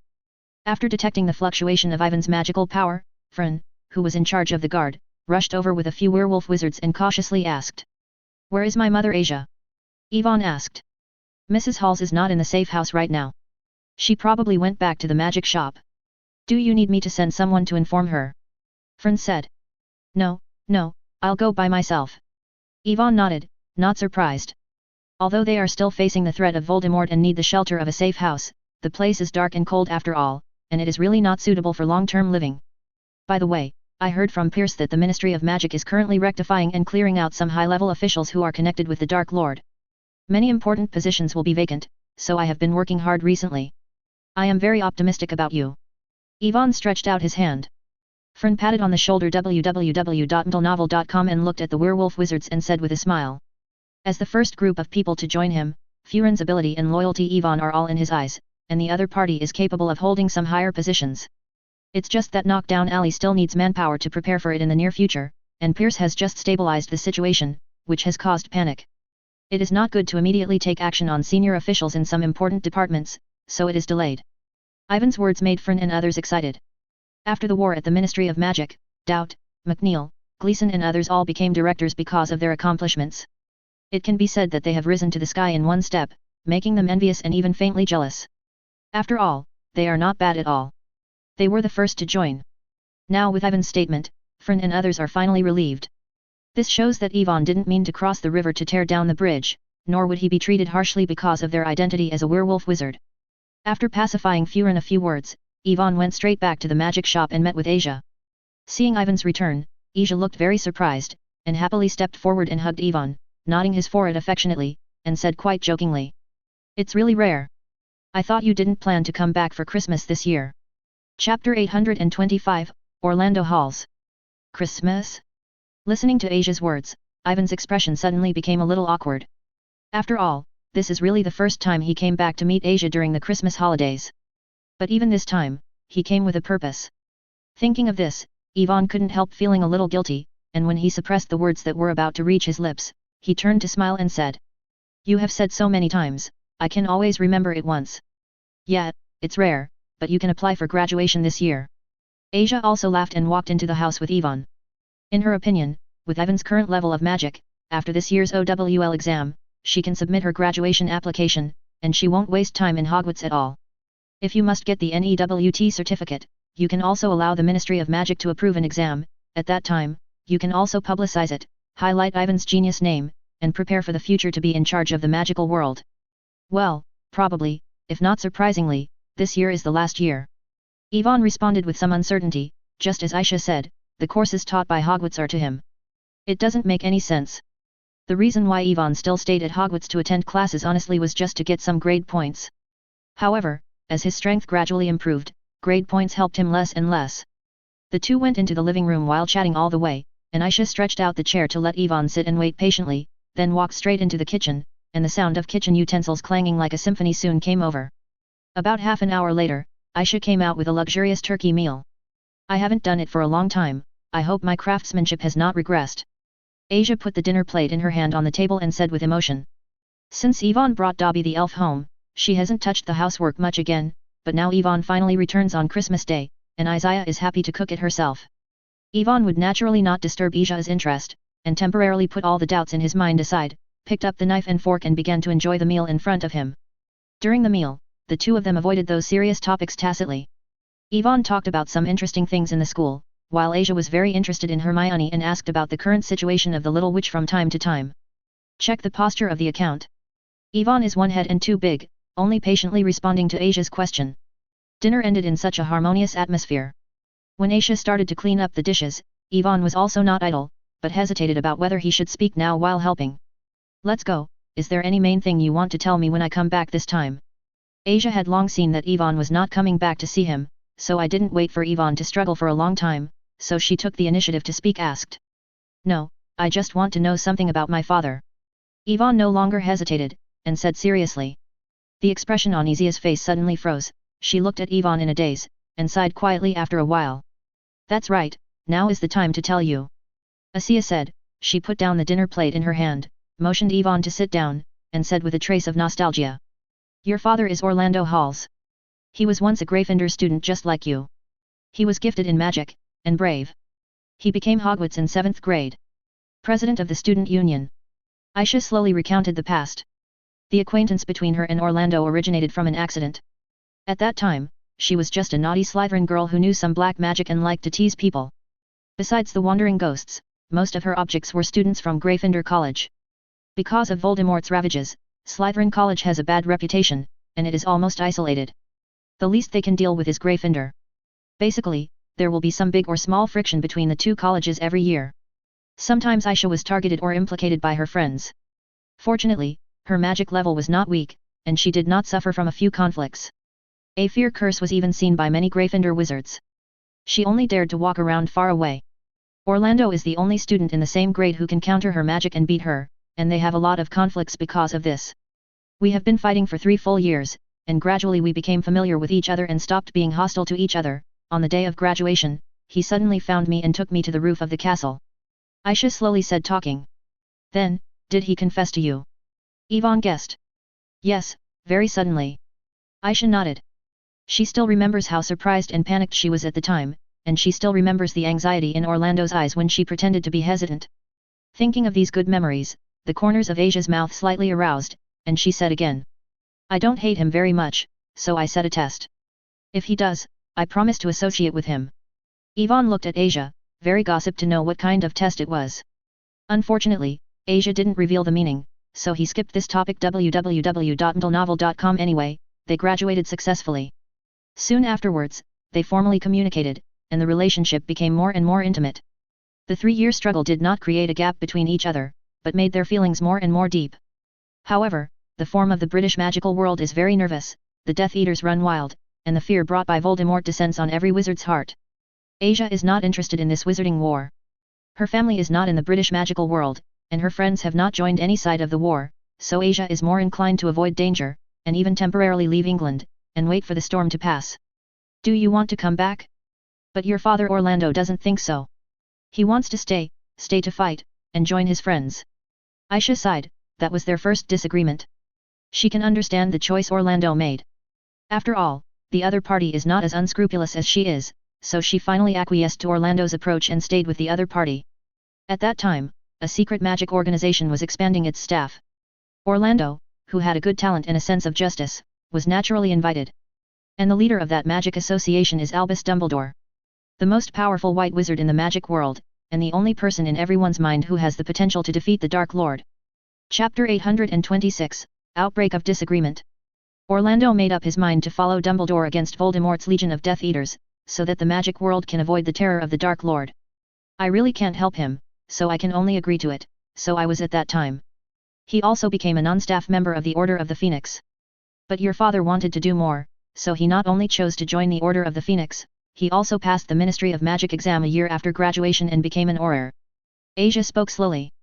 Afterwards, just like other Phoenix members, Orlando actively resisted Voldemort's forces in that wizarding war, and because of Auror's identity, together with Moody and others became a bridge between the Ministry of Magic and the Order of the Phoenix. At that time, the Minister of Magic, Millicent Barnold, was not as idiot as Fudge. He was a very capable leader. Relying on the Ministry of Magic's protective circle, he repelled several Voldemort's offensives. There was even a lot of opposition. China forcibly passed the allow the Aurors to use the unforgivable curse to deal with Death Eaters in wartime, thereby reducing casualties.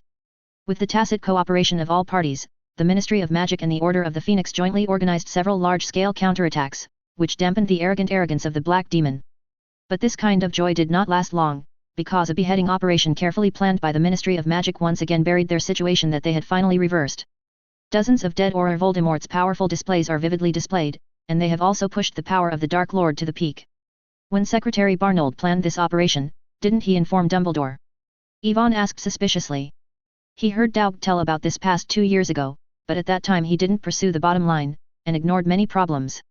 Now that the Ministry of Magic has mastered Voldemort's movements and deployed so many manpowers, why didn't Millicent Barnold invite Dumbledore to act with him? The entire magical world knows that Dumbledore is the only wizard capable of confronting Voldemort.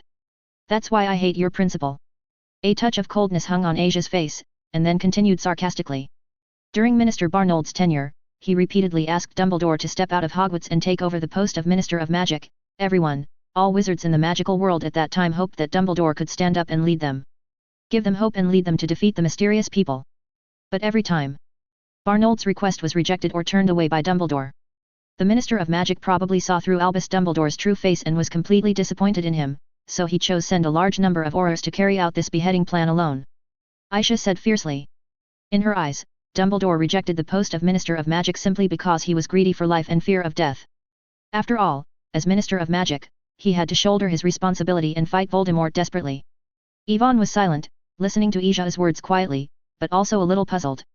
He didn't know much about the battle more than 10 years ago, but judging from the situation in the original time and space, the righteous side did prefer to fight separately, otherwise Dumbledore would not need to secretly form a magic society. It's not as if he hasn't been able to tell a victory or defeat for a full 11 years. At first Yvonne only thought it was Minister Millicent Barnold who was keen on tactics and was afraid of Dumbledore robbing him of power, so the two sides could not reach a close cooperative relationship, and Dumbledore could only nest in Hogwarts. Here, secretly summoned those righteous men to resist Voldemort on their own. According to Asia's statement, the fact does not seem to be the case. Millicent Barnold is a minister who can see the situation clearly and once invited Dumbledore to succeed him. Yvonne can imagine that in Voldemort's raging wizarding war, having a minister of magic who can fight or even defeat the Dark Lord is absolutely unimaginable for the morale of the resistance army. Just like what he did in Knockoff Alley, after defeating Voldemort in public, the prestigious mysterious man fell from the altar in the eyes of the wizards of Knockoff Alley. Malfoy, Crabbe, and other unsettled Death Eaters even more. It's going to face each other immediately. However, Dumbledore decisively rejected the proposal, even though Voldemort was not his opponent at all. Yvonne couldn't understand the choice of the White Wizard. When talking to him about the First Wizarding War, Dumbledore was especially annoyed because he stood on the sidelines and allowed Grindelwald to slaughter. I saw Albus Dumbledore's hypocritical face clearly after that time. He didn't want to put himself in a life or death crisis, but instructed his students and admirers to fight the dangerous Death Eaters. Asia said bitterly. Ever since she learned that Dumbledore had rejected the position of Minister of Magic most of the time, she began to strongly oppose Orlando's continued stay in the Order of the Phoenix and serve for such people. But Orlando placed great trust in Dumbledore, so they quickly broke out a second disagreement. This time, I didn't back down, I just withdrew from the Order of the Phoenix, and asked him to leave England with me and go to the unaffected America, so we had a big fight. Aisha said with a complex expression, in order to make Orlando give up, he even went to the resident of the Order of the Phoenix to make a big fuss. But Orlando hasn't changed. Attention www.mdlnovel.com. He can't leave his comrades who have fought together for several years as a coward and deserter. What's more, Orlando grew up in the British magical world. For him, this is his home and his country. Orlando can't sit back and watch Voldemort behave arrogantly here. I'm very worried that one day I will receive news of his death, and I don't want you to have no father when you were born. Aisha closed her eyes and said in pain. She tried many ways to make Orlando change her mind, but all failed. Her various actions actually made the relationship between them more and more alienated. Does your father know about your pregnancy? Yvonne suddenly asked. Aisha shook her head slightly, and she found that they had a disagreement when she found that she was pregnant.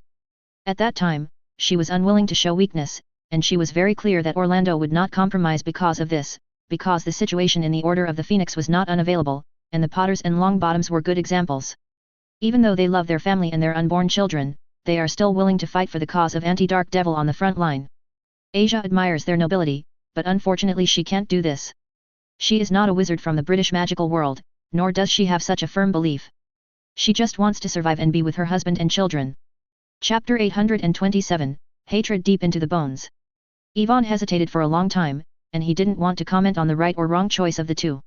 When the homeland is in danger, someone always needs to stand up without hesitation. Orlando's persistence is understandable. Just like Sirius, Arthur, and others have said, he is a steadfast warrior and a well-deserved hero. In contrast, although Aisha seems a bit selfish, she is not a British wizard, nor is she obligated to dedicate herself to the cause of anti-dark magic. What she does is just the instinct of a wife and mother. What happened after that? My father Orlando. How did he die? Yvonne asked. Aisha's voice sounded a little trembling.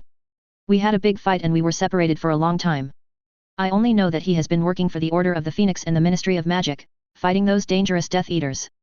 I am very worried about Orlando's safety, very, very worried. I desperately want to do something for him. I searched through the ancient books at home, and finally found some records in an ancient alchemy manual. Extreme emotions are the most powerful magic. If an alchemist can inject it into a magic item, it can greatly increase its power, and even make this magic item have enough to resist the death curse. Ability.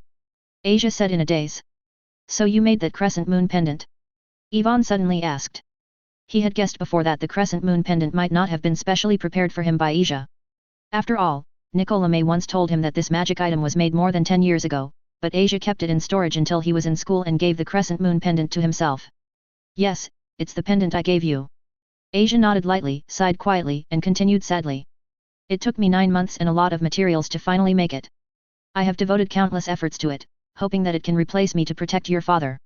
During that time, I sent him a letter, waiting for Orlando to return every day with great expectation. I want to tell him that our child is about to be born, and I also prepared a gift for him. Try Mad 1, /Gad 2 /Catch, X. At this point, Asia's emotions are getting more and more excited, and tears are filled in his clear eyes, and his voice becomes more and more trembling. I waited for 2 days and Orlando didn't come back until Albus Dumbledore suddenly found me on the 3rd night, bringing a bad news and a corpse. He told me that when Orlando was on a secret mission, in order to cover his comrades, he was accidentally hit by a killing curse and died in a conflict. Asia's voice became choked, and the tears accumulated in his eyes flowed smoothly, flowing down his cheeks. She could not forget that dark day, nor could she forget that Dumbledore apologized to her that Orlando was a hero to admire. From that moment on, she hated the word very much. Since the name of a hero is so good, why didn't Dumbledore die by himself? Don't be a hero. Aisha's expression was very hideous. She asked Dumbledore fiercely at that time, why Orlando hadn't come back to her for so many days, and why there was no response to the letter she sent to Orlando the other day.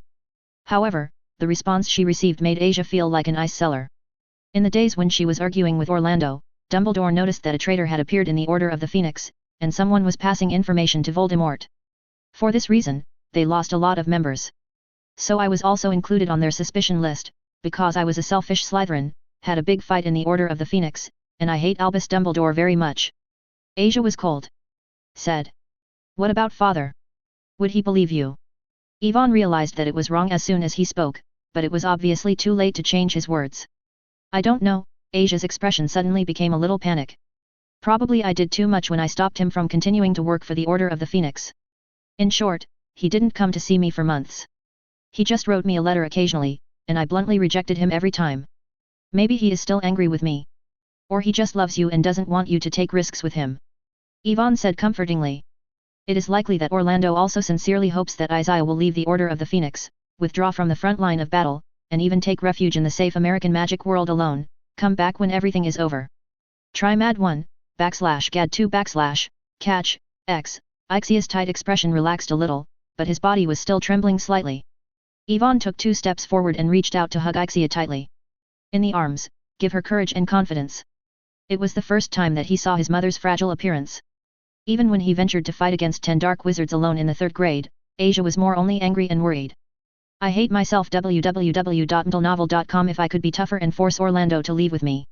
If I'm not so stubborn, wait for Orlando to come to me and apologize to me. If I can once again rush into the Order of the Phoenix to find him and put the necklace on him, then he must, definitely survive. Asia leaned on Ivan's shoulder and said hoarsely, tears streaming from her eyes. The pupil sheds. She hates herself, and also hates Dumbledore, the white wizard who gathers people to serve him in the name of justice, but is greedy for life and fear of death. Hates him for suspecting that he is Voldemort's undercover agent, and he didn't immediately hand the letter he sent to the Order of the Phoenix to Orlando. So when Dumbledore came to see her with Orlando's corpse and said the heroic remarks, Asia did not hesitate to do it. She could not restrain the killing intent in her heart, and used unforgivable on Dumbledore. Curse. She knew that she was not Dumbledore's opponent, and she was ready to die. But Dumbledore did not fight back, nor did he dodge. Aisha clearly remembered the guilty gaze when the other party looked at him, but unfortunately Orlando's death was irreparable, and the afterthought was even more hateful in Aisha's eyes. So even though she was angry, she hoped that the killing curse could hit.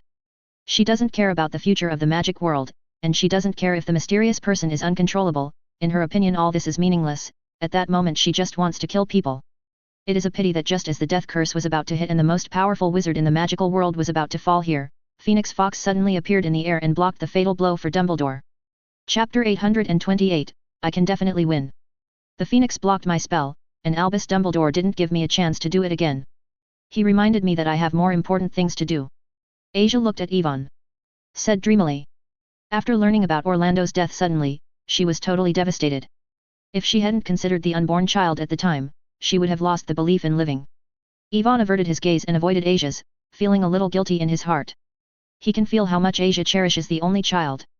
It can almost be said that that is the only motivation for her to live, but he takes possession of the other person's body. Yvonne sighed silently in his heart, but his eyes soon became firm. The soul penetrates into this world is beyond his control, and there is no way to change it. In this case, he has only one choice, and that can only live in place of Yvonne Halls and take care of Asia. The other party's hatred is his hatred. Who is the Death Eater who killed my father? Yvonne asked. That person was solved by me 15 years ago. Aisha said coldly. The cause of Orlando's death, she had learned from Dumbledore and who killed him. The belief in revenge naturally did not allow her to wait for more than 10 years. However, it was at the peak of Voldemort's power, and she was still pregnant, so Aisha had to hibernate and wait for the opportunity. Fortunately, things quickly turned around. Not long after she gave birth to Yvonne, the powerful mysterious man suddenly fell. The original arrogant Death Eaters were arrested one after another, and the remaining Death Eaters who had escaped by luck were mostly scattered in the Knockdown Alley. They were in panic all day long. The wizard who killed Orlando was equally lucky and was not caught by the Auror. But in a sense, the other party may prefer to be imprisoned in Azkaban instead of losing his life. His strength is not weak, and he is inseparable from his two companions. It took me a lot of genius to design to kill him. I accidentally met Doubt when I was looking for the other party's whereabouts. Later, something happened. Just stay in Knockdown Alley. Asia slowly explained. Yvonne nodded. He had wondered before why an alchemist like Asia would stay in a place like Knockdown Alley. Now he finally understood a little bit. So, Dumbledore and Voldemort are the only ones that need to be dealt with. Yvonne murmured, which is probably the reason why Asia has been reluctant to talk about Orlando with him. Because the Death Eaters who killed Orlando have been sent to hell, there are only two powerful wizards who can indirectly link up. Voldemort, needless to say, he was the instigator of this war, and those Death Eaters also obeyed Voldemort's orders. He must be responsible for Orlando's death. But Dumbledore's situation is a bit complicated. He misjudged Asia as a suspected candidate for a traitor and interfered with her meeting with Orlando. Even though Yvonne also felt that Asia's performance at that time was indeed doubtful, it was ultimately the result of Dumbledore's misjudgment. Otherwise, a crescent moon would fall, and Orlando had a high probability of surviving. Besides, Dumbledore's repeated refusal to serve as Minister of Magic also puzzled Yvonne. Before Harry was born, Dumbledore was the only hope for the magical world to defeat Voldemort, and it was almost the best plan for him to lead the resistance. Yvonne couldn't understand it, but he also knew that this was not the time to think about it. No matter the truth of the matter, whether Dumbledore had any difficulties, this battle between him and the other party could not be avoided. Thinking of this, Yvonne said, I will ask Piersgar to send someone to investigate Voldemort's whereabouts and pull him out of hiding, but it may take some time. Until then I will give priority to dealing with Dumbledore. While Yvonne was talking, Asia gripped his arm tightly, interrupted Ivan's words, and said with a complex expression. No, forget it, these things are over, you don't need to take risks anymore. Orlando probably wouldn't want you to seek revenge on Albus Dumbledore. Asia sighed, wiping tears from the corner of her eyes. After Voldemort suddenly appeared in Knockoff Alley to fight Yvonne a few months ago, she suddenly realized that she cared more about Ivan's safety than the so-called revenge. The result of the battle was good. Voldemort was beaten and fled in embarrassment, but no one in the magical world knew how strong Dumbledore was.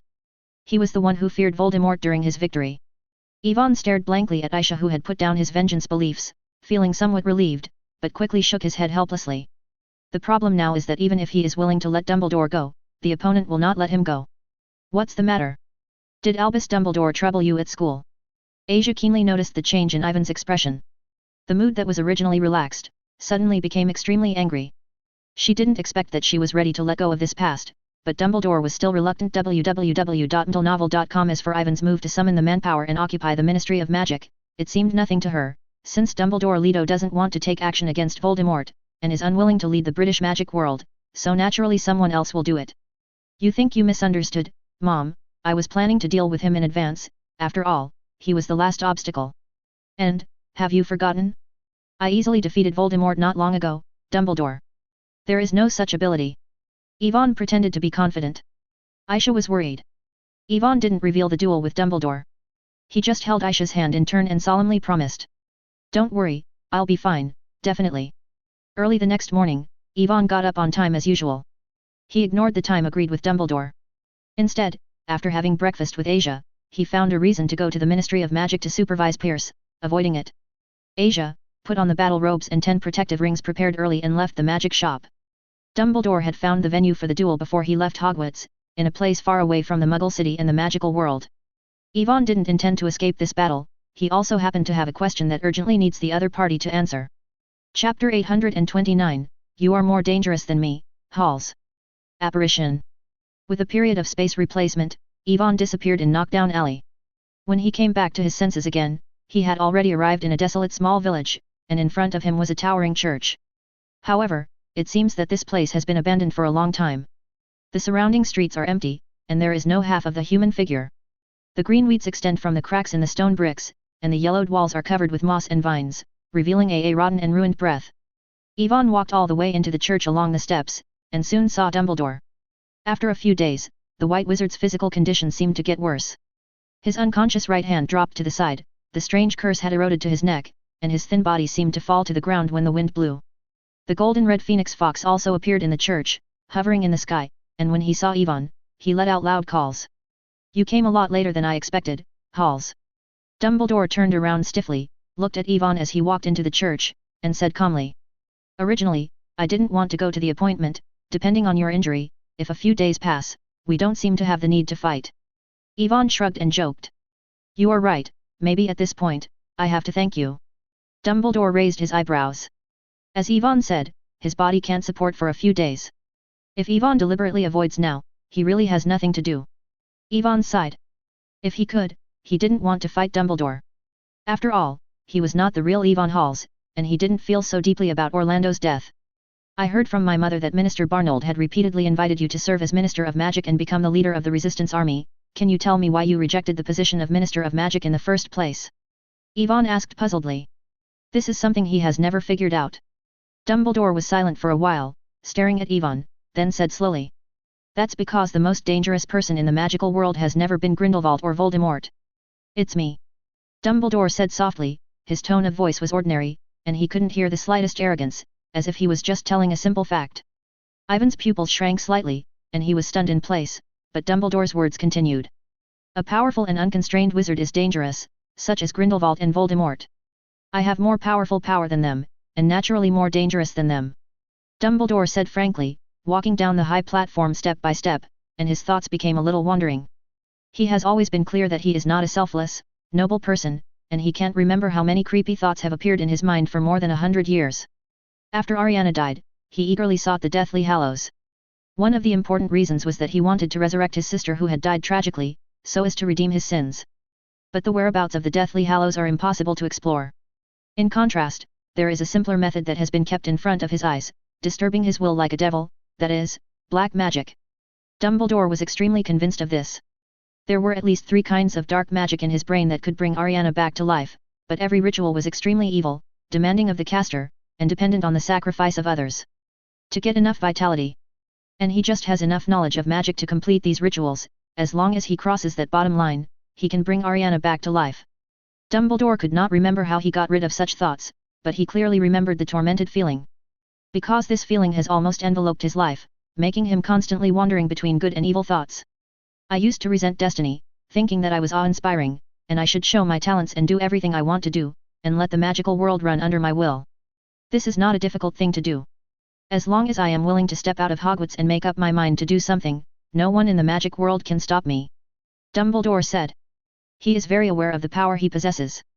The last time he decided to do his best was the duel with Grindelwald decades ago.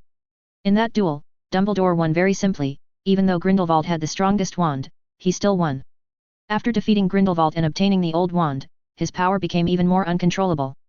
Dumbledore keenly discovered that compared to temptation, his limitations are almost negligible, so sometimes his evil thoughts and greed may even overwhelm good thoughts and make some irreparable mistakes. For example, the death of Ariana, or for example, he borrowed the invisibility cloak of James Potter but he was unwilling to return it, causing Harry's parents to lose their only hope of escape. These mistakes made Dumbledore realize how dangerous some of his ideas are. Grindelwald is like his other side, doing what he has always wanted to do, and also warning of what his excessive ambitions will cause. As a result of. For this, I made 3 pledges to myself to curb my growing desire. Dumbledore strode to Ivan's face and said solemnly. There is no need to never contaminate power, no need to never use black magic, no need to never kill people. Precisely because of these 3 points. 0 remember in 1 second. He would tolerate Fudge jumping up and down in front of him, ignoring Voldemort's stir in the British magical world. It wasn't until the opponent's behavior made him intolerable that Dumbledore cautiously formed an Order of the Phoenix, and guided the wizards with justice in their hearts to confront it. He refused the position of Minister of Magic several times because he knew that he could not keep his heart under the corruption of his power.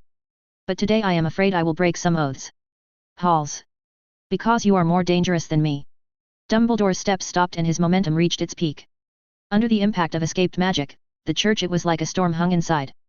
Ivan didn't give the slightest back. www.mentalnovel.com. He ignored the magic shock, gently raised his wand, and responded. I have to say, you are a great wizard, not many people can do self-restraint like you. But I still have to say one more thing. Fearing your own power is the behavior of the weak. Chapter 830, Burning Church. Cowardly. Dumbledore raised his brows and murmured softly, but he didn't mean to refute, he just continued faintly. Since you insist on your idea, then prove it to me. Dumbledore's expression became very serious. He raised his left hand, held his wand firmly on his chest, and bowed slightly. Of course, Ivan, who was directly opposite, knew that this was the etiquette of a wizard duel. He took a deep breath, erected his wand, and bowed slowly in return. The golden-red phoenix flies above the church, sending out bursts of fairy music, as if acting as a witness to this unparalleled duel. At the moment when the fairy music stopped abruptly, Ivan waved the magic wand first without any warning, and a series of 3 dark black lights flashed in the air. But such an obvious attack method would obviously not work.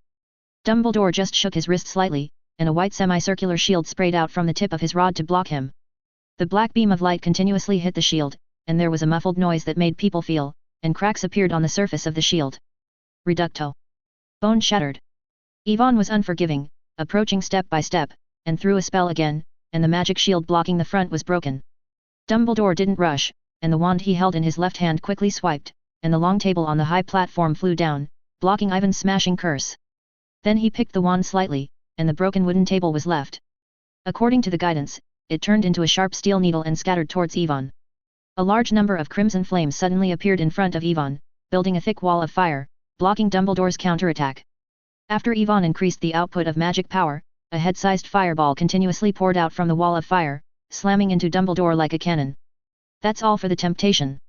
Dumbledore said suddenly, and the wand held in his left hand burst out with a golden light.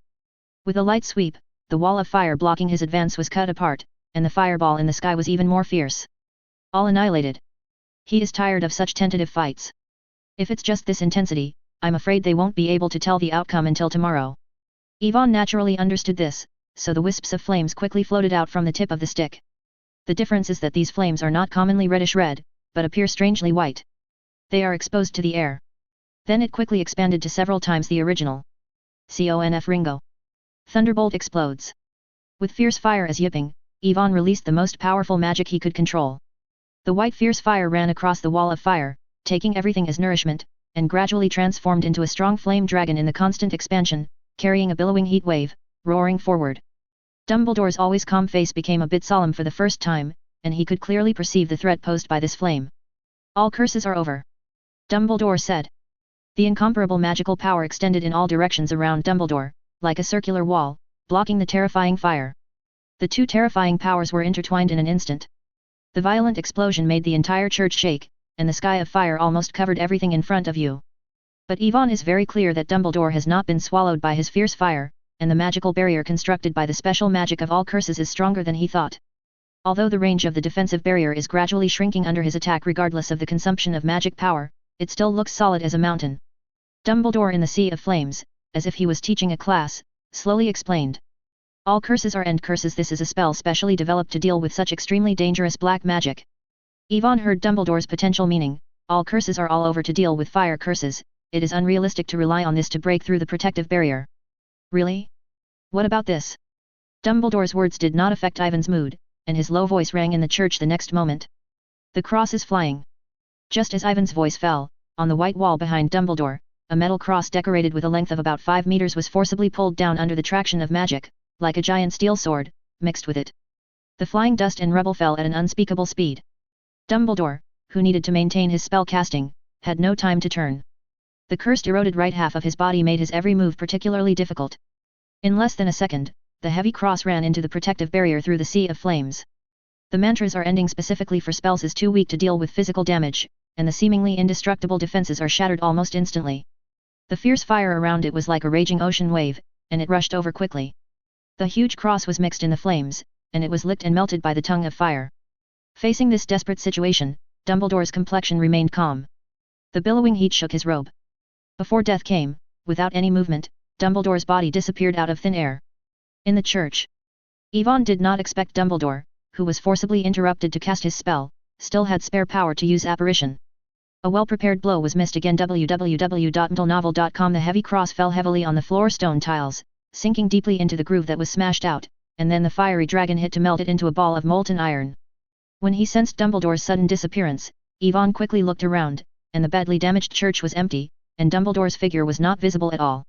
Is the phantom spell? Yvonne silently thought in his heart that in order to avoid his attack just now, Dumbledore definitely used apparition, but he definitely didn't leave the church, he should have hidden himself. After all, this duel was forced by Dumbledore, and the opponent would never escape. Just as Yvonne thought, a powerful wave of magic power suddenly passed from behind. Yvonne suddenly felt a chill in his back, and quickly turned around, only to find that Dumbledore had appeared not far behind him for some time. A golden red beam is already close in front of him. It was obviously too late to cast the spell. The golden red beam easily penetrated Ivan's body, blasting a deep hole in the ground behind. But the weird thing is that there is not a drop of blood flowing out of the open wound. On the contrary, Ivan's whole person directly collapsed into a large flame, and within a second, he reunited in human form. Chapter 831, The Scream of the Phoenix. In an instant of effort, Yvonne walked between life and death, his face pale, and the power of the spell Dumbledore released was far beyond his imagination, and it seemed to contain the opponent's will, even if it was incarnation of flame. Yi Fan did not completely resist it. Dumbledore took another step forward, pointing his wand flat, and several crumbling chandeliers on the church ceiling fell down. Yvonne waved his magic wand to explode the fallen chandeliers, and then dodged the second curse. When he reappeared, he had already appeared in the middle of the sea of fire. Sensenbune kept surging around Ivan's body. After devouring a large amount of nourishment, the rising sea of fire has covered half of the church, but Yvonne is still dissatisfied. Instead, he adds fuel to the fire, drawing a steady stream of magic power from the alchemy device on his right wrist to continue to increase his fierce power. A large number of flame mimicry monsters kept howling and surging in the fierce fire, and then swarmed towards Dumbledore as if they were being guided by some kind of guidance. After learning the lessons of the last time, Ivan's goal this time was very wide, covering the entire church, preventing Dumbledore from using apparition to avoid it again. Unless the opponent is willing to leave the church directly, but this is equivalent to actively violating their common default rules, and there is no need to continue the battle. Dao Tao, the magic flames overwhelmed the sky, impacting down with an unstoppable force. Dumbledore stood there quietly facing the heat wave, as if he had given up resistance. However, at this moment, Phoenix Fox, who had been hovering above the church, suddenly uttered a loud song and stopped in front of Li Huo with his mouth wide open. There seemed to be a violent wind blowing in the church. In Ivan's shocked expression, the white sea of fire was twisted into a whirlpool, and it was all sucked into Phoenix Fox's mouth. However, Li Huo that has undergone many mutations is not so easy to digest. As Li Huo continues to be drawn into his mouth, the golden flames burning on Fox's body are gradually extinguishing. In contrast, his body is rapidly expanding and expanding. It's like a large turkey that has eaten up. Yvonne couldn't tolerate that the fierce fire that he had consumed a lot of mana condensed disappeared like this, even when he waved his wand. Sectum Sempra. The invisible and shadowless blade of magic power passes through the barrier of the sea of fire, like a broadsword slashing towards the phoenix that is devouring fierce fire. Dumbledore's wand was lightly picked, and a broken stone pillar flew up, blocking the front of Fox. But he obviously underestimated the power of Shenfeng Wuying. The powerful magic blade directly cut the stone pillar in half, and the remaining edge directly pierced Fox's body. The golden red blood poured down, and the severe pain caused this arrogant phoenix let out a scream. The scream of the phoenix made Dumbledore a little angry. Numerous golden and red light spots emerged from the wand in the left hand, condensed into a light whip and drew towards Yvonne. Ivan's figure flashed, and once again used apparition, disappeared into the church. Dumbledore immediately closed his eyes and let go of perception. At the moment he noticed the fluctuation of magic power, he quickly waved his magic wand, and the slender light whip pulled straight toward a clearing behind the side. Ivan's figure just appeared, and the light whip was already on his body. Fortunately, the protective ring he carried with him blocked the blow for Ivan. One after another magical barriers surrounded his body, and burst open instantly, when Ivan stepped back to avoid the range covered by the light whip. The protective ring worn on 10 fingers had been shattered in half. Ivan couldn't bother to think about why Dumbledore could see through his apparition, because the injured Phoenix Fox suddenly ran into him like a mad. White flames are constantly emerging from Fox's body. This Phoenix, which has expanded several times in size, has obviously been supported to the limit, as if it will explode in the next second. What made Ivan feel that the soul was violent was that the golden whip trembled again. The situation reversed in an instant. This time Ivan was forced into desperation. Apparition has been seen through by Dumbledore once, and he can't bet on whether the remaining protective ring can help him withstand the attack of the light whip next time. However, the rich combat experience in the past allowed Ivan to remain calm even in such a desperate situation.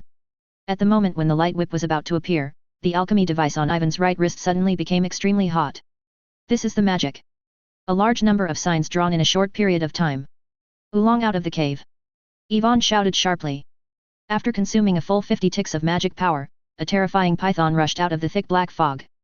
The golden red light whip hits under the thick scales, like a blunt knife into the flesh. The smelly blood of the snake spills all over the sky. The skin of the snake's body is smashed, but the horrible big snake just ignores it, and will directly speed with one bite. The coming phoenix swallowed it. A loud phoenix chirping sounded in the church, and Dumbledore quickly waved his wand, transforming a semicircular golden shield in front of him. The next moment, endless light and heat erupted from the huge snake body. Even the biological cage constructed by consuming 50 magic scales could not restrain this terrifying power. Ivan had only time to control the snake body of the giant snake and crash into Dumbledore, and a strong backlash has already arrived. www.mdlnovel.com. The upper half of the snake body of the giant snake exploded, and amid the huge roar, a lot of white mixed with the golden red flames, it swept away in all directions in the form of shock waves. The flames burst into the sky, and the nearby wooden tables, chairs, and stools were all lifted out. The surrounding glass couldn't withstand the violent vibration and burst open. The protective barrier that Ivan had built in a hurry also shattered. It took more than a minute before the explosion subsided. The protective ring on Ivan's 10 fingers had burst. In the end, he barely resisted the aftermath of the explosion by relying on the elaborate magic robe. Struggling to wave his magic wand to disperse the flames beside him, Ivan glanced around. The dilapidated church was in a mess. The ground seemed to have been plowed fiercely. The two strong supporting pillars broke in two, and the whole church it seemed to be crumbling, and one wall collapsed suddenly. Dumbledore's figure faintly emerged in the firelight, and a brilliant golden mask was buckling upside down around him, completely separating the flames from the outside from the falling gravel. But Ivan was keenly aware that Dumbledore was not as relaxed as he showed. On the contrary, the other party's face was ugly and scary, and the falling right hand was exuding a faint black mist. Excessive use of magic power seemed to have brought his body to its limit, and he could no longer restrain the outbreak of the curse. Chapter 832, The End of the Old Age. Ivan hesitated for a moment, and didn't immediately make a move. He thought that the fighting had reached this level and it was no longer necessary to continue. But Dumbledore obviously didn't think so. He waved his wand again with a calm face, and the stone bricks on the collapsed wall quickly rose. A 6-meter-high stone giant rose from the ground, exuding an unspeakable aura. The soles of the feet formed by the base of the stone platform were extremely heavy, stepping on the broken bricks, and stepping on the obvious marks, and rushing towards Ivan. Ivan didn't intend to waste too much energy on a deformed creature. He pointed his magic wand at random, and the headless python, whose body was broken off by half on the ground, stood up again, and the long snake tail struggling to hit the stone giant with one stroke. He staggered. What is even more strange is that under the action of magical power, the head of the giant python, which had already burst, regrown, and the 4 sharp fangs pierced deeply into the shoulder of the stone giant, and the huge snake body was directly rolled up. The two behemoths just rolled to the ground, entangled together. Ivan didn't share the mentality of this contest between deformed creatures, and his eyes were always on Dumbledore. He understands that today among the two of them, I am afraid that only one can get out of this church alive. Bone to pieces.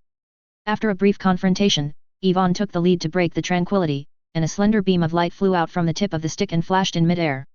Perhaps because of the need to be distracted to suppress the injury on his right hand, Dumbledore was not wasting his magic power to make a shield this time.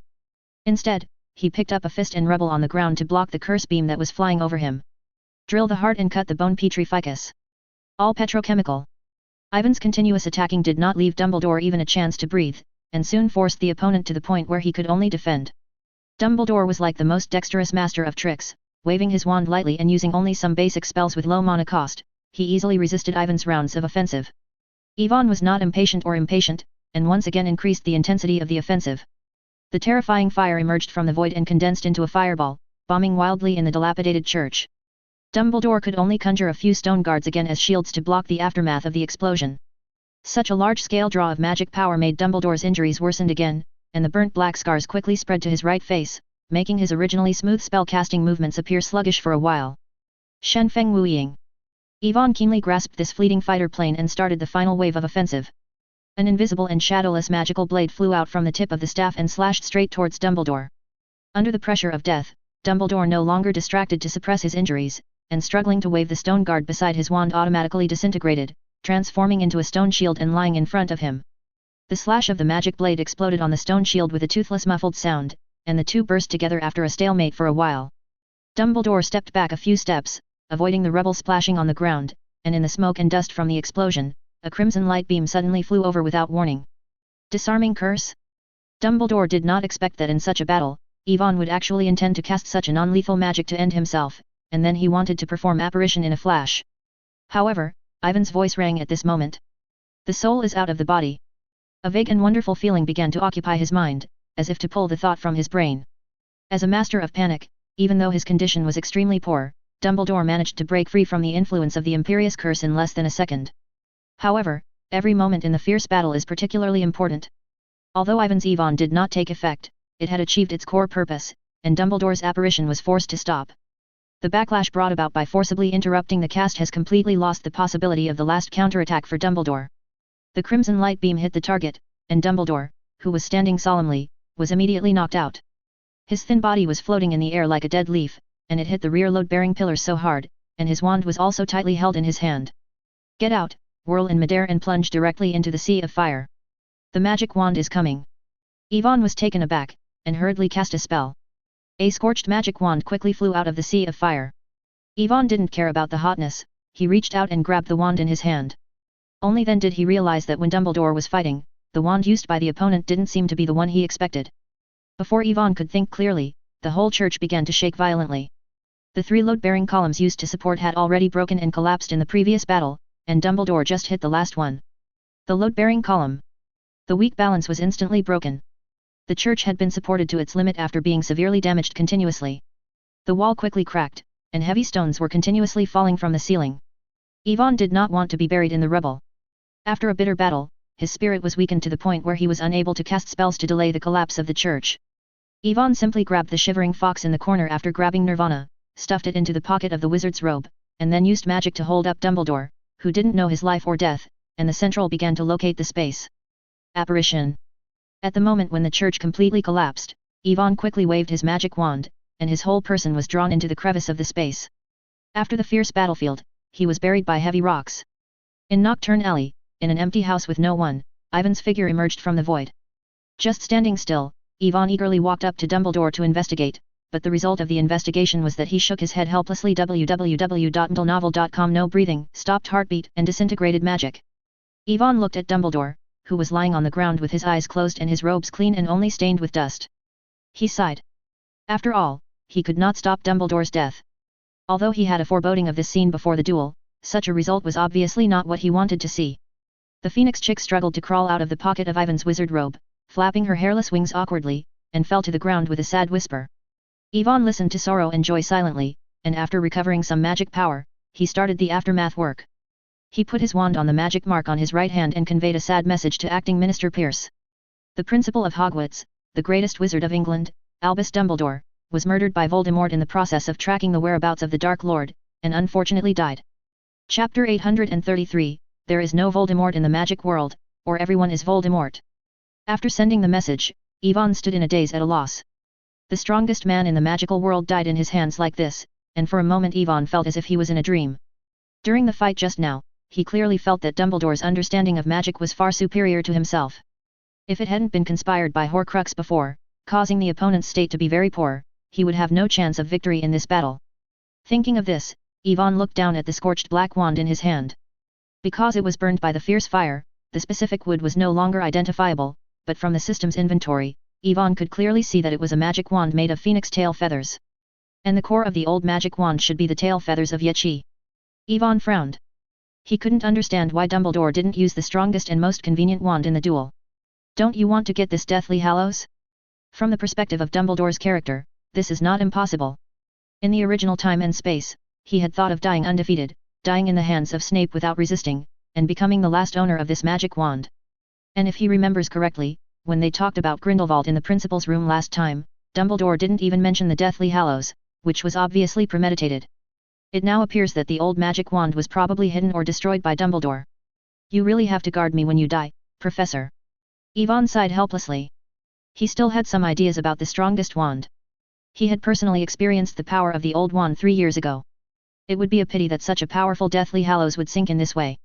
Yvonne immediately decided to look for it in the principal's office after the aftermath was completed. Just as Yvonne was thinking about it, suddenly there were a few soft noises from the door outside. Yvonne turned his head and looked at it, but Pierce was the one who came. After receiving the news from Yvonne, the acting minister immediately realized the seriousness of the matter.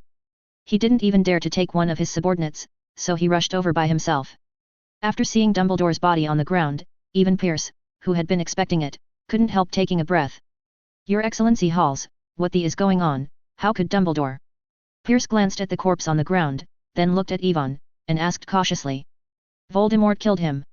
I rushed over as soon as I received the news, but unfortunately I was late and could only bring back his body. Yvonne interrupted Pierce's words and decided on the matter. Set the tone. He didn't want to finally stabilize the situation, because Dumbledore's death and rebirth caused a large number of people of justice to riot. The magic world can no longer bear such a loss. Voldemort again? Pierce's eyes on Yvonne became very weird. He wanted to say that there were no outsiders here, but in the extremely cold eyes of Yvonne, Pierce wisely swallowed the words that came to his lips. I understand, Your Excellency Halls, I will immediately send someone to issue a wanted order for the mysterious person in the British magical world. Pierce is the acting minister, and he will soon make a decision. Although Voldemort attacked the headquarters more than half a month ago, the opponent was already listed on the Ministry of Magic's wanted list, but that was just a gesture, and not many Aurors were sent out to find Voldemort's whereabouts. But the current situation is different. After only half a month, Voldemort once again committed the crime, killing the White Wizard Albus Dumbledore, who had a major influence in the magical world. The nature is extremely bad. The previous method can't be fooled. Pierce immediately decided to go back and asked the Aurors to post notices about Voldemort wanted on every street, in order to show that the Ministry of Magic attaches great importance to this matter. As for the truth, it doesn't matter. Pierce even suspected that Voldemort was not resurrected at all. Because most of the people who claim to have seen Voldemort are under Yvonne Halls, and the opponent happens to be a master of memory manipulation and a master of disguise, and they have planned the conspiracy of the mysterious man to attack the Ministry of Magic. How similar the mysterious man's attack on Knockoff Alley more than half a year ago. Thinking of this, Pierce couldn't help but shudder. Perhaps Voldemort didn't exist, or, everyone could be Voldemort. Shrouded in sadness, Yvonne failed to notice Pierce's brain replenishment, and directly agreed to the other party's move to want Voldemort. Also, remember to prepare for Dumbledore's funeral tomorrow, to be grand. Yvonne reminded solemnly. Pierce nodded hurriedly, remembering Ivan's order in his heart, but when he left, his face became even more weird. On the 4th day of Christmas, in Hogwarts Castle, hundreds of students spontaneously returned to school. They gathered in the open space outside the castle wearing the robes of their respective colleges. The professors were standing at the forefront of the queue. McGonagall kept a calm face, staring closely at Dumbledore's corpse on the stone platform ahead, shaking slightly. Flitwick and Sprout were standing next to her, and everyone's face was in disbelief. No one wants to believe that the gentle principal who can bring them infinite confidence has just fallen. Suddenly, a slight whimper broke the calm. The big Hagrid stood in the center of the crowd, holding a square handkerchief, and sobbing in a low voice, with big tears falling down his cheeks. Thousands of wizards who came to watch the ceremony were also infected by this emotion. Several members of the Order of the Phoenix also sobbed in a low voice. Jasmine fell on Mr. Weasley's shoulder, tears wet his clothes. Moody turned his face and sighed, Lupin and Sirius endured their grief and comforted Harry. Only Snape looked at Dumbledore's corpse with a dull expression, a hollow in his pupils. When everyone was there, a small man with thick hair and a plain black robe stood up from his seat, stood in front of Dumbledore's body, and began to give a speech, belonging to Dumbledore's past achievements. The mermaids are constantly wandering around the lake www.intelnovel.com singing in a strange tone, as if seeing off this respectable white wizard. After the speech, Pierce, as the acting minister, stood up, looked at the people in front of him, and said solemnly, Albus Dumbledore is a great headmaster. He has dedicated his life to fighting against dark magic and has defeated the powerful dark wizard Grindelwald. When the mysterious man came back from with the intention of making a comeback, Albus was also the first to stand up and warn us. Today he is gone, but his spirit still inspires each of us. Albus Dumbledore is with us. Pierce turned around, slowly took off his black suit hat, buttoned it on his chest, and bent over to pay tribute. Chapter 834, The Funeral of the Great Wizard. At the funeral, more and more people made the same actions as Pierce, taking off their hats and bowing to express their respect for the Great White Wizard. The low sobs became louder and louder, and as Dumbledore's body was buried, many people cried and couldn't hide their emotions. For a time, the entire Hogwarts was shrouded in a sad atmosphere. Yvonne was mixed among the students, looking at Hermione and the others who were sobbing quietly beside him, feeling very complicated. He could not imagine how his friends would think of themselves if they learned that Dumbledore died in a duel with him. Although it was Voldemort's black magic attached to the Horcrux that took Dumbledore's life in the end, in a sense, he also accelerated the death of the opponent. Thinking of this, Ivan's heart was a little more gloomy. The funeral lasted a whole afternoon. After the tedious ceremony, Yvonne had no intention of staying in the castle. Dumbledore's death left him with a lot of problems and questions, which he needed to solve one by one. Wait. Halls. Just as Yvonne finished the dinner and was about to leave the hall, a wild voice suddenly rang behind him. Yvonne looked back, but Moody walked over here with a cane. What's the matter? Professor Moody. Ivan's face remained unchanged, and he was a little wary in his heart, and asked very puzzled. I heard Pierce say that you were the first to find Albus's body, isn't it? Moody walked quickly to Yvonne, stared at Yvonne closely with his magic eyes, and asked. Yes, that's right. Yvonne nodded, and replied slightly sadly. I hope you can give me a detailed description of what happened at that time. Moody's expression was very serious, and after a pause, he continued to speak. I read the notice issued by the Ministry of Magic this morning, but there are many things on it that are very vague. To be honest, I can hardly believe that Albus died like this. When the Ministry of Magic notified me last night, I almost thought they were joking with me. Yes, this is indeed too sudden. We want to know the whole thing. Flitwick and Lupin also walked out of the auditorium together, with the deep sadness still remaining on their faces. Professor McGonagall's eyes are even slightly red, and he probably cried secretly in private. Actually, I don't know much. Yvonne looked at the members of the Order of the Phoenix, couldn't help sighing, and then said. You should all be aware that at the end of last school year, after Voldemort's resurrection, because of my mother Isaiah, I rejected Professor Dumbledore's invitation and did not go to your safe house. Probably to ensure my safety, Professor Dumbledore left me a magic to contact him urgently, but I have never used it. But just yesterday morning, I suddenly received the coordinate information from Professor Dumbledore, so I rushed over. Yvonne talked eloquently about the rhetoric he had already thought of. In view of the fact that it was so wrong, Yvonne only told Moody and the others that Voldemort had already escaped by the time he got there, and Dumbledore was about to die. You mean, Albus was still alive at that time? Moody asked hurriedly. Sirius and Lupin were also surprised. Yes, Voldemort is not Professor Dumbledore's opponent. When I arrived, the professor had already defeated him. Yvonne said with certainty. Then why? Lupin just wanted to ask. Ivan's voice came over first. Professor Dumbledore's body, you should have seen it. Obviously he was conspired by the dark magic of the mysterious man. When I got there, he didn't have the strength to move the bullet. Hearing this, Moody and the others nodded. They all checked Dumbledore's corpse, and half of their body was corroded by black magic. Then the principal ordered you anything? McGonagall asked hurriedly. Why would he appear in an abandoned village church and fight with mysterious people? Professor Dumbledore only told me that he was looking for the whereabouts of something. But it is a pity that the news he has is a trap deliberately left by Voldemort. As for the more specific, I don't know. Yvonne slowly shook. Shaking his head, he said that when he found Dumbledore, the other party was dying, and it was difficult for him to even speak, and he could not leave much information. What is he looking for? Moody frowned, muttering to himself. Lupin and Sirius looked at each other, faintly guessing. Could it be the soul of a mysterious man? Sirius was about to blurt out subconsciously, but fortunately Lupin gave him a quick glance and asked him to hold back the last word. Do you know? Moody keenly noticed the strangeness between the two, holding Sirius's arm tightly with his empty left hand, and questioned. If I guessed correctly, it should be that. No wonder we haven't seen Dumbledore's figure recently. Sirius said solemnly. In his opinion, the only thing Dumbledore could spend so much energy searching for was the Horcrux of a mysterious man. This can also explain why Dumbledore suddenly appeared in such a remote place, because Voldemort would definitely hide the Horcrux in a hidden place. Don't say anything like a guessing, Sirius, what exactly is Albus looking for? McGonagall looked at Sirius with dissatisfaction and asked. Excuse me for not being able to say it clearly, Professor McGonagall. After all, this is related to the secret of the mysterious immortality. Dumbledore once asked us to keep it strictly confidential. Sirius's face was a little hesitant. But now Albus is dead. www.mdlenovel.com. You don't need to keep it secret anymore. Moody knocked on his cane heavily and said angrily. We must figure out the situation and figure out the mysterious man. Flitwick and Pants also stared at Sirius, and they all agreed with Moody's. Lupin on the side said with a wry smile. I think Principal Dumbledore has done the right thing. The less people know about this evil black magic, the better. Not everyone can resist this temptation. Seeing Lupin and Sirius seem to be determined to conceal, Moody was furious. Both eyes were rounded.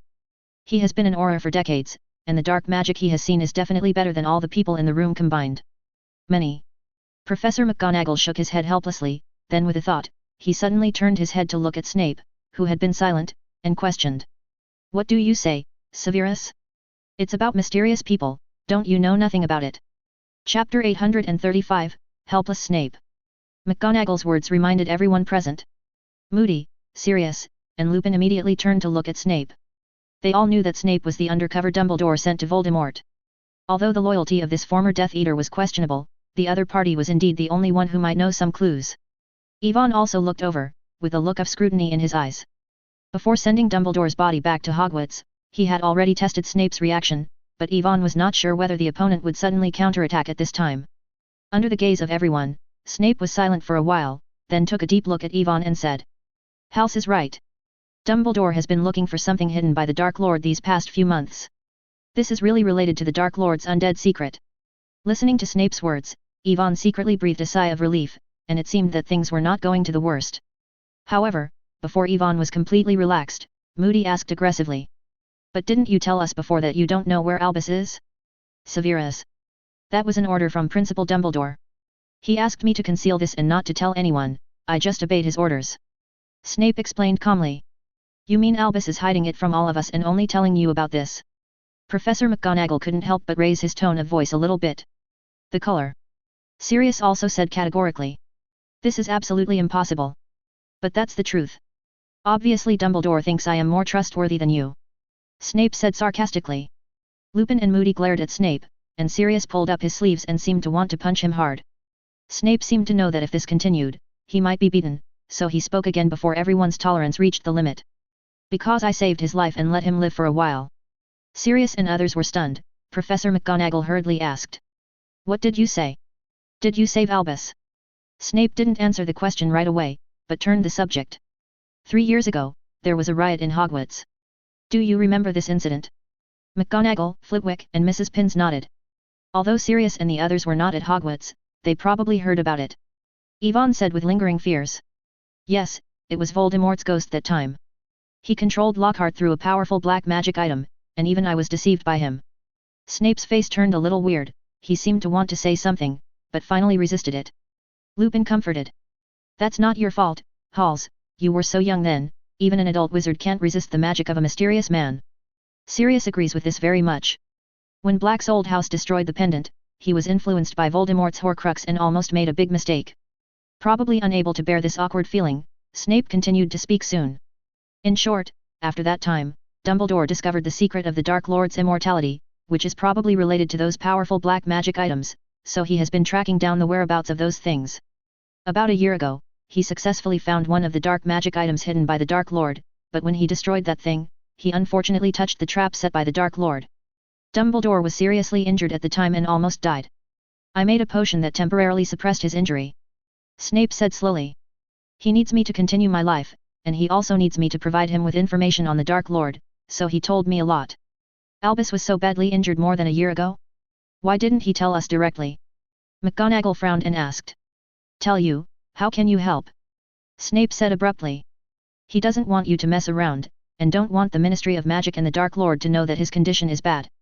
McGonagall, Sirius, and others choked immediately. Dumbledore was recognized as the strongest white wizard in the magical world. His magic level was unmatched. Although Snape didn't like them, his potion level was beyond doubt. If even two of them can't crack the mysterious man's magic, then they are equally powerless together. That's all I know. Principal Dumbledore rarely contacted me this school year, but I think he is probably going to do something for the magic world while he can still move. Snape finally added. The people of the Order of the Phoenix were completely silent, and combined with Evan's words just now, they had already made up the original appearance of the matter. Dumbledore must have wanted to find out and destroy all the black magic items made by the mysterious man when he could still suppress his injuries. But it is a pity that the mysterious people probably also noticed this. They met and fought a battle for some unknown reason. Dumbledore repelled Voldemort with difficulty, but the injuries he had barely suppressed before broke out. Poor Albus, he shouldn't take all dangerous things on his shoulders. We can also help find the whereabouts of those dark magic items. Professor McGonagall sighed. She knew that it was definitely a very dangerous job, otherwise Dumbledore would not have died tragically because of it, but they were also not afraid of sacrifice. Dumbledore had given enough to the magical world. Thank you for telling us this, Severus. Moody said relievedly, but he said again soon after another. Just how do you prove that you are telling the truth? Alastor, we shouldn't doubt him so much. Lupin frowned in dissatisfaction. Don't forget, Severus didn't give us any warning when the mysterious man attacked the Ministry of Magic last time. Moody interrupted Lupin's subsequent words. Because the Dark Lord has never attacked the Ministry of Magic. Snape almost didn't lift it up in one breath, his face almost unstretched. He looked at Yvonne very resentfully www.novel.com and then helplessly explained. Voldemort doesn't trust me much, probably because he found traitors among the Death Eaters, and was afraid that I would reveal the news to you. Moody thought for a while and didn't refute it. Snape stayed at Hogwarts from time to time, and no one was sure which side he was on. Voldemort's big game, only a short time before being able to capture the Ministry of Magic and realize the evil plan to rule England, it is natural to be careful. The fact is just as Snape said, Lucius's defection had mixed up Voldemort's well-arranged plan, which directly led to the death of a large number of elite Death Eaters in the Ministry of Magic. Perhaps because he was worried about being asked about something unnecessary, Snape threw out another shocking news. As far as I know, Dumbledore made a will during his lifetime and stored it in Gringotts in the form of a magic contract. It will be officially announced in a few days. Chapter 836, Snape, I'm so hard. The will. Professor McGonagall looked at Snape in amazement, but he quickly recovered. Since Principal Dumbledore knew that he was going to do so soon, of course he would arrange all the follow-up affairs in advance. Those Sirius who were also aware of this, their tight expressions suddenly relaxed a lot. The news of Dumbledore's death came so suddenly that they were a little overwhelmed, and they didn't know what to do next and how to fight the mysterious man. Now that they have a will, at least they won't be clueless anymore. But this is not good news for Yvonne, because he is not sure what kind of message Dumbledore will leave in his will, whether it is bad or good for him. How many things are you hiding from us, Severus? Moody looked at Snape, dissatisfied. Actually I don't know more than you. Snape shook his head and continued. Even if I don't talk about the will, you will know in a few days. After successfully dispelling the doubts of Moody and others with Dumbledore's will, Yvonne finally got rid of the embarrassment that everyone in the Order of the Phoenix had been asking about. In view of the unexpected amount of news that Snape revealed this time, Yvonne temporarily extinguished his thoughts of leaving school directly. When bidding farewell to Sirius and the others, he gave Snape a wink alone and immediately walked towards the top of the tower. Walking all the way to the rooftop, Yvonne waited patiently for a while, and about 10 minutes later Snape pushed the door and walked in. Is there something to come here specifically for? Halls? Snape asked. Yvonne didn't answer immediately, but gently waved his wand, erected a sound barrier around him, and then spoke. I didn't expect you to speak for me just now. I have no choice, don't I? Black and the werewolf Lupin trust you so much, even if I say something, they may not be willing to believe it. Snape narrowed his eyes and slowly explained. Of course, what is more important is that he is very aware of the current situation. Regardless of the fact that the Order of the Phoenix has many people, but Snape is very sure that all of them together cannot be Yvonne Hall's opponents. It is not that difficult to make a choice between life and death. Sometimes there is no choice, it is the best choice. But you should tell me that you just spoke specifically for me, so maybe I will be especially grateful to you. Yvonne said jokingly. Compared to these illusory things, I believe in some real exchanges. Snape replied calmly. So it seems that you still know some interesting information. Yvonne raised an eyebrow. The Dark Lord, do you want to find his hiding place, right? Snape said with certainty. Now that Dumbledore is dead, the only thing that could threaten the British Ministry of Magic is Voldemort. Yvonne did not refute this, but nodded directly. Yes, do you know where he is hiding? Or who is the secret person in that place? As early as half a month ago, Yvonne had already learned about Voldemort's current situation from Lucius and others, so he also knew that the Dark Lord was hiding under the protection of the Scarlet Loyalty Curse at this time. Only because of the limitation of this spell, neither Lucius nor Crabbe could directly tell the specific location of that place. I don't know yet, but I might be able to find, after all, there are not many people who can trust the Dark Lord. Having said that, Snape was somewhat emotional. The famous Dark Lord, the strongest in the British magical world. Oh, no, now the second most powerful Dark Wizard has fallen to such a miserable state. There are only 20 Death Eaters under their hands, and there are only 20 people left, and they all have their own minds to rebel. In other words, you plan to continue to be a Death Eater to pass on information about the Dark Lord for me, just like you did when you were with Principal Dumbledore. Yvonne looked at Snape carefully. You can think so. Snape said, and after a pause, he pleaded. In exchange, you hope that after killing the Dark Lord, you can wash my identity. This is natural. Yvonne nodded and agreed directly.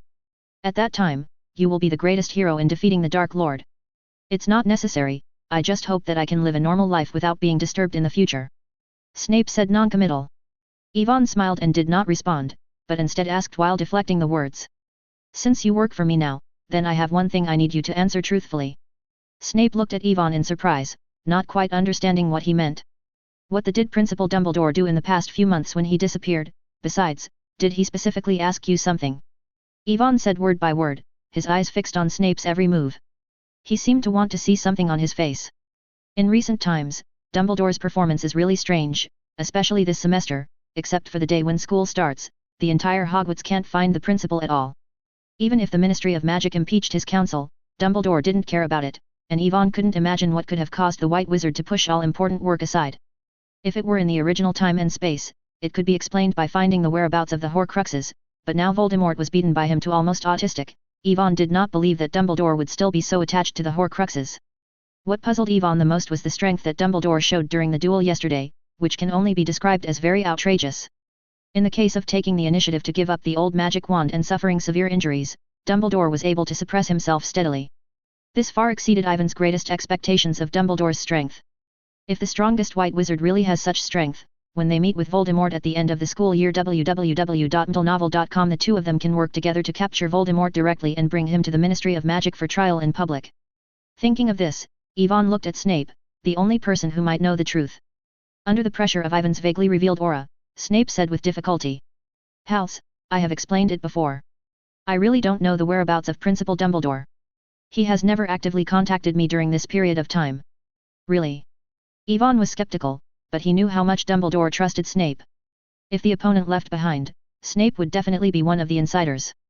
Ivan's questioning gaze made Snape feel very helpless, and then, as if suddenly thinking of something, he spoke again. Right, there is one thing I can tell you. The potion I made for Principal Dumbledore on a regular basis had completely expired before the summer vacation of last school year. Normally, he would never be able to sustain it for so long. Chapter 837, Call of the Dark Lord. Snape's words immediately caught Ivan's attention. As the best potion master in England, Snape's judgment is still worthy of trust. And this is also in line with his previous estimate. You mean, Dumbledore might have died long ago? Yvonne muttered to himself, but soon felt that it was impossible. If this were the case, who would have dueled with him before? Not to mention, he had confirmed Dumbledore's body. Such serious injuries could not be disguised. No, I mean he might have used other methods to temporarily stop the outbreak of the injury. Snape shook his head, rejected Ivan's guess, and explained again. A few months ago, Dumbledore told me that he might have a way to do this. Is that so? Yvonne touched his chin, lost in thought. Fiction. If Snape hadn't lied to him, then Dumbledore must have done something during the disappearance, thereby delaying the arrival of death, and Dumbledore's overwhelming strength in the duel might also be the same it's about. Will be the Deathly Hallows? Ivan's thoughts moved, and he hesitated, because Dumbledore hadn't even used the old wand during the duel. In addition, he had never regarded these so-called Death Hallows very much before. After all, judging from the information of the original time and space, except for the old wand, the performance of the other two sacred artifacts can only be described by pulling the hips. For example, the role of the invisibility cloak is to make the carrier invisible. Although the effect is much better than that of ordinary phantom spells, there is still a risk of being seen by others. The resurrection stone is not to mention, it can only make people see some specious magical illusions with the memory of the body, not the real soul, nor can it resurrect the dead. Yvonne thought for a while, but didn't have a clue at all, and finally had to look at Snape and continue to ask. You haven't answered my other question, Professor Snape. Did Principal Dumbledore tell you anything in particular? He told me, if you win this duel, let me cooperate with your actions as much as possible. The British magical world can no longer withstand the next wizarding war. Snape explained. Yvonne nodded, which is good news, so it seems that Dumbledore's will should be beneficial to him, and even clear his suspicions. Try Mad 1, Gad 2, Catch, X. Besides, Dumbledore also intends to let me be responsible for guiding Potter to learn occlumency, so as to prevent him from being affected by the Dark Lord's magic. Snape said, his face turned a little ugly. Harry. Yvonne was stunned, vaguely thinking of something, but before he could ask a question, Snape continued to add. But I am not interested in teaching him. In contrast, I think Potter would probably be more willing to learn from you. What else? Yvonne skipped the topic and asked casually Tianlei I novel TNLXSW.com. Only these. Snape said affirmatively, and after a pause, he spoke again. Dumbledore is dead. He can't help me. I don't need to hide anything from him. Yvonne looked at him for a while, then said flatly. I hope this is the best. I know what to do, and I can see the current situation. Snape solemnly replied. Yvonne nodded, and said directly without embarrassing Snape. If this is the case, then follow your previous assumptions. I will give you half a year to find the secret person. You need to bring him to me as much as possible. Or you can find a way to gain Voldemort's trust and become the secret of that place. As for Harry, Principal Dumbledore wants you to be responsible for teaching him, so let's do it. I may not have this time, and you are the best occlumency master I have ever seen. Pointedly added. Snape opened his mouth as if he wanted to argue, but in the end he reluctantly agreed. Aren't you going to ask me why Dumbledore would trust me? Snape asked suddenly. No, that's not necessary, I have a reason to trust you, and I believe you will protect Harry. Yvonne patted Snape on the shoulder, and then no longer cared about Snape who was stunned. Walk straight to the gate of the rooftop. Yvonne turned his head and reminded at last until he pushed the door and left. Try Mad 1, Gad 2, Catch, X. By the way, Professor Snape, although your occlumency is very good, I still want to remind you, don't underestimate Harry. If your mind is countered, revealing some memories that shouldn't be revealed, then it will be difficult to do. I'm not too bad for a kid. Snape said irritably. It's good if you have confidence, in any case, pay more attention. Yvonne shrugged, and he just mentioned it casually. Snape was countered when he was teaching Harry in the original time and space. It was purely careless.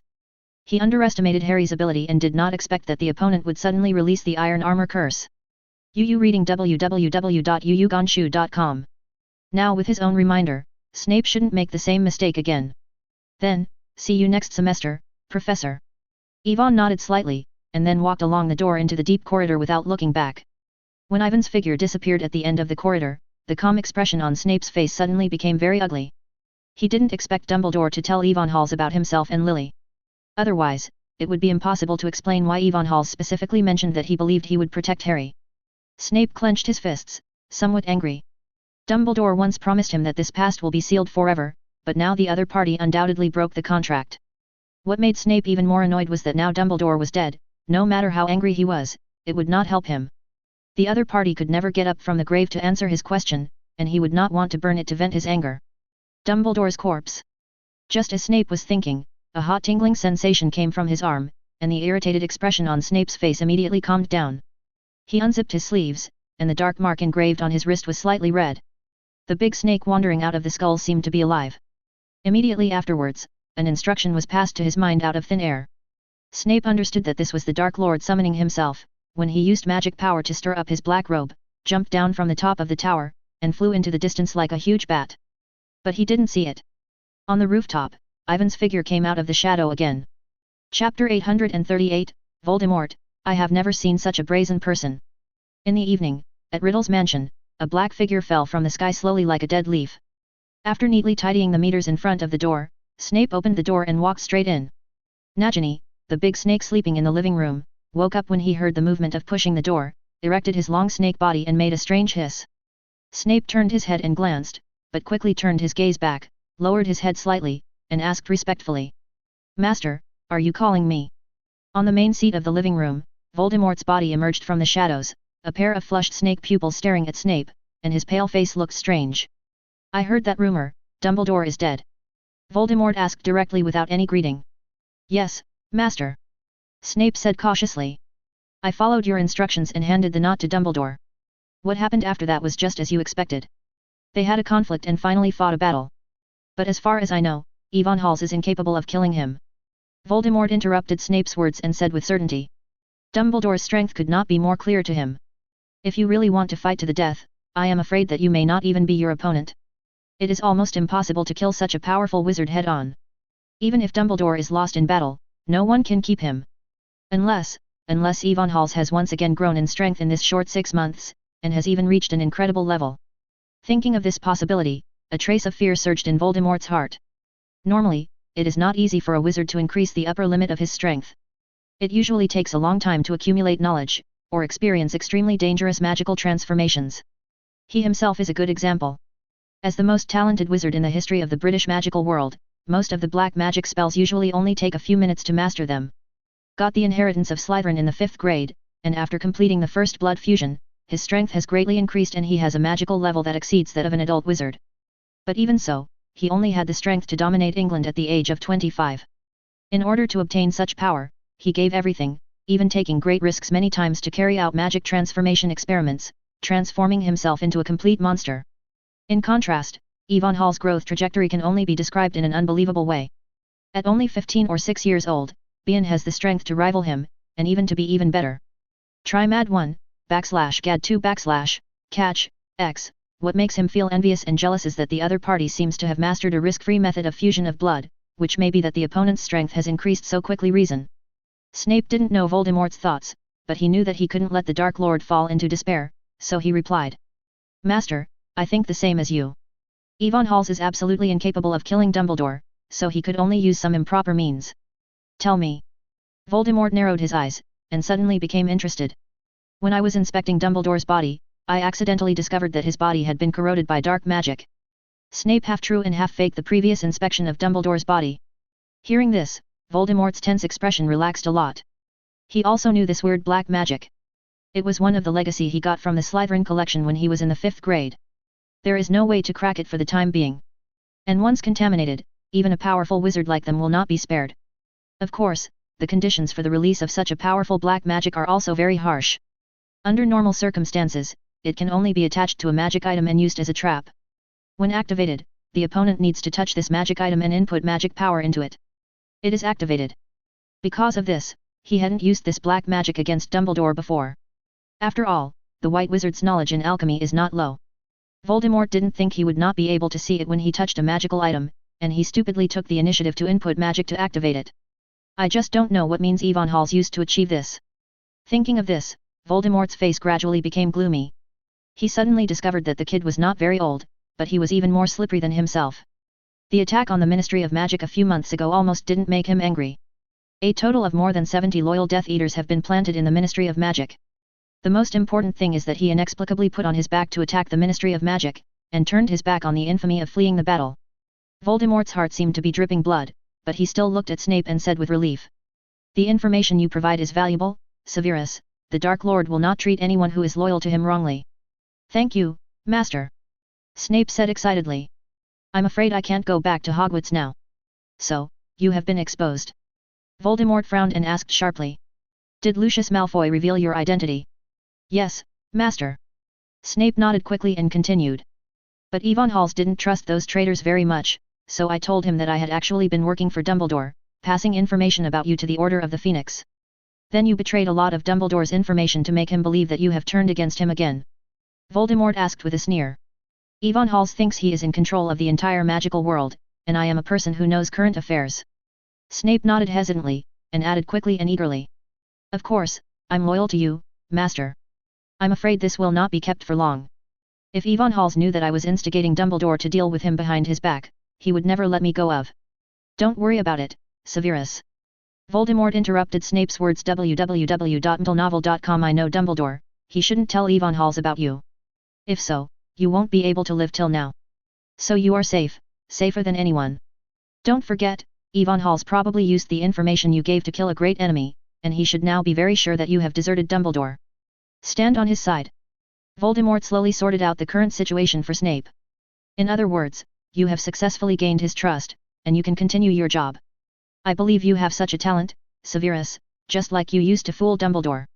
As long as you can get more information from me, I will give you everything you want in return. Whether it's reputation, strength, or immortal. Voldemort said in a bewildered tone, accentuating his tone. This is something Evanhals would never share with you. A bit of fear and greed appeared in Snape's eyes, but more hesitated. Voldemort also didn't care about Snape's hesitation, because the other party has no chance to look back now. Apart from Dumbledore's death, what else do you have to report to me? Voldemort continued. Snape hesitated for a long time, as if he was thinking about whether he should say it or not. It was not until Voldemort was a little impatient that he replied carefully. Yvonne Hall seems to want to push the killing of Dumbledore to your head, and the Minister of Magic Pierce is also preparing to order you to be wanted in England. Chapter 839, Ecstatic Voldemort. Before Snape had finished speaking, a strong momentum came over. I killed Dumbledore. Voldemort was suddenly grinned, his face was distorted and looked a little scary, he said word by word. Very good. He dared to fool the Dark Lord again. Another time. Voldemort waved his wand angrily, and the wooden tables and chairs beside him instantly exploded. Sawdust fell from the sky, and Snape couldn't help but shivered, feeling a little regretful in his heart, whether he was too exciting. Fortunately, Voldemort was angry, but he didn't mean to vent his anger.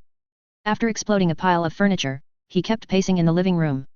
McNeese, Gore, Crabbe, Lucius, and Yvonne Halls, it won't be long before I will make them all pay.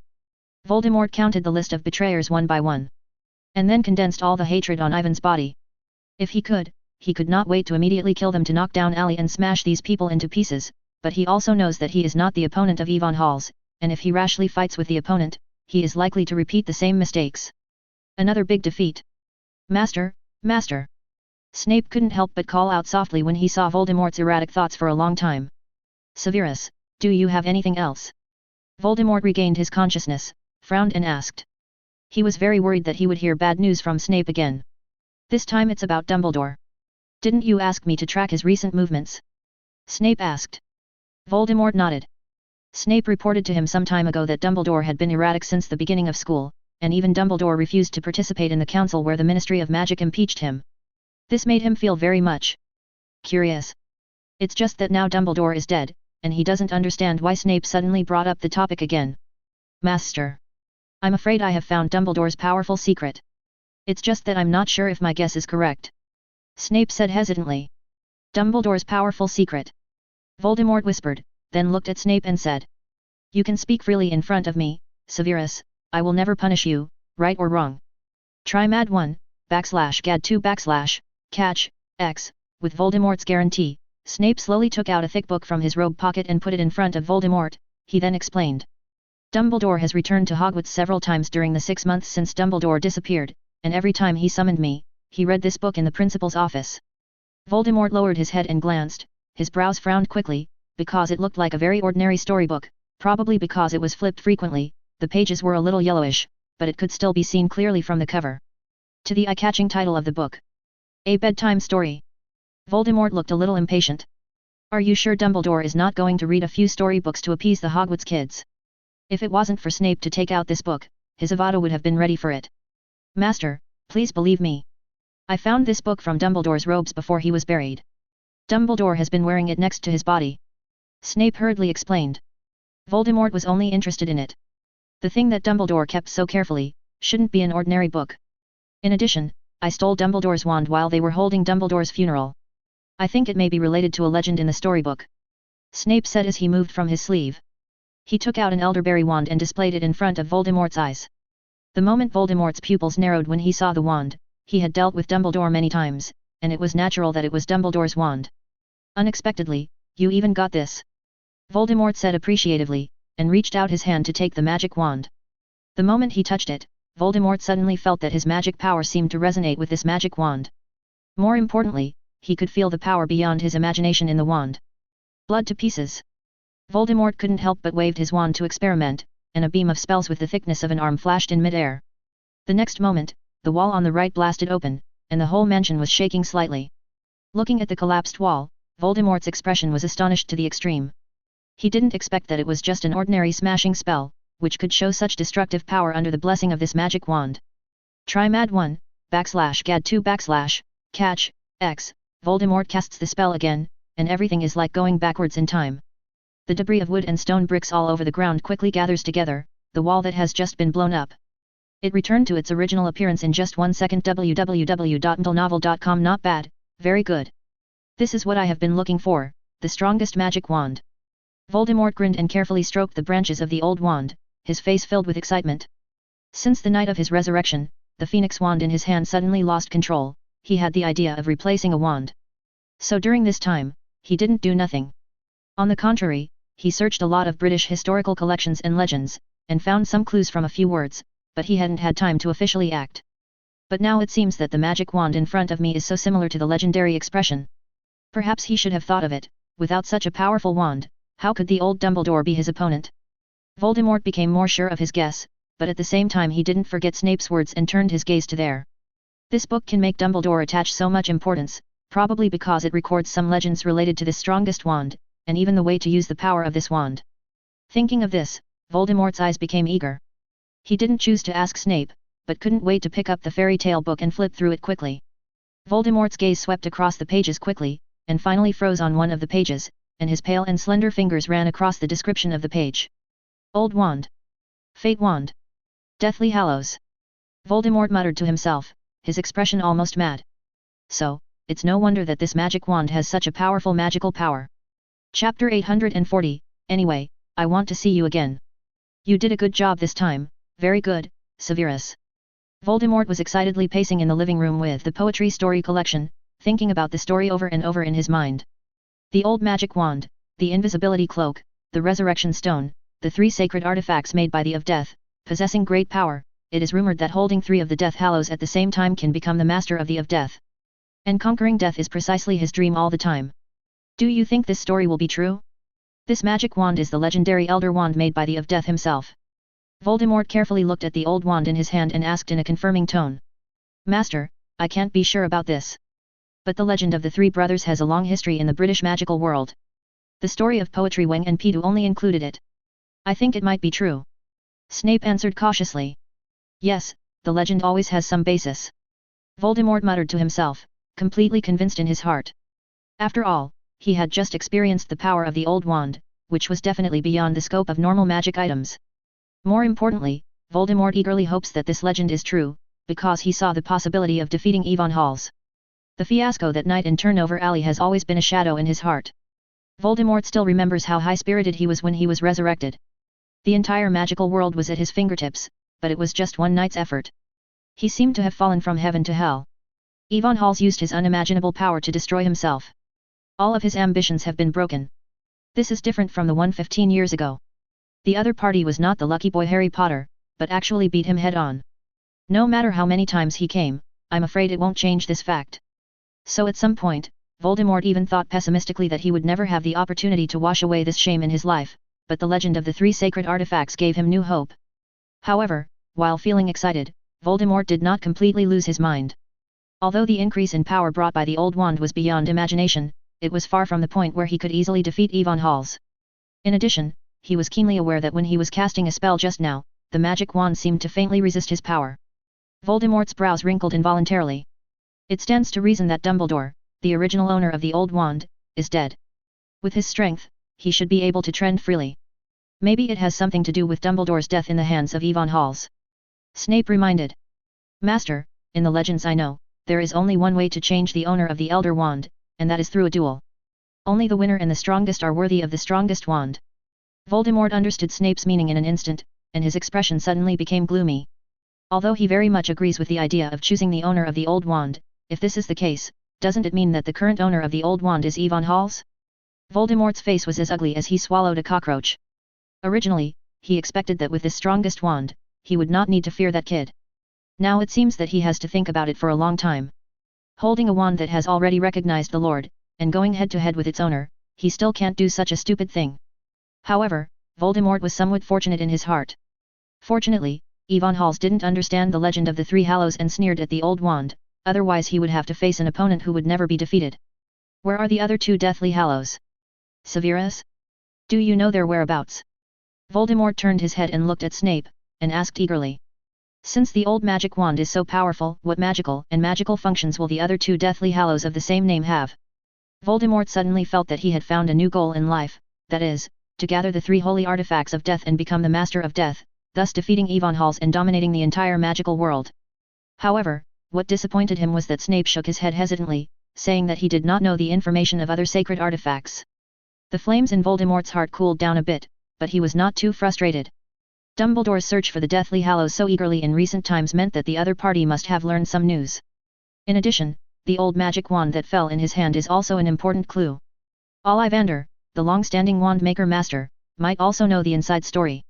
With this clear, Voldemort had a new plan in his mind. Severus, you continue to return to Avon Halls, monitor him, and find a way to enter the principal's room and Dumbledore's bedroom to search for clues about the Deathly Hallows. Voldemort said. I understand, Master. Snape nodded, but he didn't agree with him. After discussing the so-called plan with Voldemort, he left Riddle's mansion alone. As he pushed open the door and walked outside, Snape's tight heart slowly relaxed, his palms and the clothes on his back were soaked with sweat. Since Malfoy and other mutinies took refuge in Avon Halls, the Dark Lord's suspicion has become very serious, to the point where it is almost pathological. Even though he had almost perfectly completed every task arranged by Voldemort, Snape could still feel that Voldemort still had doubts about himself. Every time you enter and exit Riddle's mansion, it is like wandering between life and death. Snape faintly regretted agreeing to Dumbledore to carry out the plan. However, he understood that even if he did it again, there would be no change in the result, because he had no right to choose from the beginning to the end.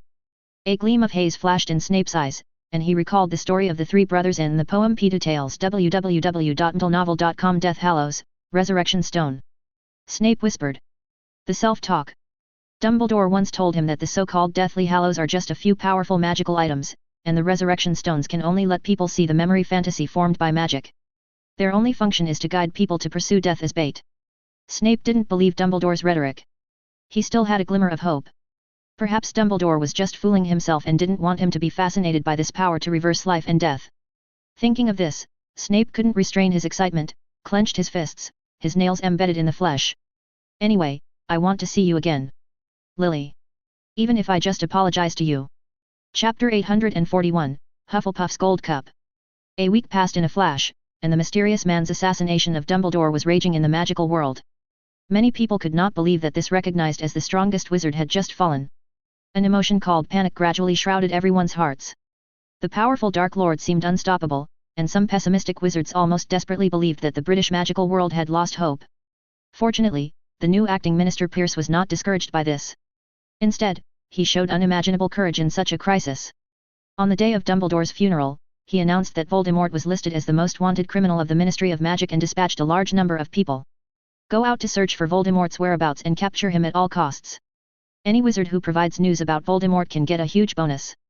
However, as many people feared, Pierce's tough move soon attracted a backlash from the Dark Lord. Under the recommendation, the novel app I am using recently, //me //me //reading /app / Android and Apple phones support it. A week after Dumbledore's funeral, Voldemort took action again and personally led a large number of Death Eaters to attack Gringotts, which was said to be absolutely unbreakable. Hundreds of goblins were injured as a result, and many Gringotts officials died. Under the Avidiso curse of the mysterious man. Fortunately, the Aurors from the Ministry of Magic provided timely support and did not allow the Dark Lord's conspiracy to succeed.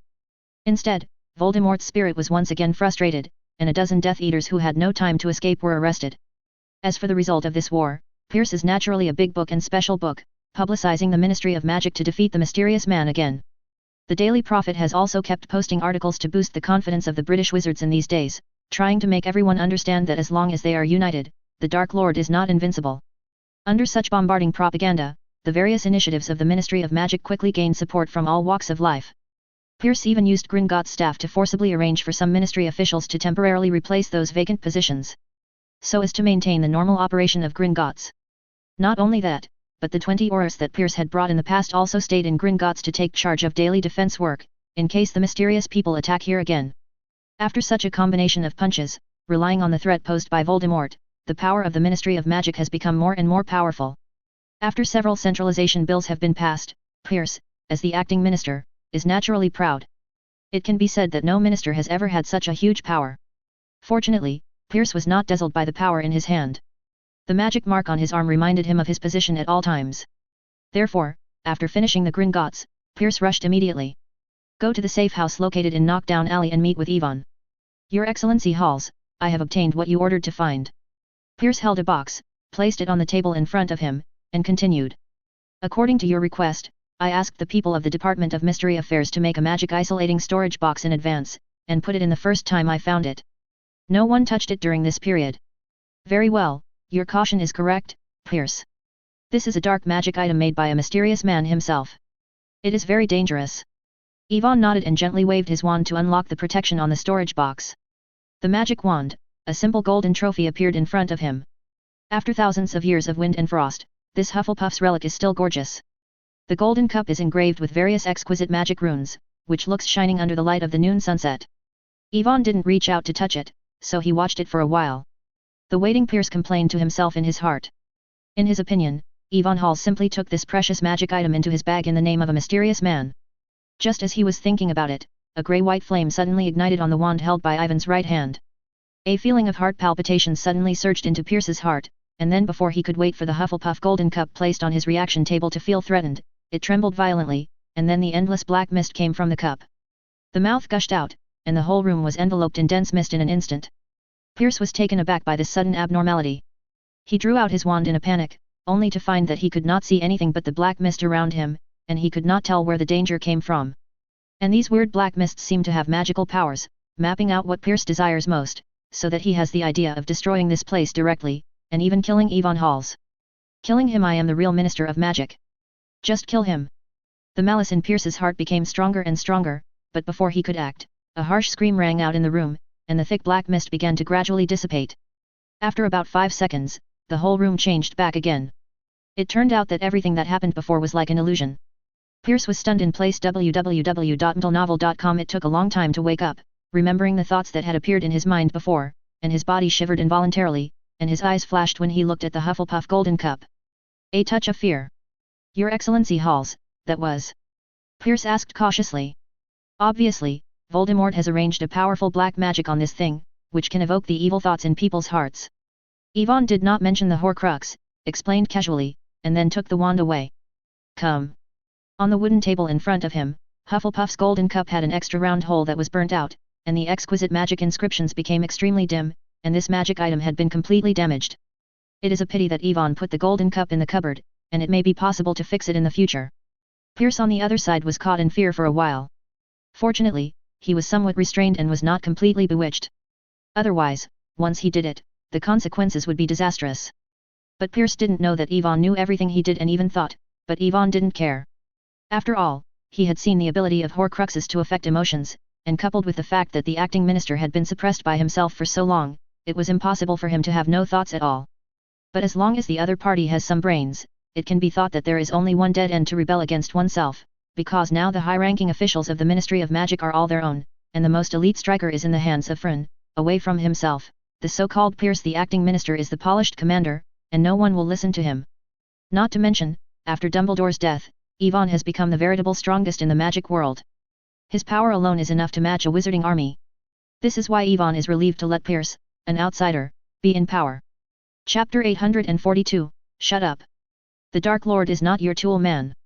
You did a good job this time, Pierce. You helped me get Hufflepuff's relic in just a week, which is much faster than I thought. Ivan said appreciatively. I just acted according to your instructions, Your Excellency Halls. Pierce didn't mean to claim credit at all, and responded humbly. Half of these words are flattery, and the other half are sincere. After all, the group of goblins in Gringotts is simply a model of money and death. In order to complete the order given by Ivan, he spent a lot of time negotiating, wanting Gringotts to cooperate with the Ministry of Magic to open Bella's vault and take out Hufflepuff's gold cup.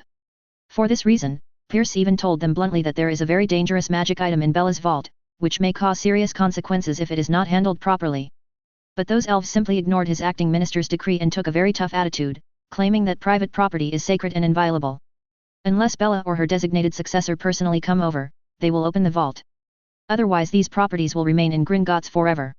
Such remarks that almost challenge the authority of the Ministry of Magic are naturally intolerable by Pierce, but the power of the goblin is spread all over the world, and the surprising unity can be said to affect the whole body. Even if he is the Minister of Magic, it is not easy to persecute hard. Fairies compromised. As a result, the two sides were in such a stalemate, and Pierce's concept was not changed until after accepting Ivan's instruction a few days ago. The inability of the Ministry of Magic to do it does not mean that the Dark Lord cannot. To understand this, Pierce planned an attack immediately after returning.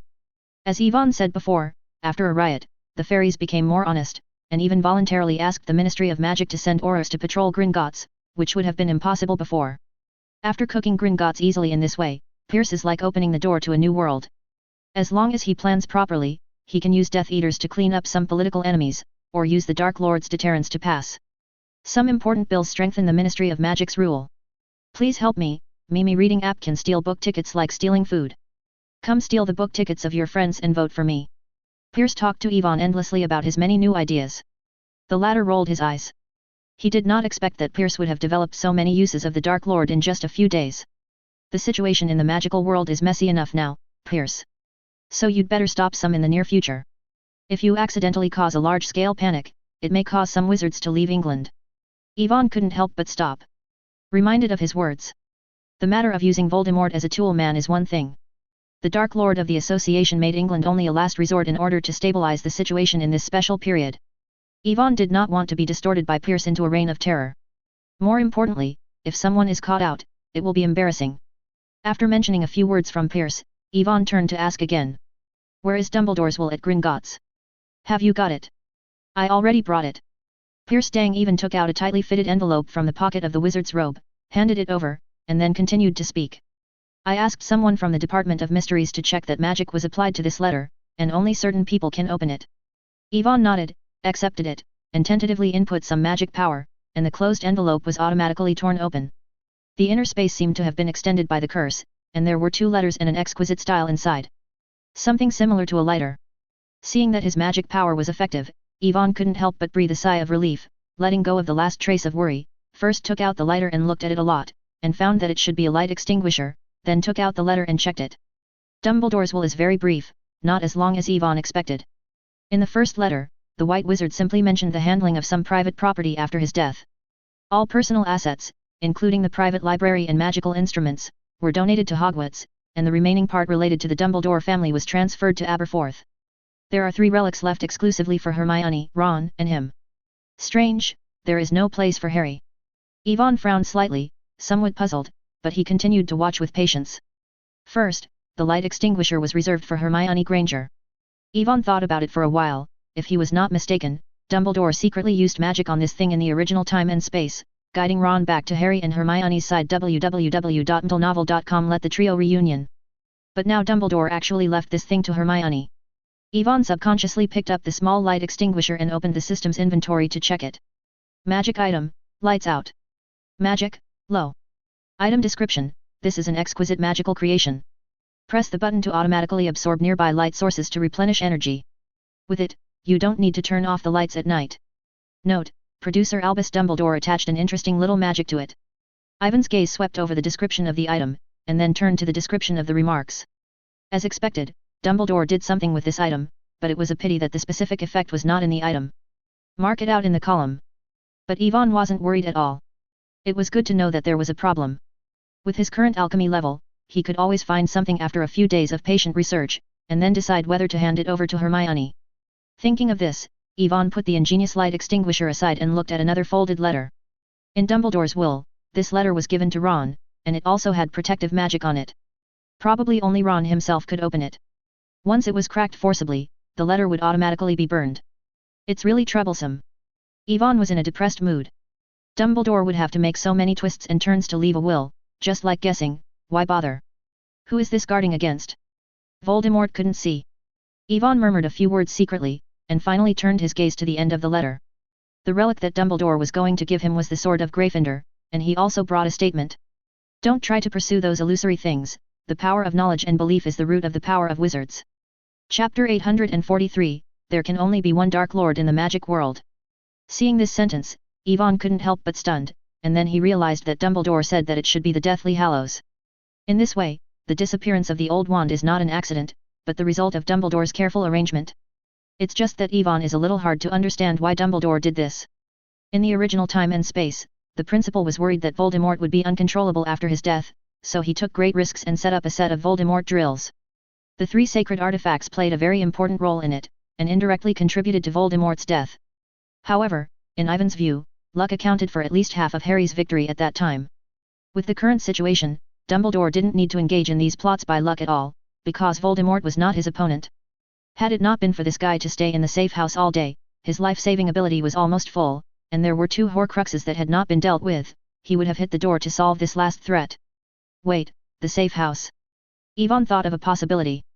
If Voldemort got this old wand, would he be full of confidence and take the initiative to leave the safe house to find his own revenge? It would be interesting if it were so. The characteristic of the old wand is that once the holder is defeated, the ownership will be transferred. It stands to reason that he is now the owner of the old wand, and all the magic that Voldemort uses with that wand cannot be effective on him. The more I think about it, the more I think this is possible, but Dumbledore's many actions made him vaguely feel that things may not be so simple. After all, the Horcrux problem has not been resolved. Voldemort is almost immortal at this stage, just defeating the opponent. It doesn't make much sense. Yvonne thought about it for a long time, but he didn't sort out his clues. The only thing that was certain was that Dumbledore's plan was not against him, otherwise he would not specifically remind himself in his letter not to pursue those vain things. Your Excellency Halls, did Albus Dumbledore say anything in the letter? Pierce asked, curiously, seeing Yvonne holding the letter, his expression changing.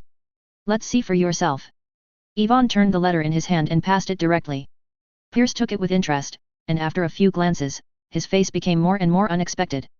He originally thought that Dumbledore had left a will specially, and he deliberately arranged a lot of protection must be to take the opportunity to expose the evil face of Yvonne Halls to the people, or simply to call on the righteous wizard to revolt.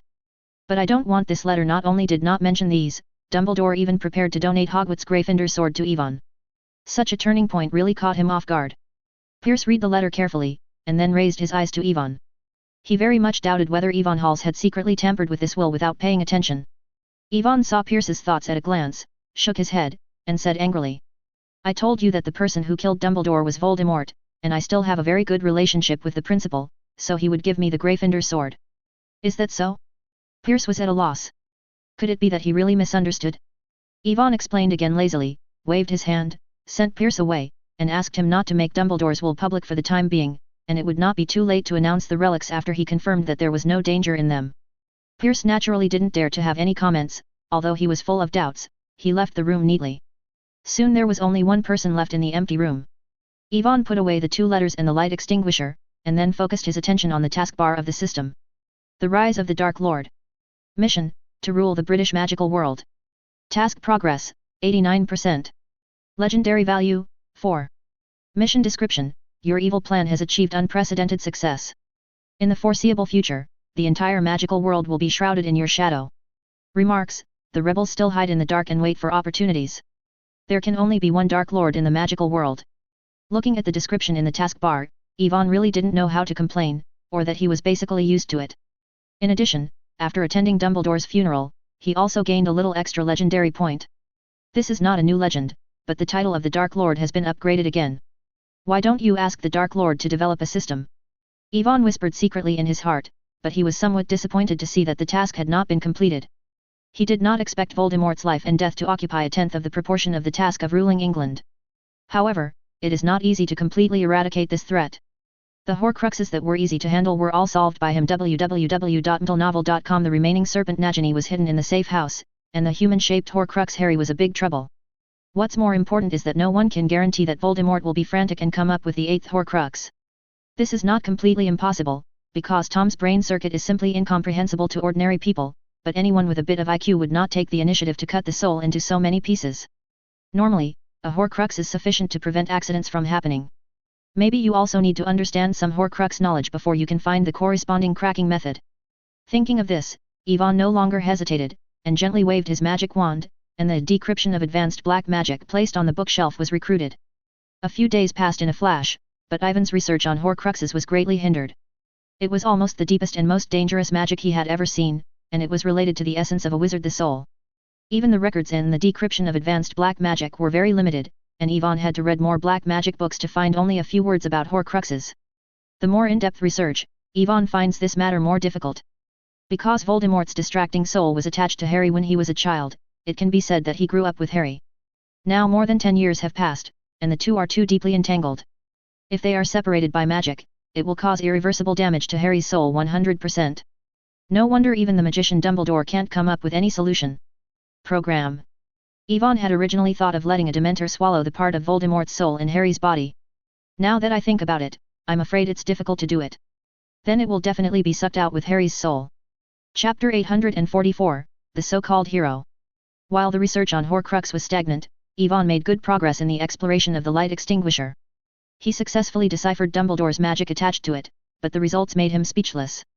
After the light extinguisher is full of magic power, you can communicate with people at a long distance, as long as you think about the other party in your heart. This looks a bit like a gadget for couples to enhance their relationship. Of course, it can also be used to transmit information. But this thing has no effect on Ivan. After all, the function of the light extinguisher conflicts with his magic mark, and it can only be left as a souvenir for Hermione. As for the other relic of the Gryffindor sword, it was also taken from Hogwarts by the Ministry of Magic, but Ivan was not in a hurry for Pierce to send it, but retaught it together with the light extinguisher and letter. After the Ministry of Magic, they asked them to come to Hogwarts at that time and announce their will under the witness of everyone. The Christmas holiday ended soon. On the first day of school, the little wizards returned to Hogwarts one after another by special trains, but compared to the active atmosphere of previous years, this year's Hogwarts seemed to be cast over a shadow. Dumbledore's funeral just ended a few days ago, and the Dark Lord was even more frantically evil. Even the Ministry of Magic and Gringotts were not spared. Many people even guessed that Voldemort's next goal was Hogwarts. For this reason, many parents of students are not at ease to let their children come back to class. Fortunately, Pierce issued an announcement through the Daily Prophet in a timely manner, promising to ensure the personal safety of every student, and the Ministry of Magic will also send a large number of elite Aurors to Hogwarts to open the school's protective barrier. Make it a fortress that can never be conquered. In view of this, parents of students have to let their children return to school on time. In order to soothe people's hearts, Dawlish announced various measures of the Ministry of Magic in public at the dinner on the first day of school, and announced Dumbledore's will by the way. After the dinner, Ivan was deliberately left behind. There is a part of Dumbledore's will that is related to you. To be precise, he left you a few relics. Dawlish walked to the front of Ivan and the others and said, "You mean us? Did Principal Dumbledore leave me a relic too?" Ron was surprised, he hadn't expected this at all. Harry and Hermione were also a little unexpected, and they looked expectantly in their gazes. "Yes, Mr. Ron, including you, of course, as well as Lord Halls and Miss Granger." Dawlish replied. "What about Harry?" Hermione asked suddenly, keenly aware that Dawlish did not say Harry's name. "I'm sorry, but Mr. Harry Potter didn't leave anything in Dumbledore's will." Dawlish shook his head, acting like a businessman. "It's impossible." Ron couldn't help shouting loudly. Everyone in the wizarding world knew how much Professor Dumbledore cared about Harry. Hermione also nodded in agreement. Professor Dumbledore left something for them, and it would never be possible to leave him alone. Harry looked at Dawlish with a look of confusion, obviously also a little puzzled. "It's not true. The Ministry of Magic has confirmed this again and again. If you really don't believe it, I can apply to the above and show you Dumbledore's will," Dawlish said with certainty. After getting Dawlish's confirmation, Harry's performance suddenly became a little disappointed. He didn't quite understand why Professor Dumbledore didn't mention himself in his will. Could it be that his performance over the years made this person? The principal was very disappointed. Maybe Professor Dumbledore forgot. You know, the professor is over 100 years old this year, and his memory is definitely not very good. Ron hurriedly exhorted. "Yes, it must be," Hermione said. "Perhaps," Harry replied casually, but in his heart he knew that Dumbledore would never forget this. He smiled reluctantly, and then changed the subject. "Captain Dallas, you haven't said what the professor left Ron and them." "Ah, yes." Dawlish slapped his head, even out of the wizard's robe pocket, took out a small, delicate, lighter-like object and handed it to Hermione. "This is a light extinguisher, and Dumbledore said in his will that he hopes you can make good use of it." Hermione took it carefully, and after fiddling with it, she quickly found a way to use it. With just one flick of the light extinguisher with her right hand, the candle in the auditorium was absorbed in an instant. It went dark. "Oh, sorry." Hermione hurriedly cast a flame curse and lit the fireplace in the auditorium. The flames strung up high, and the flames remapped everyone's figures. "It doesn't matter. This light extinguisher was probably made by the Lord Dumbledore himself, and you can't see it elsewhere. It is a memorable thing," Dawlish said with a smile, and then turned to look at Ron, handed out a letter. "Then you, Mr. Weasley, Dumbledore left a special letter for you. It was enchanted and no one but you could open it." www.ndlenovel.com. Ron quickly picked it up, come over, and then opened without hesitation. "What did the professor say in the letter?" Ivan asked curiously. He knew all the relics left by Dumbledore, and only the content of this letter was a secret to him. Harry and Hermione also turned their heads and waited for Ron's answer. "Well, the professor said in the letter that he chose me as the prefect this year is the result of careful consideration, and he also believes that I can do a good job," Ron said with some embarrassment. "Of course, you have always been great, Ron, you are the best prefect," Harry encouraged. Ron nodded nonchalantly. In fact, his work as a prefect this year was a mess. Many of the little wizards in Gryffindor would not listen to his orders at all. They even said privately that they only recognized Ivan Halsi was the prefect, which made him very embarrassed for a while. So much so that he himself doubted whether Dumbledore had typed the wrong name in the prefect appointment letter. Now this suicide note dispelled his doubts. It was indeed Dumbledore's deliberate decision to accept his order as the prefect. Ron was very moved by this heavy trust. In addition, the content of the letter in the second half he did not say it in public. Dumbledore told him in the letter not to limit his vision to one aspect, everyone has something suitable for him to do. Yvonne and Harry are excellent, but because of this, they can't focus on some ordinary things, and many times these things are just as important. The so-called hero does not necessarily mean what a great cause to do. Those who work silently behind the scenes, inspire people to regain their confidence and unite them in times of crisis, are equally worthy of respect. Chapter 845, Sword of Gryffindor. Your Excellency Halls, Principal Dumbledore has also left you a gift. After Dlex delivered the letter to Ron, he turned around and gave an object wrapped in a long cloth strip from the hands of an Auror. Take it over. Yvonne stretched out his hand to take the thing, and after untied the cloth strip, a gorgeously decorated sword appeared in front of everyone. The ruby inlaid on the hilt of the sword was shining brightly under the light of the fire, and the name of Godric Gryffindor was imprinted on the body of the sword in the last mana. This is the Gryffindor sword. Hermione shouted in surprise. Yes, Principal Dumbledore gave it to Lord Halls in his will. Dawlish explained. In fact, according to the rules and regulations, Dumbledore did not have the right to gift Gryffindor to others. After all, this belongs to the entire Hogwarts asset, not his personal possession. But who made this special approval by Minister Pierce, so no one would jump out unfamiliarly and say that this is not compliant? Compared to the surprised Hermione and the others, Yvonne seemed very calm, because he had read the will a long time ago and knew that Dumbledore would leave the Gryffindor sword to himself. Of course, this is the first time I really got it. Yvonne was also a little curious about this famous sword. He held the hilt and tried to swing it. The sharp body of the sword swept across the air, bringing up a crisp sound of the sword, and easily slamming the sword on the table.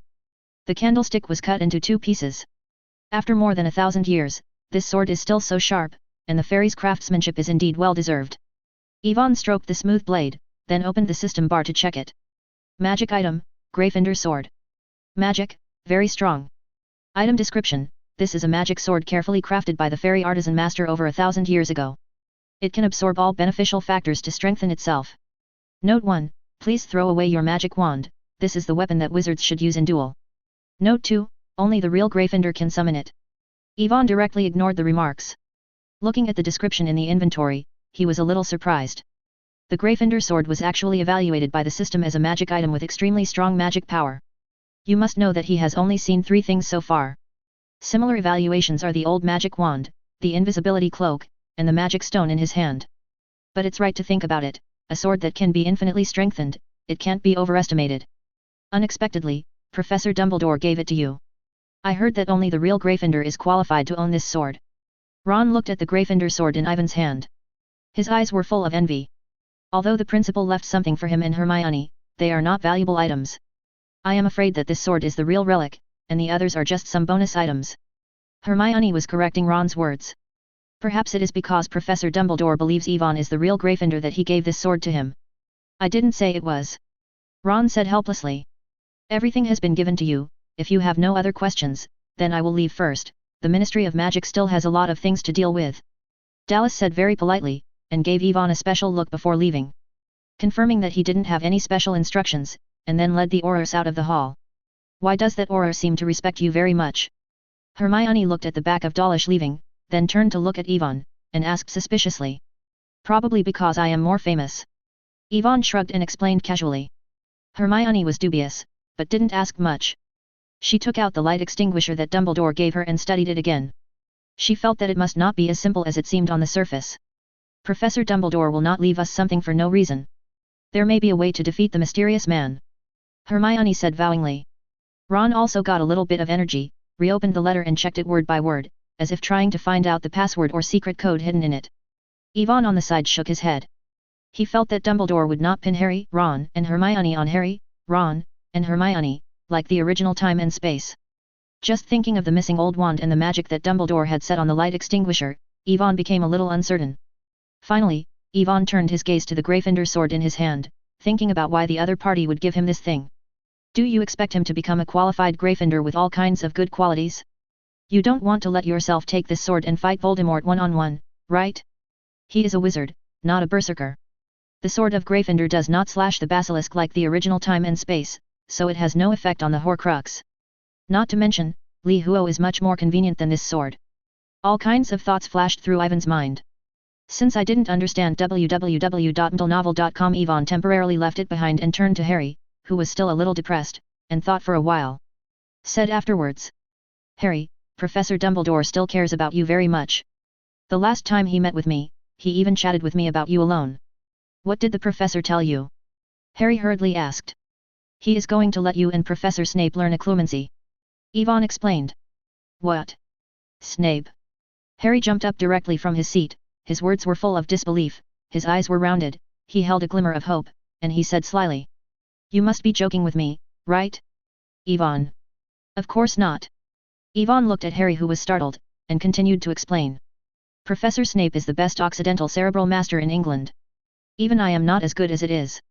If you really want to get rid of Voldemort's troubles, it is the fastest to learn from him. I can learn it by myself too. I have read the notes you gave me last time, otherwise I can master this magic by myself. Harry interrupted Ivan's words awkwardly and said stiffly. And Snape wouldn't want to teach me, he hates me so much, if given the opportunity, he would even wish to give me to Voldemort. But Snape had agreed. Ivan opened his mouth, but in the end he swallowed the sentence. He understood that Harry's misunderstanding of Snape was so deep that he would not be able to eliminate it for a while. After venting a bit, Harry couldn't stand the solemn atmosphere in the auditorium, and said to Ivan and others that he would go back to the bedroom first, and then walked out of the hall without looking back. Chapter 846, The Phoenix Reappears. Probably to prevent Ivan, Hermione, and Ron from coming out to find himself, Harriet walked in the opposite direction and quickly walked to the edge of the Quidditch pitch. It was late at night and there was no one on the court, and the cold wind slowly calmed his excitement. It's just that Harry still couldn't understand why Professor Dumbledore planned to let himself follow Snape to learn occlumency. He knew how much the Professor of Potions class hated him. Not to mention that Snape did a lot of things for Voldemort. Harry couldn't help thinking that when he had dreamed of Voldemort recently, Snape always stayed beside him every time. They seemed to be looking for something, very urgent. But he couldn't tell anyone this information because Ivan, Hermione, and Sirius had repeatedly reminded him not to believe everything he saw in his dreams. If he revealed what he had dreamed of, they would have been talking non-stop. As for Professor Dumbledore not mentioning himself in his will, Harry had already looked away. This is not something incomprehensible, after all, Ivan is much better than him, and he is the most likely person to defeat Voldemort in the future. In contrast, what can I do for myself? He just escaped from Voldemort's hands by luck. Just as Harry was thinking about it, a familiar fairy music suddenly came from above. Harry looked up curiously. A golden red bird was falling on the treetop, staring straight at him. Fox! Harry shouted in surprise. The proud phoenix flew down from the treetops, and after a circle around him, flew towards the forbidden forest. Do you want me to follow you? Fox! Harry subconsciously took a step forward and asked uncertainly. The phoenix hovered in the low air and screamed, as if to confirm his conjecture. After getting the confirmation, even though he had a lot of doubts in his mind, Harry did not hesitate to follow. The road ahead became more and more skewed, and Harry felt that he had entered the depths of the forbidden forest, and the surrounding darkness was dark, and the sound of insects made him more uneasy. Fortunately, Fox did not continue forward, and soon stopped in front of a huge banyan tree. Harry walked a few steps out of breath, under the dim flame of the phoenix, a silver-grey, liquid-like thing, hanging on the branch of the banyan tree. This is my invisibility cloak.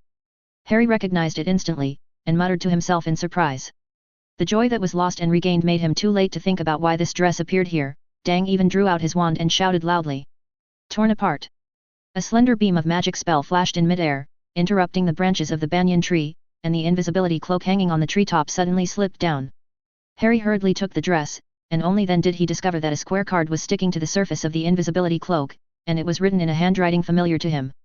I thought for a long time and didn't think of what should be left for you, so I could only find your invisibility cloak. I'm sorry that I kept it privately for a few months. I couldn't find it the first time I found it. Give it back to you. The end of the card was empty, without any signature, but Harry guessed from the phoenix and the handwriting that brought him here, it must be Professor Dumbledore. But why didn't the professor simply write this in the will and send the invisibility cloak along with the other relics? Harry was very confused. He faintly realized that Professor Dumbledore might only want him to see this invisibility cloak, otherwise he would not put this thing in such a remote place and leave Fox alone in him. When, bring him here. Harry's idea was quickly verified, because there was another sentence written on the back of paper. Don't tell anyone about this, try to trust Severus if necessary. It was Snape again. Harry was somewhat depressed, and he couldn't help wondering if Professor Dumbledore believed him too much. At the same time, Harry was keenly aware that another meaning hidden in the messages left by Professor Dumbledore was that someone he knew had turned to the Dark Lord. Only in this way could he explain Dumbledore. Why don't you want others to know that you have recovered your invisibility cloak? But who could this man be besides Snape? A figure flashed in Harry's mind, but he couldn't believe that any of them would choose to abandon everyone and throw themselves into the arms of the Dark Lord. Harry didn't care much about Dumbledore's words on the card that he kept the invisibility cloak privately. He didn't use it some time ago anyway. On the contrary, he was very grateful for the invisibility cloak that Dumbledore could accidentally lose. Find it again. This is not easy. Seeing the darkening of the sky, Harry stuffed the invisibility cloak into his robe indiscriminately, and then put the card in his pocket www.mdlenovel.com and prepared to follow the light of the castle in the distance to return. The hovering phoenix fox flew slowly down from midair and landed directly on his shoulders. Is there anything else you want to tell me? Fox. Harry turned his head, looking at the golden red phoenix and asked curiously. There was a deep joy in Fox's mouth, but Harry was confused. He could not understand Fox's bird language. The latter probably realized this too, and simply didn't waste any effort on Harry's body. A flame was ignited on his body, and Harry was wrapped in it, so that one person and one bird disappeared out of thin air. When Harry came back to his senses again, he had already appeared in the boys' dormitory. For some reason, it looked empty here, Yvonne and others were not there, and Harry looked around and didn't see Fox. At this moment, Ron's voice suddenly came from the door, and Harry thought of Dumbledore's instructions on the card, and hurriedly stuffed the invisibility cloak hidden in his robe under the bed. The next moment, the door of the bedroom was pushed in, and Yvonne, Ron, and Neville walked in through the door together. All three of them were surprised that Harry had already returned to the dormitory, and Ron took a step forward and complained. Where did you go, Harry? We went to Hagrid to find you, and you were not there at all. Sorry, Ron, I just want to be alone. Harry replied apologetically, hesitating in his mind to tell him about his previous experience and let Yvonne, Ron, and Neville help him analyze who is Voldemort's undercover agent, but after thinking about it, he still couldn't speak. Chapter 847, Yvonne, I don't really understand what you guys think. I understand, Harry, no one would want to learn magic from that old bat. I really don't know what Professor Dumbledore thinks. Ron patted Harry sympathetically on the shoulder and said comfortingly. Yvonne on the side stepped forward and interrupted the conversation between the two. By the way, Harry and Ron, the current situation in the magic world is very unstable. Voldemort may attack each of us at any time, so I recently developed a magic that allows us to communicate with each other and communicate information. Do you want to try it? What magic? Ron suddenly became interested and asked eagerly. Harry was equally curious. It's a kind of imprint magic. Yvonne Dang even explained the various effects of the magic imprint. As early as the beginning of the school year, he thought of engraving magic marks on Harry and others, lest Voldemort, who was mad, would pass his hatred to these friends. Only worrying about being misunderstood, coupled with the fact that Dumbledore would still be alive, could provide protection for Harry and the others, it has been delayed until now. Carve a logo on the arm? Like the mark of the Dark Devil. Ron said subconsciously after listening to Yvonne. This kind of imprinting magic itself has no right or wrong, it just depends on how we use it. Yvonne explained patiently. But before he could finish speaking, Ron started to speak excitedly. This is awesome. Yvonne was stunned, and his gaze at Ron became a little weird. He realized that he didn't quite understand what these little ghosts were thinking. Ron didn't notice Ivan's weird gaze, and continued excitedly. I always felt that we should also set up a magic organization to fight against mysterious people together, just like the Order of the Phoenix. Order of the Phoenix? What Order of the Phoenix? Seamus, who had just entered the door, looked at the people in the room with a confused look. Ah, that, we're just saying what name should be given to the newly formed secret organization. Ron hesitated to explain, only then did he remember that the news about the Order of the Phoenix needs to be kept secret.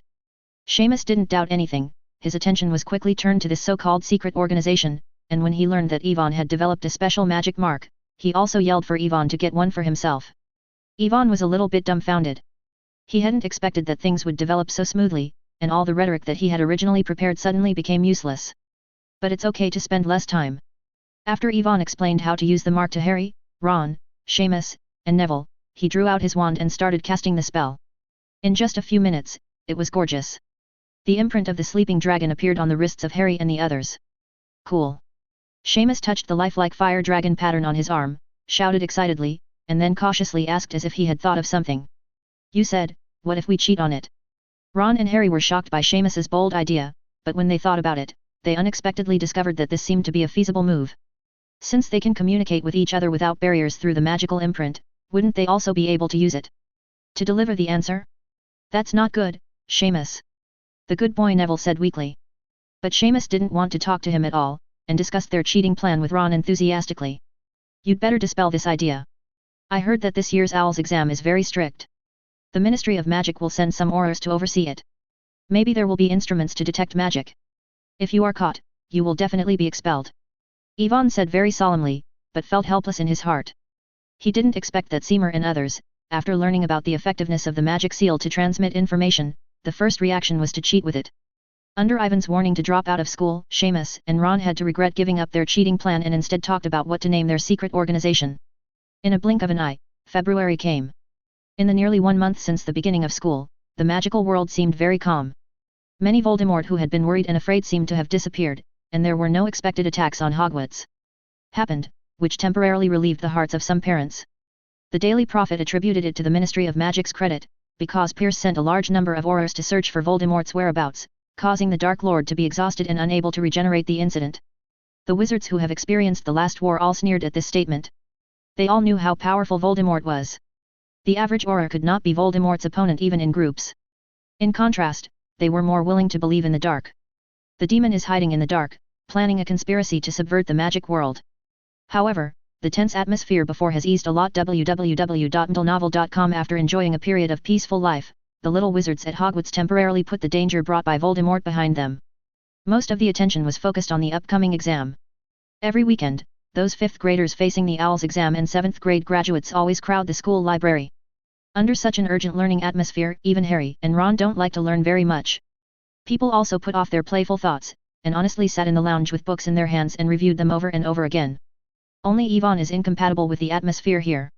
At this time, he is holding a top with gems, carefully looking at it, tapping it with a magic wand from time to time, seeming to be exploring something. Yvonne, don't you plan to review it? The Owl's exam is about to be taken in more than a month, and you told me before that you plan to take this year's ultimate test, strive to pass all subjects, and apply for graduation in advance, right? Hermione put down the book and couldn't help but reminded. I've reviewed it before, and besides, it's just some ordinary exams, and I'll confess it. Yvonne almost missed his words, and hurriedly put down the crown, and said to Remedy. Ahem, I mean you can live with your eyes closed. Harry and Ron, who were carrying the book, rolled their eyes, wanting to complain, can they not make these exams so easy, so that they don't have any motivation to review? The O.W.Ls, General Wizard Test, is a very important and difficult sub-test, not to mention the NEWT. Ultimate Wizard Test. The level of results directly determines whether they can find a good job in the future. Chapter 848, I won't teach defense against the dark arts. On the side Hermione was also choked by Ivan's words, but was unable to refute. Professor McGonagall once said that with Ivan's magic level, he could have graduated from Hogwarts a long time ago, and the Owl's exam may be really difficult. Can't hold him. But this also means that Yvonne will leave Hogwarts next year. Thinking of this, Hermione's mood has become a little frustrated. Although her grades are also very good, she is not sure that she can pass the higher grades with excellent results. Newt exam. Naturally, Yvonne saw this, and he said amusedly to comfort him. I'm not a student, but it doesn't mean that I won't be at Hogwarts in the future. Are you planning to come back to teach after graduation? Hermione immediately guessed Ivan's thoughts, then thought about the vacant position, and said tentatively. Defense against the dark arts class. No. I can't teach this course for anything. Yvonne was taken aback, and hurriedly interrupted. He hasn't lived enough yet. In the past 5 years, Yvonne has witnessed the horror of Voldemort's curse. Those who have served as a defense against the dark arts class professor will always be unlucky for various reasons. So far, they have been able to leave their job in a peaceful situation. Lupin is the only one. But even Lupin failed to attend a full year of class, and at the end of the semester he chose to voluntarily resign due to some reasons. Although Yvonne has outstanding strength, he will not make fun of his personal safety. Hermione spit out her tongue, apparently also thinking of the curse of defense against the dark arts class from Ivan's startled reaction. However, apart from the vacancy of the professor for this course, it seems that there is no other course to choose from.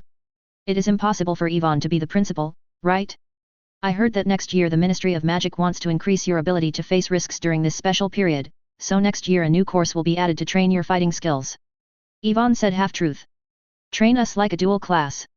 Harry and Ron asked with enthusiasm and interest. Normally, when they hear that the Ministry of Magic will add a course in the coming year, they will groan and complain, but if this course allows them to take up their wands and fight, it becomes much more interesting. Almost. Yvonne slapped his mouth. In fact, he hadn't figured out how to teach. But, will the Ministry of Magic approve you to be a professor? Hermione said hesitantly.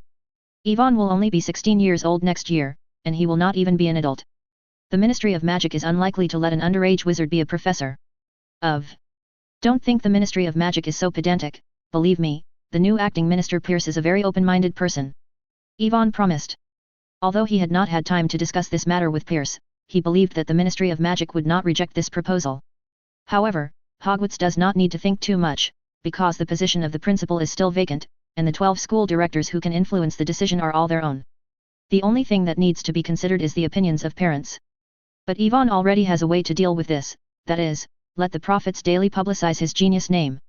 It is best to make everyone aware of his leapfrog graduation, and then re-exhibit his previous great achievements. Show.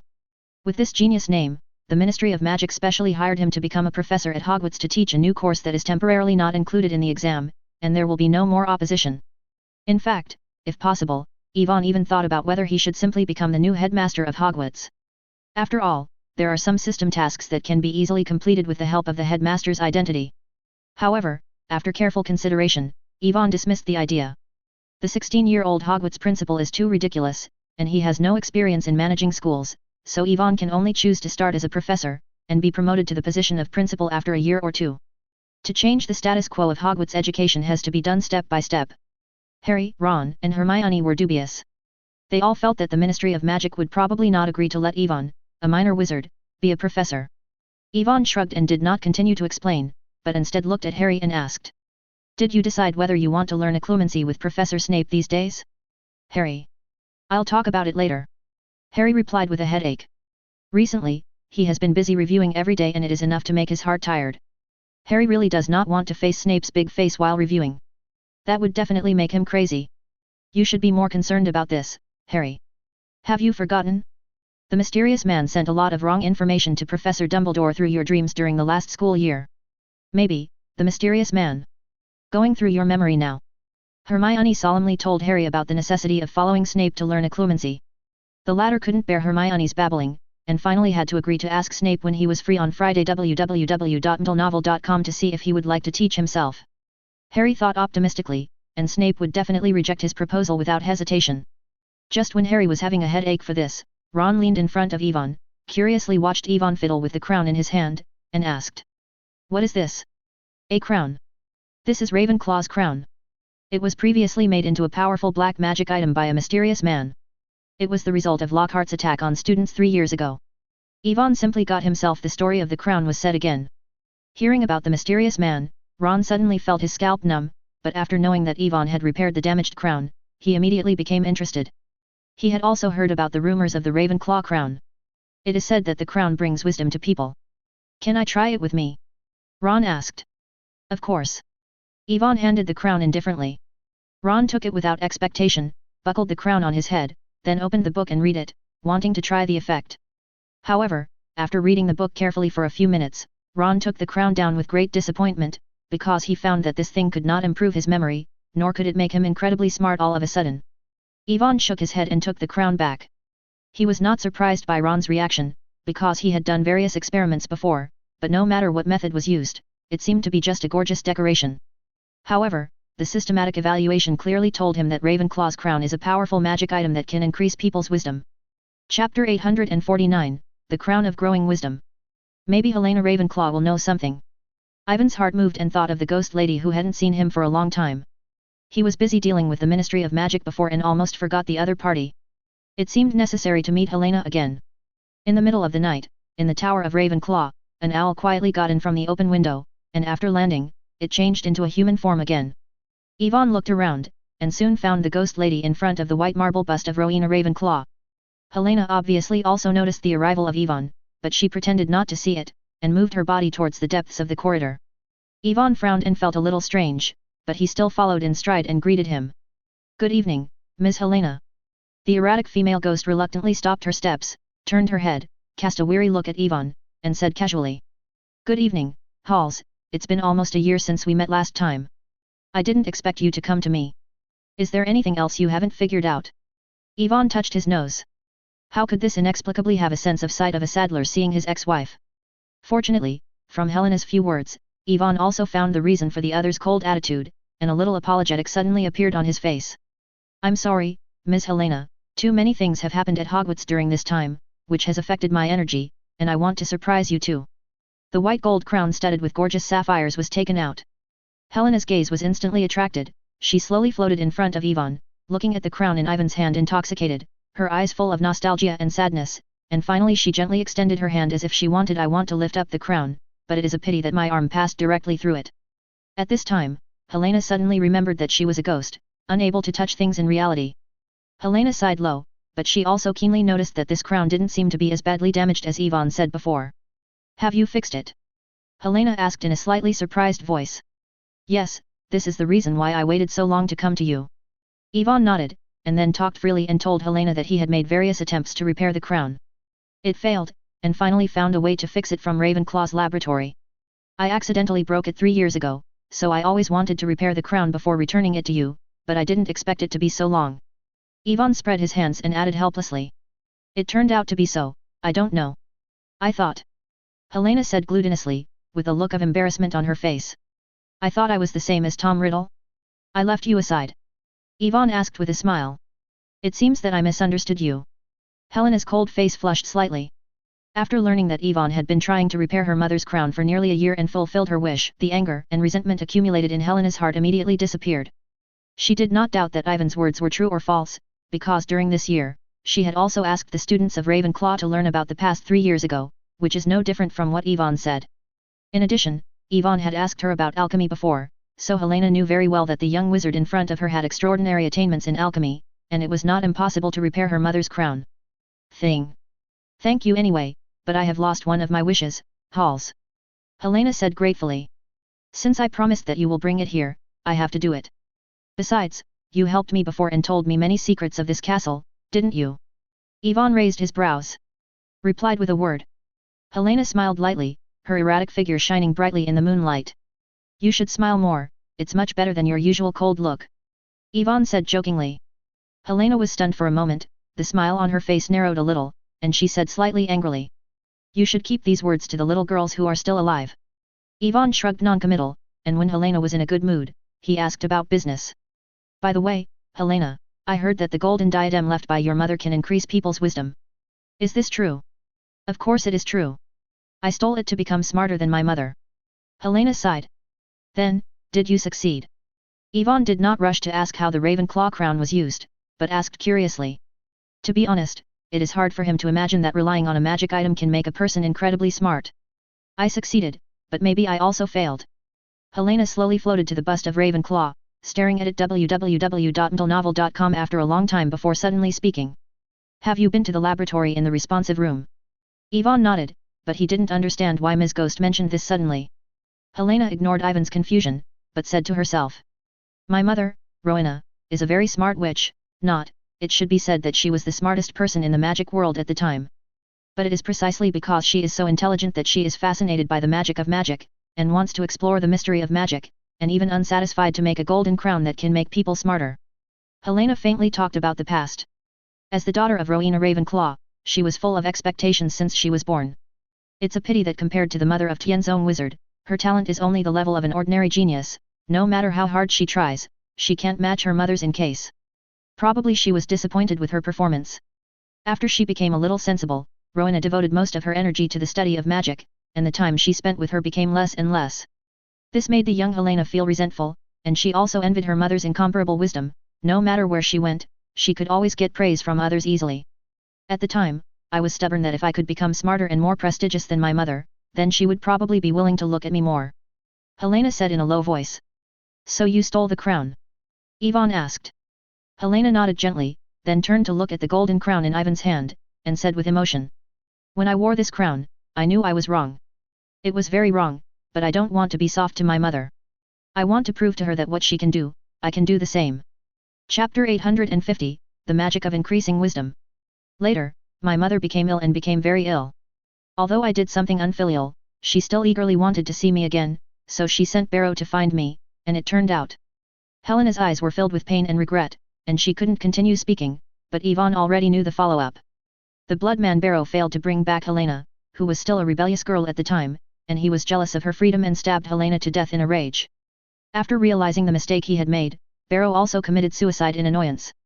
In a sense, Helena will end up like this all by herself, even with Barrow, who loves her to death, and makes Ravenclaw founder Rowena depressed. However, Yvonne would naturally not say these words, otherwise Helena would have turned his face with him. In fact, Ms. Rowena has always regretted that she was too focused on research and neglected your feelings. Yvonne hesitated and said comfortingly. The painful expression on Helena's face suddenly eased a lot, and she turned her head slightly to look at Yvonne in confusion. I have been to that laboratory, and I saw a striking stone stele at the door with a sentence engraved on it. Yvonne explained, but before he could finish speaking, Helena spoke for him that sentence. Extraordinary wisdom is the greatest wealth of mankind. This is what my mother says most often. She has always liked smart people. It's a pity that my performance has always disappointed her. Helena's words showed some resentment. Do you really think that? The stele was destroyed when I went to the laboratory, probably Ms. Rowena's hand.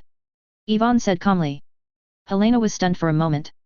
Ivan's words continued. He looked at Helena and said word by word. I think your departure made her realize that she once had something more important than wisdom, family affection. Helena's body trembled violently, her eyes were filled with crystal tears, she gently covered her mouth with her hand, as if she wanted to block the whimper from her mouth. Drips of tears slid down her cheeks next, but before landing, it turned into dots of fluorescence and dissipated in the air. I want to announce that //me //me reading /app / is really good, it is worth installing, after all, there are many books, all books, and fast updates. Yvonne turned around very wisely, pretending to be looking at the scenery outside the window, and let Helena let out the emotions he had accumulated for a long time. I don't know how long it took, the deep crying slowly subsided. Helena wiped the tears from the corner of her eyes and muttered to herself. If we could all understand this earlier, maybe things won't get so bad. People always have to lose before they can understand what is most important. Yvonne said. Helena sighed and nodded, and then took a deep look at Crown, and said rather reluctantly. You take it away. Are you not going to keep it? Yvonne asked somewhat unexpectedly. He could see that Helena had a deep obsession with this crown, so when he took out the Ravenclaw crown, even the preparations have been made to return the things to their original owners. No, it doesn't make any sense for me to hold it. Helena said with a wry smile. She is now a ghost and doesn't even have the ability to hold a crown. Yvonne did not pretend to be any more, because he was afraid that if he refused to say more, Helena would temporarily change her attention. Then how should I use it? Just bring it like this. Yvonne fiddled with this gorgeous crown and asked. He had tried various methods before, but he couldn't get any feedback. You still lack a spell to activate it. Helena laughed and floated in front of Yvonne, gently resting her palm on top of the crown, slowly muttering something in her mouth. Yvonne clearly saw the famous quote engraved on the inside of the crown light up, and then the entire crown glowed with light blue fluorescence. This abnormality only lasted for a moment and disappeared without a trace, but Yvonne could feel that the crown in his hand was a little different from before. He even guessed that the spell that activates the crown is the phrase excellent wisdom is the greatest wealth of mankind, but it has to use the old British saying thousands of years ago. No wonder he didn't get any movement no matter how he tried this thing.